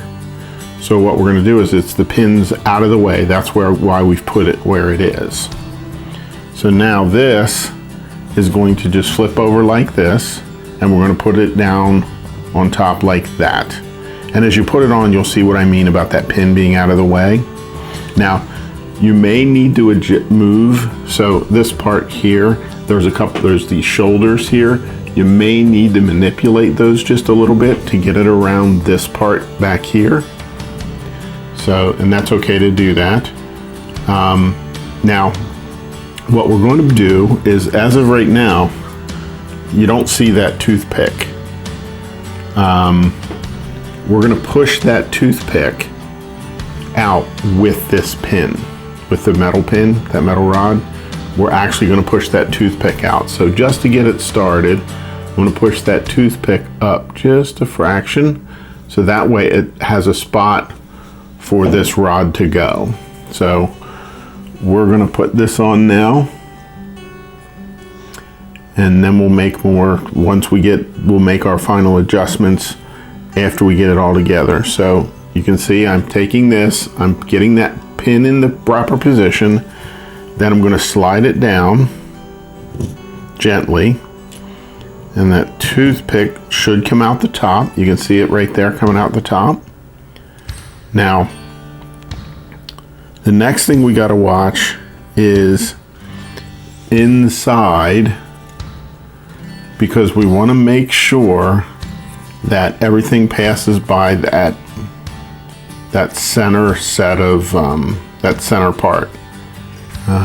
There, I think you can see there. You can see I'm pushing, and we made it past that part. So we're getting close to where we're going to be having to. So what I'm going to do is pull this pin up a little bit, and we're going to keep pushing that on.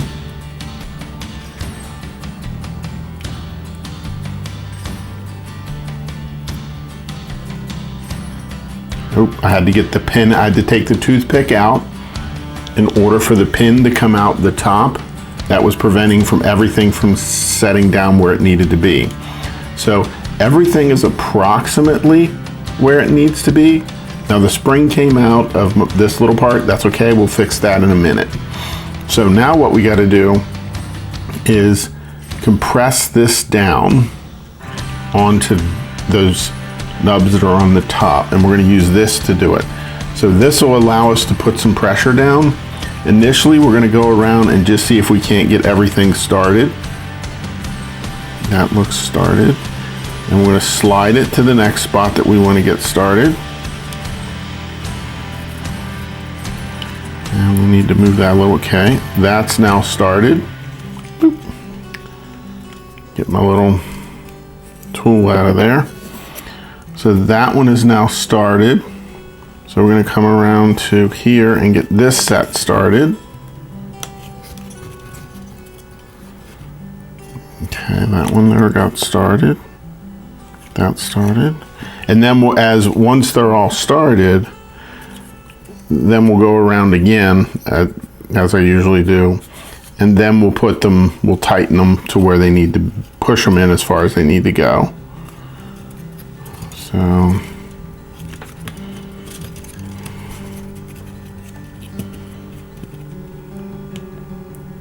okay. Okay. Now they're all started. So now we're going to go around a couple times, making sure they're tight.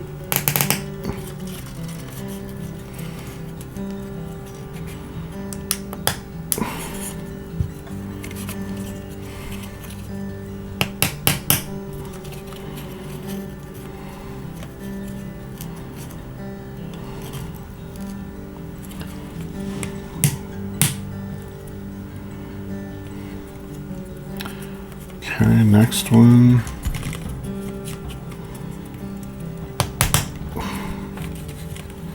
Then I'm going to do the other outer one here.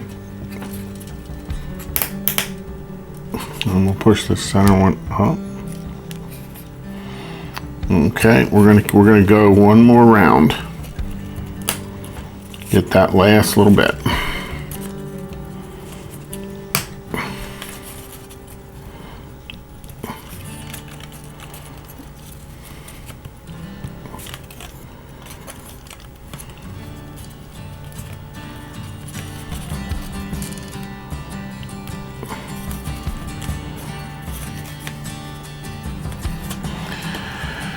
Okay, that's got.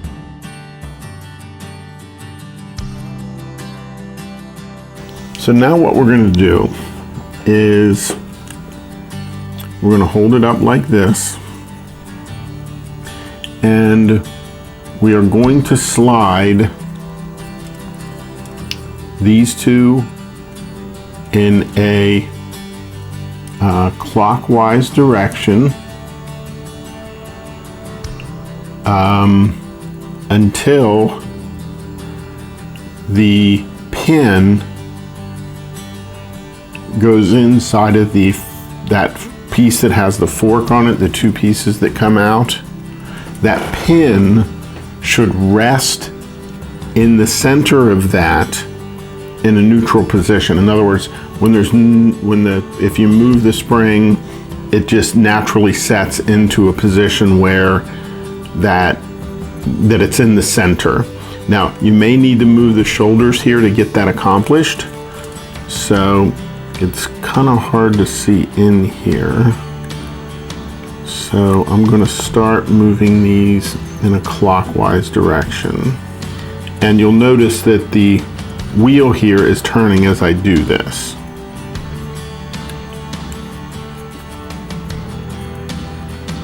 Turn that one. I'm going to turn that one. And then we're going to get it centered. And I'm going to do this slowly. Get it centered. Keep going.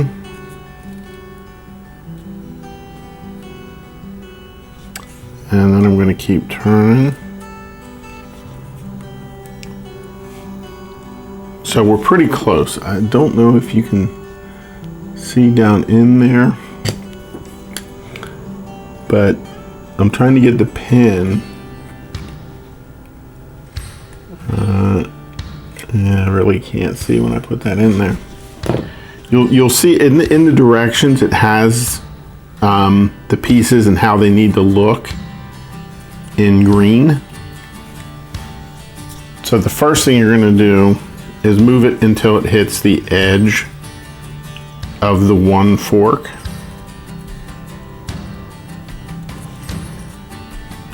And then you'll push this side on here in order to allow that to go inside of that fork. And we're going to keep turning until it basically centers in the middle of that fork.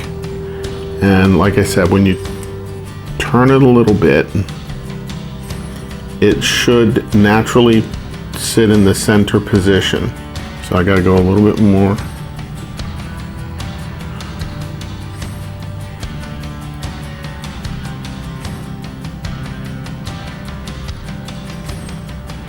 I feel like I need to go a little bit more.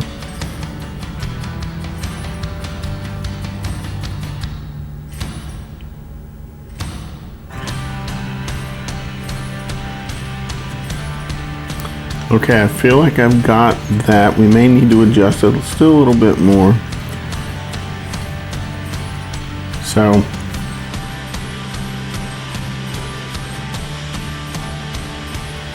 the next thing we need to do is make sure the spring is approximately level.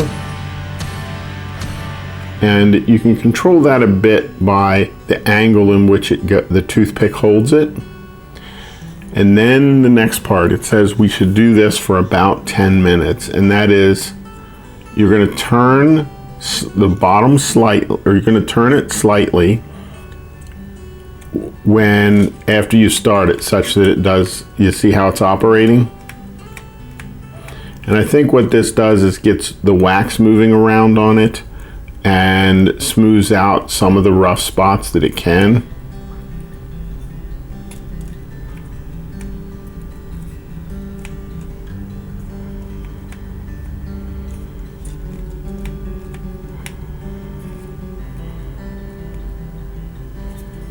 You don't have to put in a whole lot of pressure on it.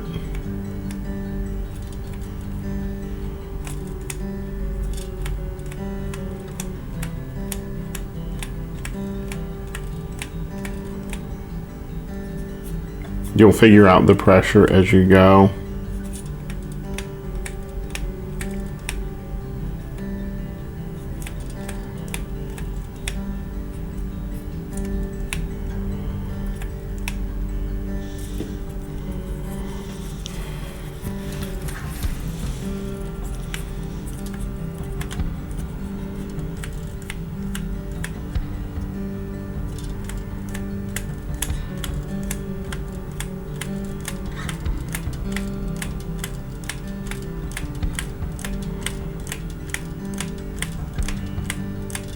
In this section, you will hear me speaking.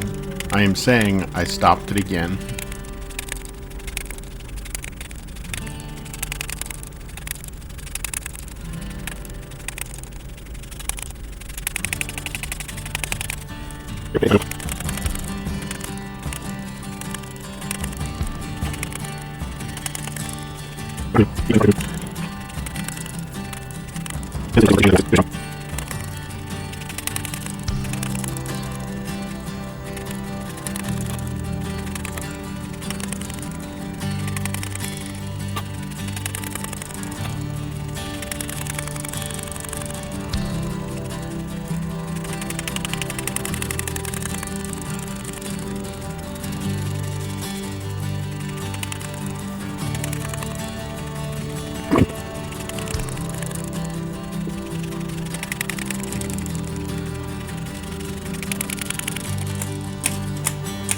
Okay, I think that's been about 10 minutes.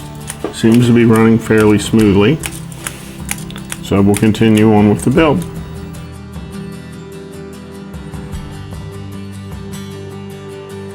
Now we need two 158s, 159, and a 160. The 160 needs to be waxed.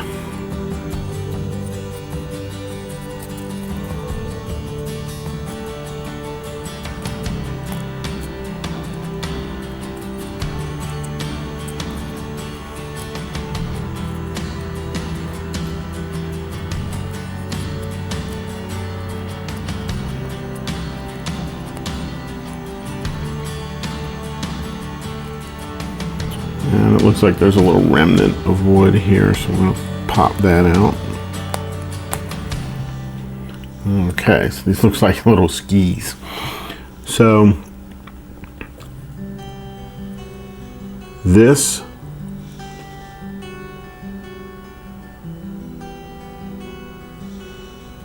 looks like it goes in there. I'm trying to think it goes in there like this. So these sled pieces, you want to be able to read UGEARS from the outside, so when you put it on, it will be like that, so you can read the UGEARS from the outside, and that's on the other side of the curve, see? And then we put this in here.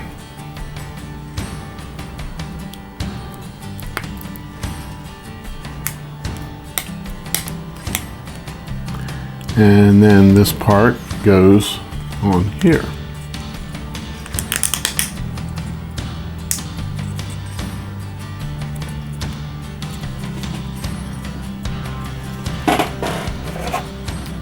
Two 158s, a 161, and a 162.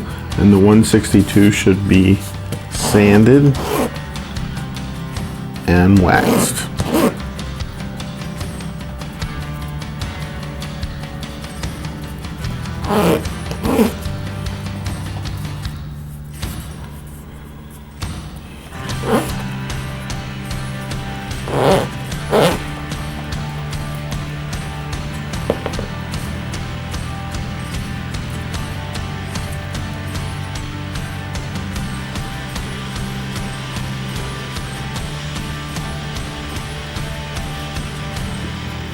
That, that, that.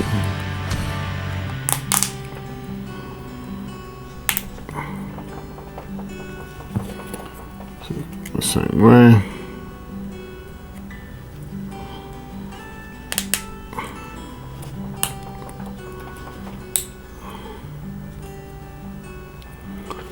And then this one goes on the inside.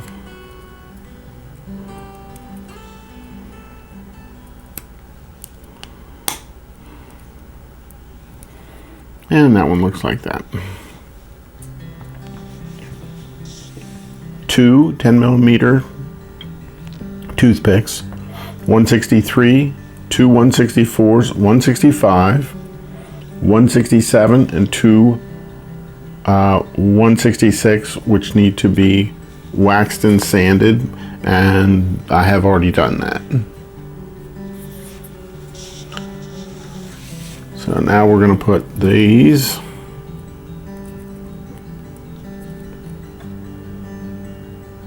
in to the 164, or the 163, sorry. Now the dots on these go towards the outside of the ring, and the dot should be closest to 163. And they go on the outer edge, not this center one. The 165 will go into that center one. And that goes in there like this.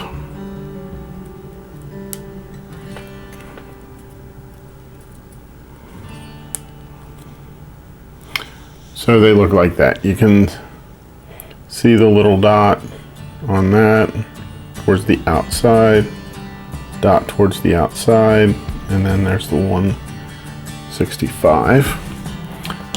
The 166s go on top of the toothpicks,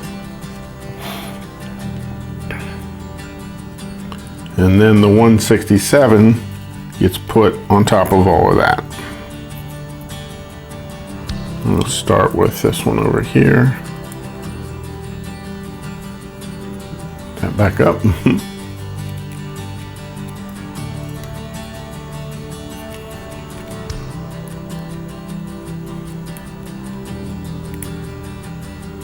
Okay. Then we're going to put these in. That started. That just sets on top. That one isn't actually put in there. That one, and then we'll get this one started here. So these, you want these to be about the same distance from each other as this one, and that little 166 should roll in there. When it gets installed, it will be put to its appropriate size. So that's good enough.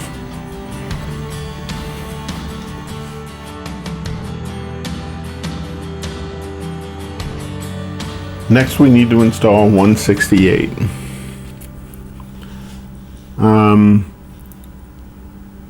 There's a wider side and a narrow side. And it looks like the narrower side gets installed in this position here. See, there's a wider side, and then this end is narrow. And the curve, it should curve in towards the center like that. See, it curves in towards the center, widest one at the top, and that's like that. We need a 169, two 164s, a 165, 170, and a 168. Again, the dot goes towards the outer part of the curve, closest to 169.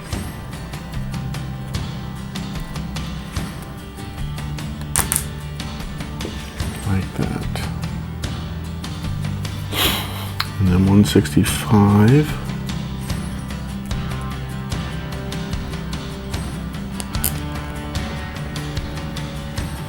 And then this goes on top of that.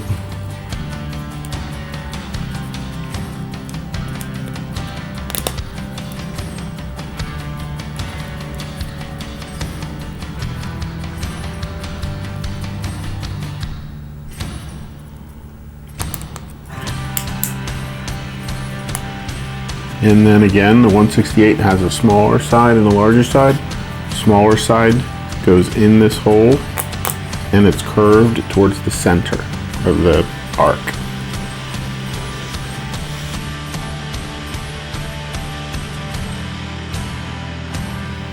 Now we need this part, which is they have labeled as N1.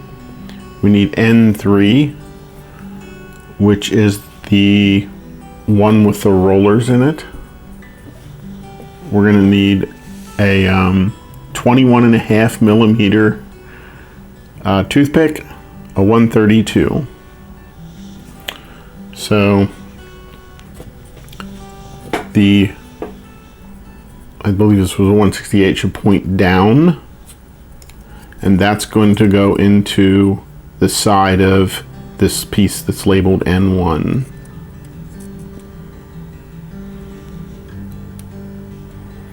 And this is where that spacing will be.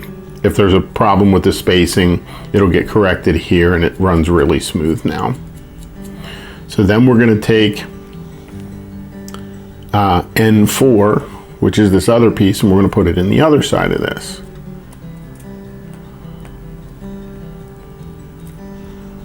And it doesn't go in all that hard. Then we're going to put the toothpick into this hole here.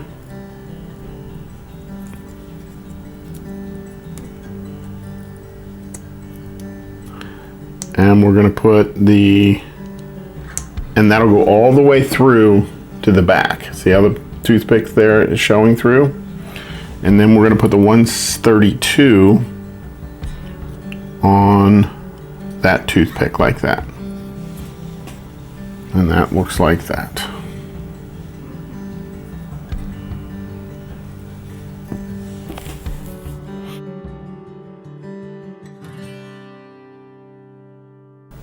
So now we're going to assemble these three pieces. So on here, opposite side of this little handle, there's this piece with a hole in it. This toothpick will go into that hole. Like that. Then this piece here will slide over top of the handle like that, and these pieces will attach into that piece.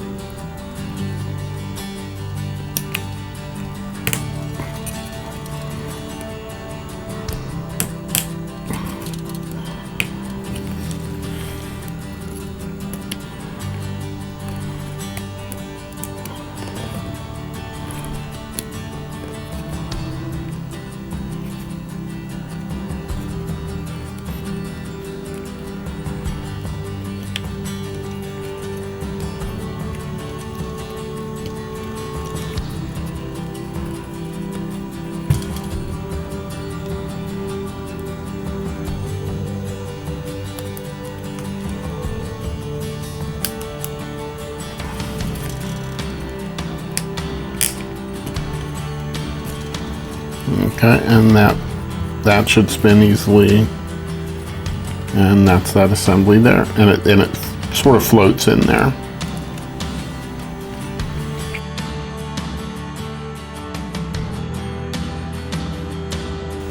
Now we need 171 and 172, and they're going to go over this handle-like thing, like this.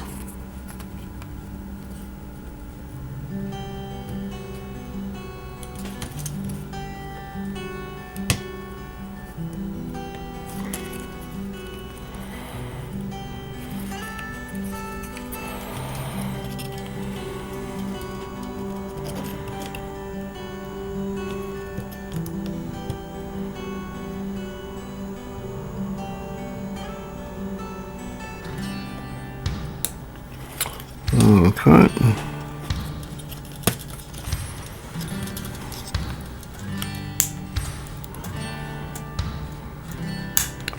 This is a thinner piece, so you don't want to be careful not to break it. And then we're going to put the 172 on. Oop, I forgot to wax this. So we'll just wax it in this position here, because I'm not going to take it back off, because it seems like it would be pretty easy to break.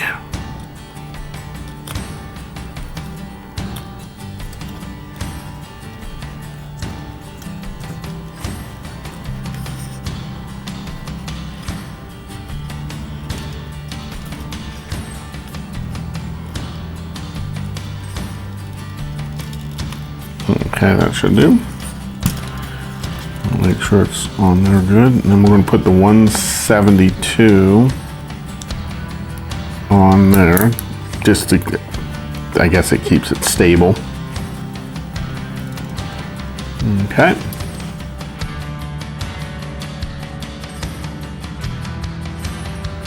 We need 173, 4 174s, 175, 176, 6 177s, and a 178, and a 16 millimeter toothpick.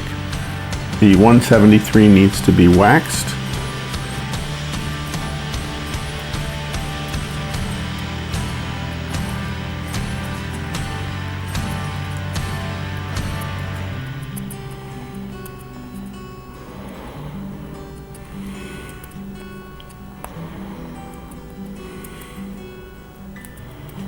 Okay, now the 174s go into the 173. There are dots on the 174s that need to go up and to the outside. They go away from the gear and towards the outside of the gear. Sort of like that. See the little dot there?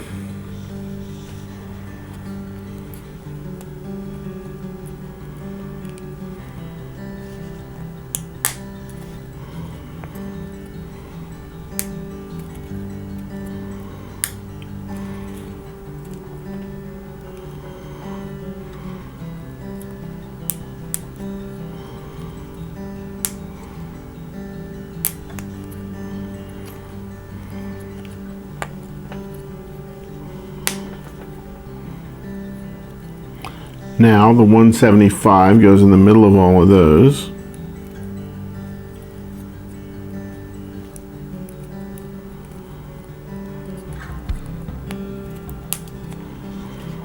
Okay, there's the 175. All of that. Now this gear has the lines on one side, not on the other. We got the lines up, and the gearing comes in from the bottom like that. So I'm just going to flip it over to make it easier to see and show. There's that one, that one. I'll pull it off.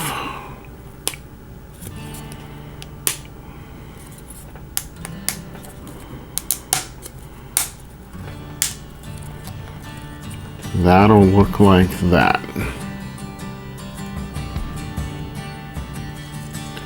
Then these go in here. They're like little giraffe looking like things to me, or dinosaur.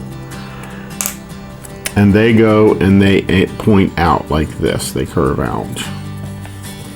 And we'll put those in.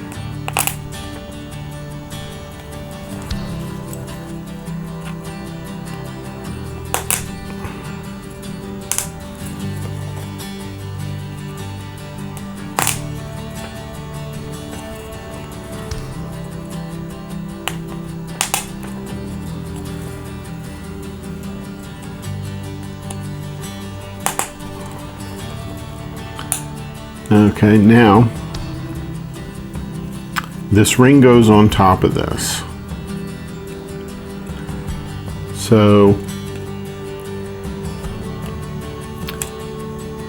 one of these you're going to want to go into the center of where there's three.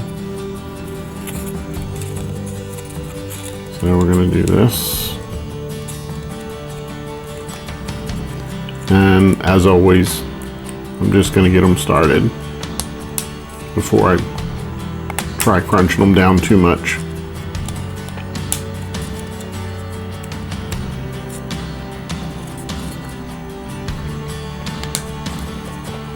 And then I'm going to put my finger underneath and just press them together like that.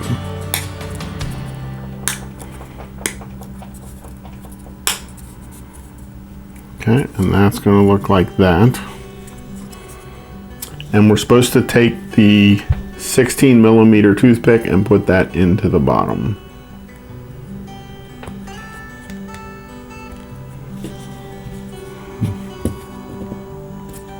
Like that.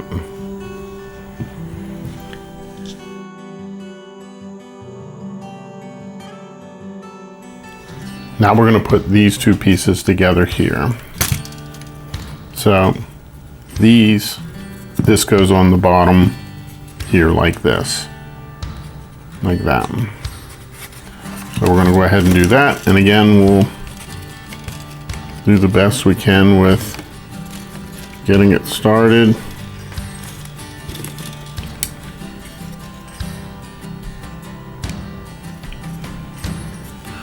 And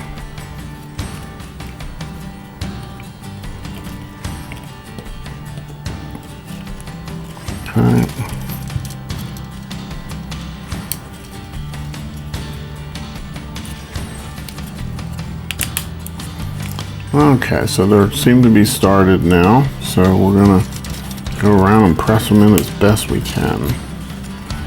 some are easier to get to because of how the wheel has turned. So just do the best you can with them. Make sure they're seated well though.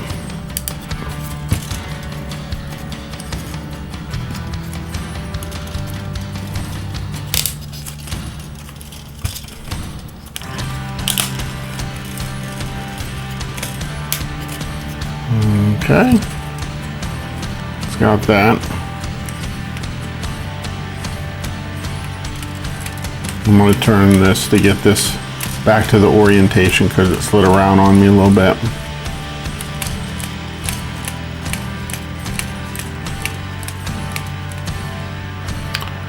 Okay, now it says that, so the one with the toothpick should not be moved at this point.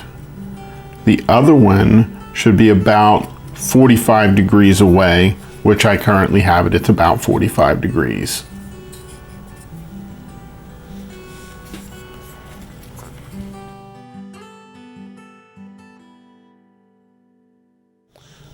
Now we need 3 179s, and that's what's going to hold this whole thing into this. So now what we're going to do is this toothpick is going to go into this hole here, right there, but it needs to mesh with these gears as well. This gear needs to mesh with those gears, and these slide in to hold the whole unit, the whole thing down. So let's see how this is going to go.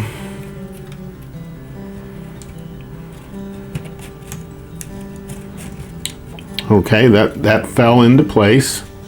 So then I'm supposed to put this in here. There's slots here, right here.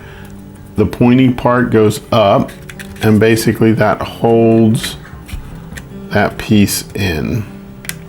And there's 3 positions you have to do that in.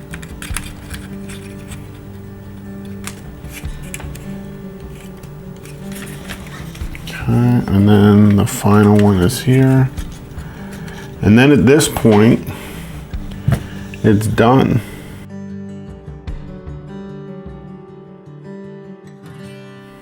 So now what we do is wind it, and it says to lock it first by pushing in this lock.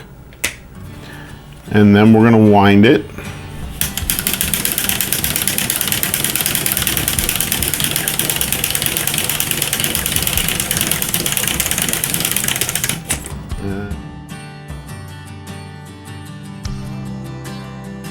And then we're going to pull the pin and see if it works.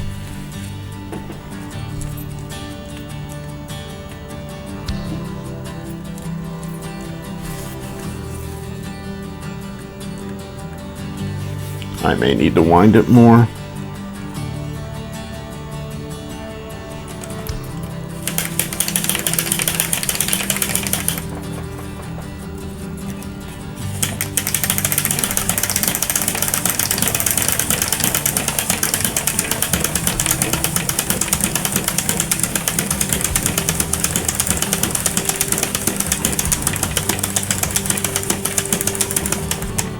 Okay, let's try it again.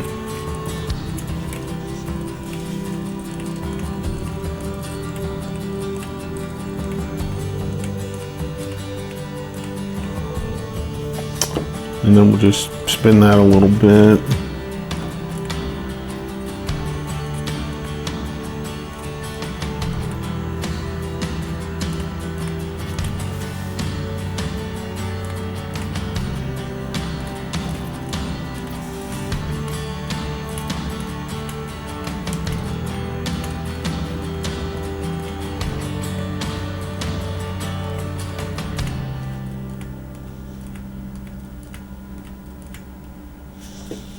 Push that down a little bit there.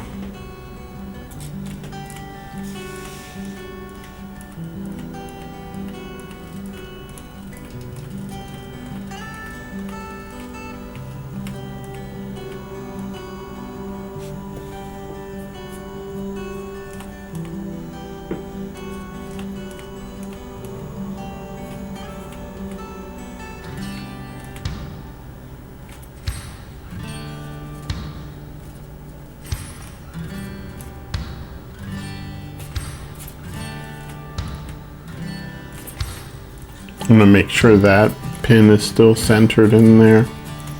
So we're gonna set our brake when it comes back up to the top, or the lock.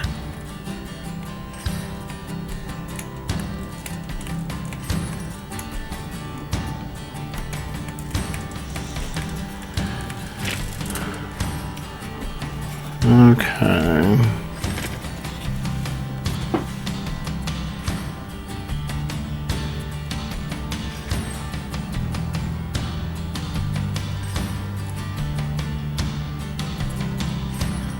Okay, let's see if that helps.